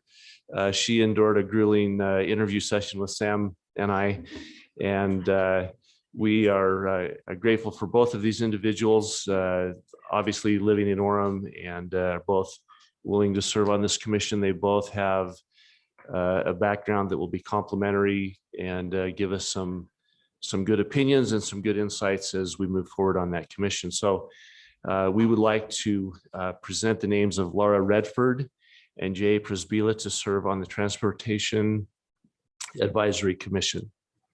I'll second that. Thank you. Aye. Aye. Aye. Aye. Aye. Aye. Aye. The appointment passes.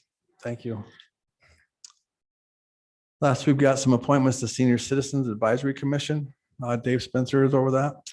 So I've had the privilege of serving on the Senior Citizens Advisory Commission for quite a few years, and had the joy to work with Gina Brolson, and she's totally awesome. And I think these are all new appointments. So Gina approved all of them, and I also approved them. So I appreciate your willingness to serve. So we have Joyce Otten. She's here. She's the one that had to leave. Kathleen Thurgood. Sarah Paulson. Verl Hooley. And Craig Hewish. So we'd like to appoint them to the Senior Citizen Advisory Commission and excited to get going. Second his motion, Mr. Mayor. Thank you, Jeff. Aye. Aye. Yeah. Aye. Aye. Aye. Aye. Aye. And then, Mayor, I'd like to have Gina Burleson come up and talk a little bit about Kay Bradford, who served on the commission for many, many, many, many years. She was so energetic and enthusiastic, and I still have a pink flamingo from her. But I will turn the time over to Gina. Thank you. I'd like to appoint Oh, them to yes, the, make that picture of her Senior bigger Citizen and more Advisory beautiful. Commission. And I do want to Excited to remind get mayor going. and city council, Second his we're motion, Mr. seniors, we Mayor. go to bed early. Thank you, Jeff. Aye.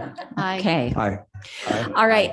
I Aye. really started jotting And down then, some Mayor, I'd like ideas to, about this amazing woman. have Gina And then Burleson I come up and remembered talk a that little her bit about granddaughter Kay had Bradford, written who such a served beautiful on the post. commission for many, So I'm many, going to many, share that with many you. It's from years. Emily Powers She was Fotheringham. so energetic. And She said, "How do enthusiastic, you and live a I still have life pink flamingo from her. with But I feathers, will turn the time over to sparkles, and Gina. glamour, Thank you. with Like to- wonderful yes, make that and picture of her relax? Senior God's Citizen in Advisory charge. Commission. With I do seized wanna remind candy mayor and and chocolate city council, kisses, always we're shared seniors, with we a go to bed contagious early. positive attitude, Jeff. not for lack of Aye. trials. Aye. Life brings Aye. many All right. trials, but I despite really trials, started jotting with down beautifully some written ideas notes about to this all amazing you woman, love, and then with I fine remembered china that and her mismatched granddaughter had foods, written such a entertaining, beautiful always post. entertaining. So I'm going to With share that service with to you. It's others, from Emily award-winning Powers service, So with energetic. enthusiasm, how do you above live a all life else, with Oh, feathers, enthusiasm, sparkles, and glamour, With with business wonderful savvy when and called upon to relax. support God's those in you love, charge. with 7 With seized kids candy who and feel like chocolate even kisses, 98 always years shared isn't with a enough. contagious positive With attitude, grandchildren, not great for lack of grandchildren, and trials. great great grandchildren,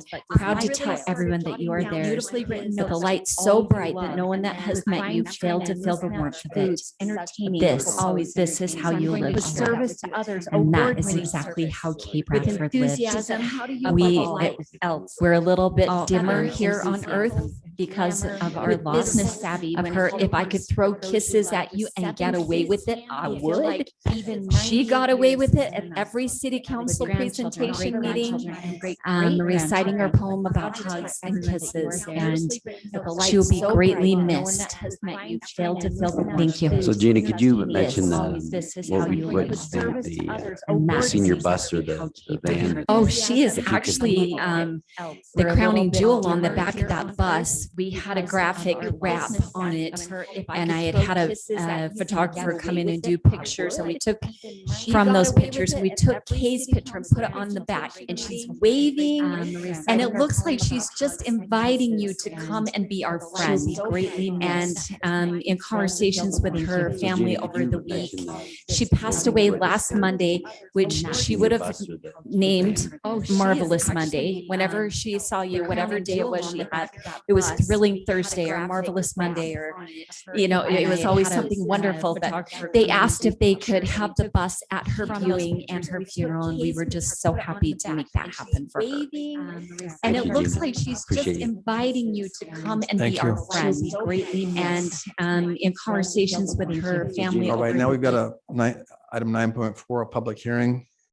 The city will receive public comment on the community development block grant, projected use of funds for fiscal year 2022-23. So Mayor, Gina, if they need to leave because it's past your bedtime, that would be great. We will excuse you. Appreciate you coming, and we look forward to having meetings at 2:00, so it's not past your bedtime. Hey, and Gina, if you see her family, would you give them our very best and our condolences? She was a bright star. Okay, thank you.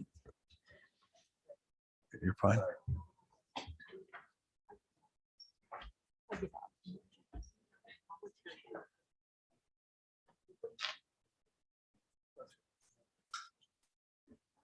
Okay, Ken, we'll get there. we'll turn it to you.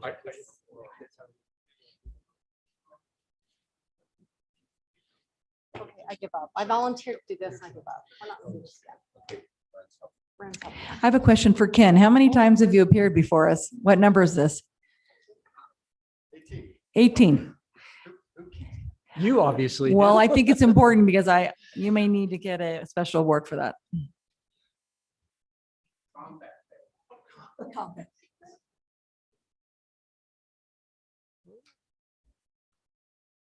I'm gonna look you up next time.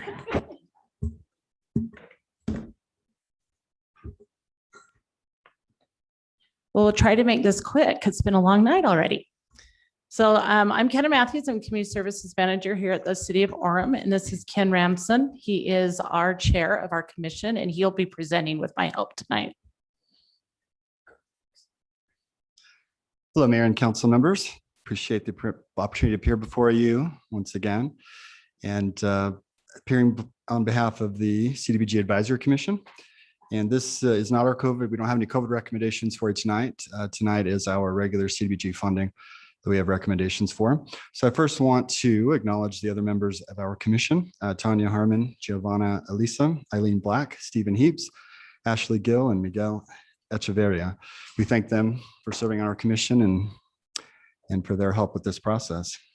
So just a quick reminder that CDBG funding goes to cities with over 50,000 people, and historically the funding has been between $600,000 and $700,000. We do not yet know our official funding amount for the current year, and we're expecting it to be around what it was last year, which was approximately $684,000. And so with assuming what the funding will be similar to last year, and with the rollover CDBG funding from unspent funds from previously, and with program income from like the loans for the home revitalization program. So with those funds, we have approximately $775,000 to make recommendations to you on today. Thank you. And so we have partnered with Provo and Utah County. Is that advancing? There we go. And we have a joint effort with them with the oversight that's required for these grants, trying to simplify this process. The last 3 years now, approximately, have been partnering with Orem, Provo, and Utah County have partnered to reduce paperwork, to reduce oversight, to hopefully make the process more efficient. And so I served with Joey Elisa on the joint commission that we had with those other entities. And so we had funding requests, and the idea being that there will be less bureaucracy to deal with if we split up how this is done, and not split up, excuse me, if we share how this is done. And so Orem City, our recommendation to the council is that we fund, as part of this process, Provo and Utah County have other funding things that they're funding. And so we recommend that Community Health Connect be funded $13,290, Kids on the Move, $8,860. And the Family Haven, formerly Utah Valley Family Support, be funded $26,580. These funding requests are being funded only by Orem, and then combined with Provo, Orem, and Utah County, Mountain Line Community Health Center. The other entities are chipping in as well, but the Orem recommended funding amount is $19,745. So the total is listed there. There are no joint capital projects this year. And so, as we mentioned earlier in the presentation, this is our funding that's available to allocate.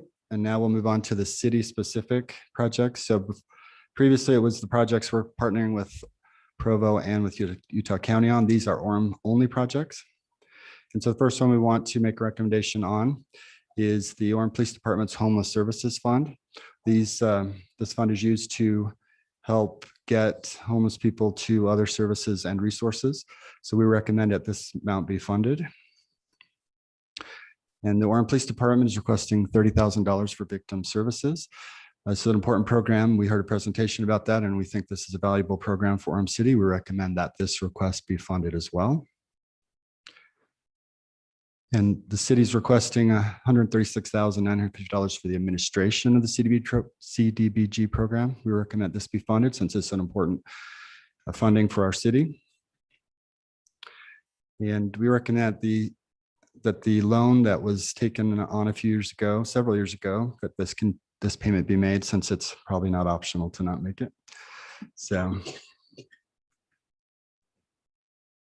And the City of Orem Community Services is seeking $100,000 for the critical home repair. This program serves low-income people with loans and grants to fix up their homes and properties. And it's an important program for Orem, and we recommend that it be funded as well. And then the City Community Services is seeking $115,000 for the city's code enforcement efforts in target neighborhoods. So it pays a portion of salaries of one sworn and one non-sworn officer. We recommend that this is important. We heard a presentation on this, and this is an important program for the city, and we recommend that this be funded as well. And so we recommend that 5,000 be applied to the city CDBG community services neighborhood revitalization activities. There's examples of what those are on the slide before you, but we think these are important. This is an important program that we recommend be funded. And we also recommend that the new roof at the Senior Friendship Center be funded. This is an important resource for the city, and this would be an important project to help protect that resource for the city. Here's a summary of public services that we've presented to you. And the next slide is the non-public services summary. And so total recommended allocation, again, that includes some program income and unspent funds from previous processes. So that's the amount that's available.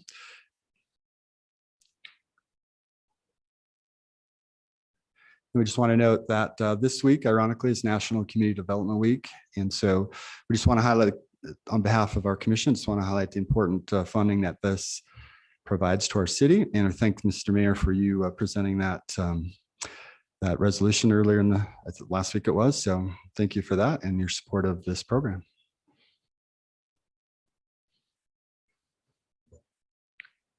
Thank you. Do we have any questions? First of all, if we approve this, does this mean you don't come back again, Ken? I mean, I'll be happy to not approve it to get you and Ken back again. We'll be back in 2 weeks. Okay, good.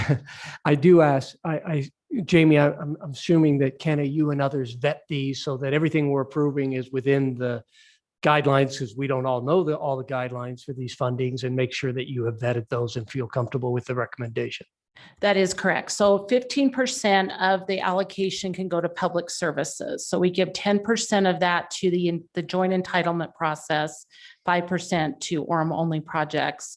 20% can be allocated for administration. So we take that full 20%, and then everything else can be allocated. They're all vetted by both the Joint Commission for the joint projects and the commission through us.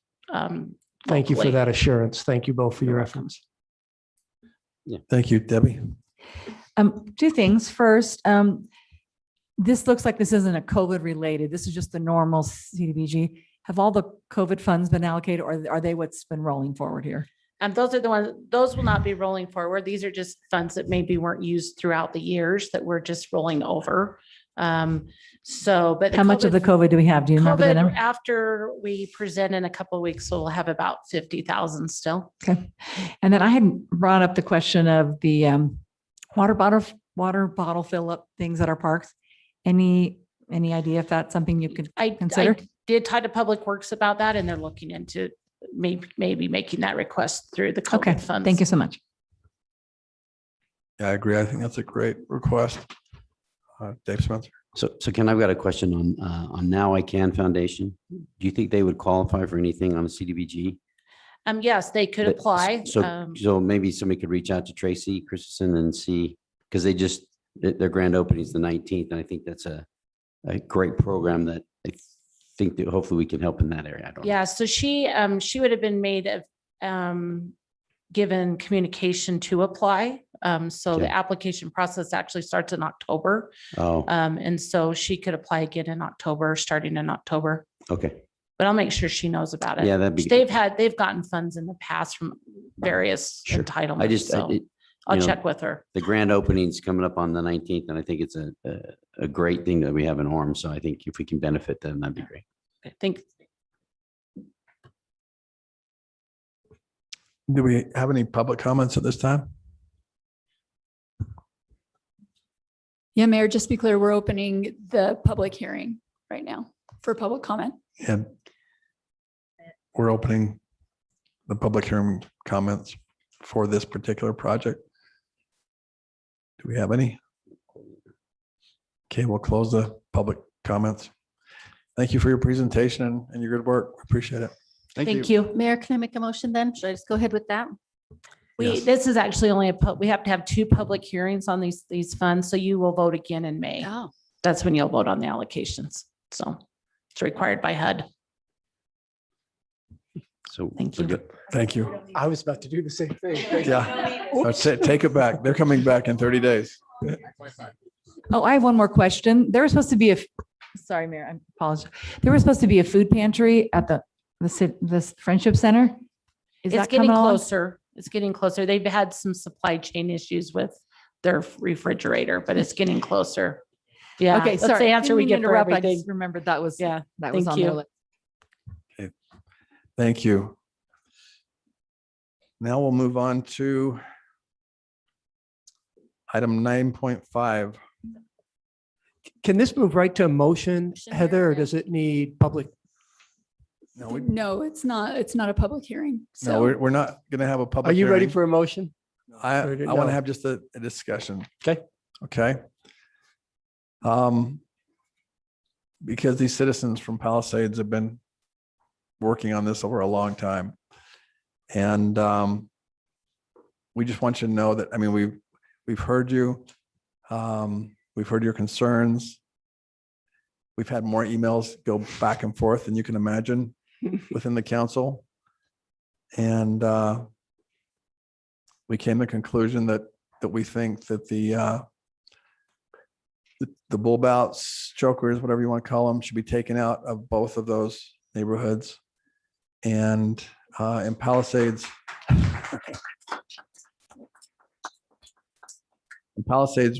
we're going to leave the speed tables, yeah. the speed tables. In the other area, are we going to do the painting or? We haven't talked about striping, but we're going to remove the bulb outs. Okay. And we can restripe, get with our streets department and stripe whatever is. Painting doesn't need to come to the city council. Right. No, No. But the idea was we were going to take out the bulb outs and to help offset any concerns about that, we were going to do some painting in there to try and create the same We'll effect. make sure, we'll have the conversation with our traffic team and make sure we do that. Okay. Bottom line, we have heard you and we're taking care of you. So now you can make a motion unless Jeff. Can I just say? Sure.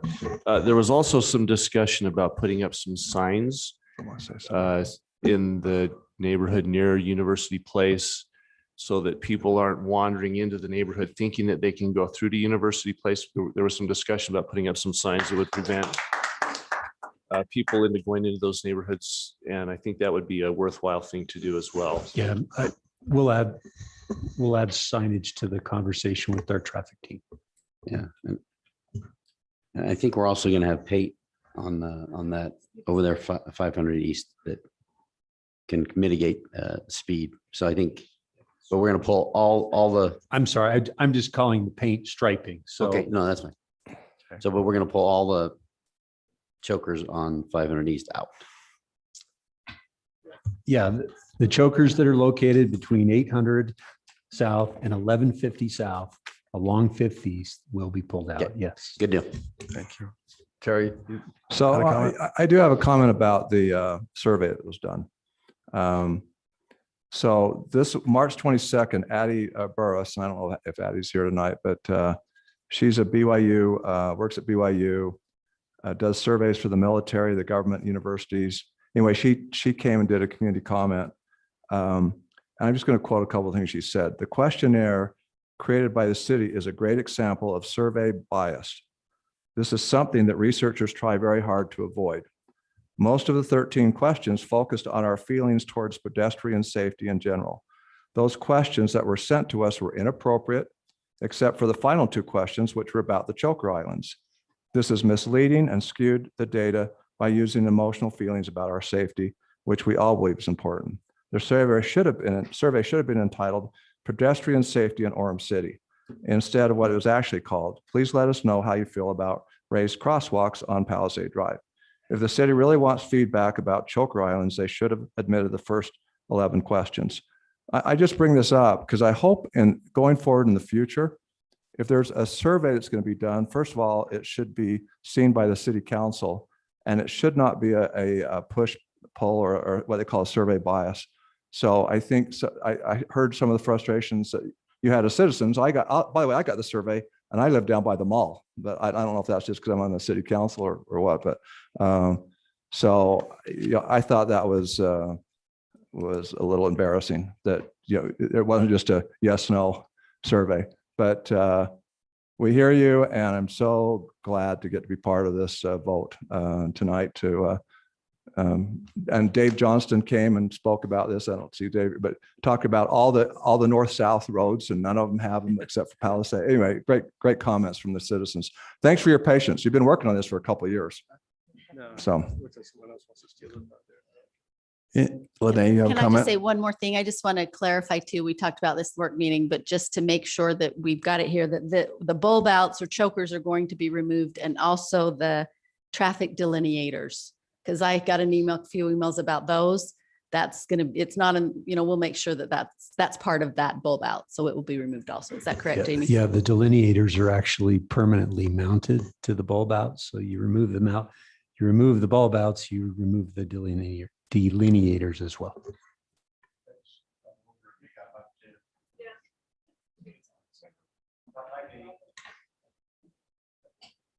Well, we appreciate the bulb out manufacturers making this easier. All right, somebody want to make a motion? I'll make the motion. Okay. Okay, the motion is the mayor and city council, let's see.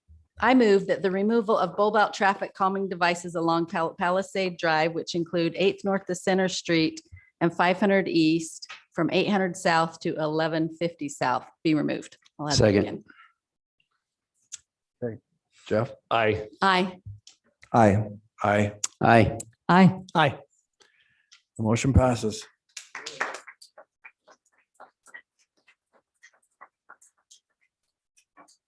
All right, we're almost done.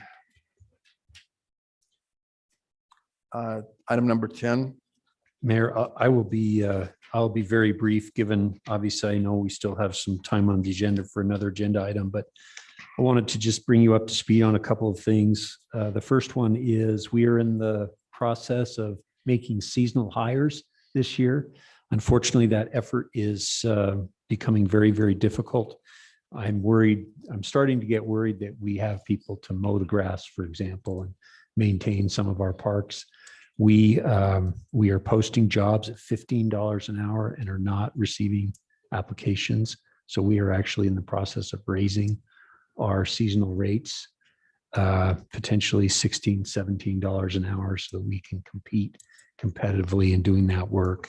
I think that's just an indication of the work environment and the demand for employees that we have. So if you know of individuals who are interested in seasonal work, we have a job for them at a very, very competitive wage. I think Tom likes to mow grass. Yeah. It's more than I make on the council. I've had several of our department directors express an interest as well. So we did have a meeting yesterday in relation to Hillcrest Park. That project is moving along very nicely. We had a conversation with Bud Mahas Construction. They were the winning bidder. We actually sat down with them yesterday, had a very good conversation with them.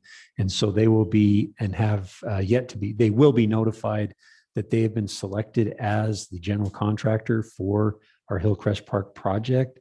If you're familiar, for example, with the All Abilities Park in St. George, that is one of the projects that Bud and his team have worked on, as well as other parks projects around the Wasatch Front. So we're very excited to work with the firm, and we are working in earnest with Blue Line Design, trying to get to what we call 30% design of the park. And immediately we will begin to meet not just with the architects, but with Bud Mahas Construction as well. So I wanted to let you know as the. Jamie, can I ask you one question? Sure. The renovation or the demolition of the Hillcrest part that we're not preserving, will they be doing that portion too? So yes, we had a conversation with them. That is included as part of the agreement. There is some asbestos in that building. And so we will need to work through some asbestos mitigation as well as part of that effort. But yes, they will be contracted to do that work. We also had a meeting last week with the city center architects, a very encouraging meeting. One of the biggest concerns that we've had is potentially in aligning a new building on the city center campus, impacting a good majority of the landscaping that is to the west of this building. They have brought forward some ideas and designs that would, in many respects, preserve a lot of the landscaping that is on the west side of the building. Not preserve all of it, but preserve a good amount of it, including what we all call and identify as the freedom tree. So we're looking at that. If we can stay in this building while we're building a new building, it would save us over $2 million in relocation and rental fees and things like that. So we are kind of working in earnest to that end. And we feel confident that we have some options that we'll show you that hopefully will meet with your approval. That's great news. I didn't. expect Yeah, that's the hope. Great hope. It's great That's the hope. I hope. didn't have great hope before. At the end of this week, we actually closed the bidding process for general contractors to be the general contractor for the city center building. So once that effort is closed, we had a pre-construction or a pre-bid meeting, submission meeting a week and a half ago, and we had, I believe, 9 contractors that participated in that meeting. So we had a very good turnout, including some of the big names that you see up and down the Wasatch Front, and also the same firm that built our fitness center. So very encouraged by that. And then finally, just a word about Utopia UIA. We continue to see growth in the Utopia UIA network. And for fiscal year 2023, as you know, we have a debt obligation for the original Utopia debt that was that we bonded for many years ago when we initially started down the road with this project. For the first time ever, part of the reimbursement that we will receive from Utopia UIA this year will be a contribution that will allow us to offset some of our original debt service responsibility. So we don't have a specific number yet from, obviously we have a tentative number, but it could be, for example, $250,000 to $300,000. And if everything continues based on the way the network is growing, that number obviously would improve and increase over time. So I'm encouraged. I still acknowledge that we still have a very significant debt service obligation, but if we could incrementally cut down on that debt obligation, $250,000 a year for many years in the future, we have that obligation with us till 2039. So that would be a great win for the city. So that's exciting news. Yes. So we have one neighborhood that remains, and to Council Members McDonald's comments, we have supply chain issues. So just like any other construction project, we're struggling to get the necessary materials from Asia to finish the project.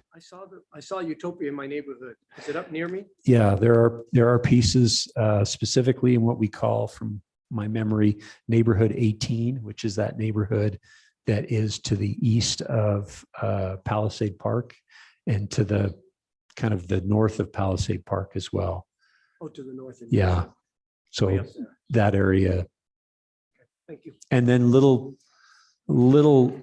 kind of outstanding pieces that have been somewhat difficult to get to. But yes, Utopia is planning an event midsummer, we believe, where they will announce that they have completed the network for all original Utopia cities, which is a significant milestone. That's all I have. Thank you, Mayor. Okay, thank you, Jamie. All right, we're going to adjourn. I'd like to make a motion to go to a closed meeting. This meeting is to be held in room at 56 North State Street in room 107 of the Orem City Center. The city council will adjourn to a closed meeting for discussion of the character, professional competence, or physical or mental health of an individual pursuant to Utah Code Section 52-4-205, parentheses 1, parentheses A. And I need someone to make a motion. Did you just make the motion? didn't I you? made Yeah, a I'll second. So second, Yeah, sorry. and then just individually vote for this. Tom, Aye. so you're Debbie, Aye. Dave, Aye. Terry, Aye. Lene, Aye. Jeff, Aye. and myself, aye. We're adjourned. Thank you for coming.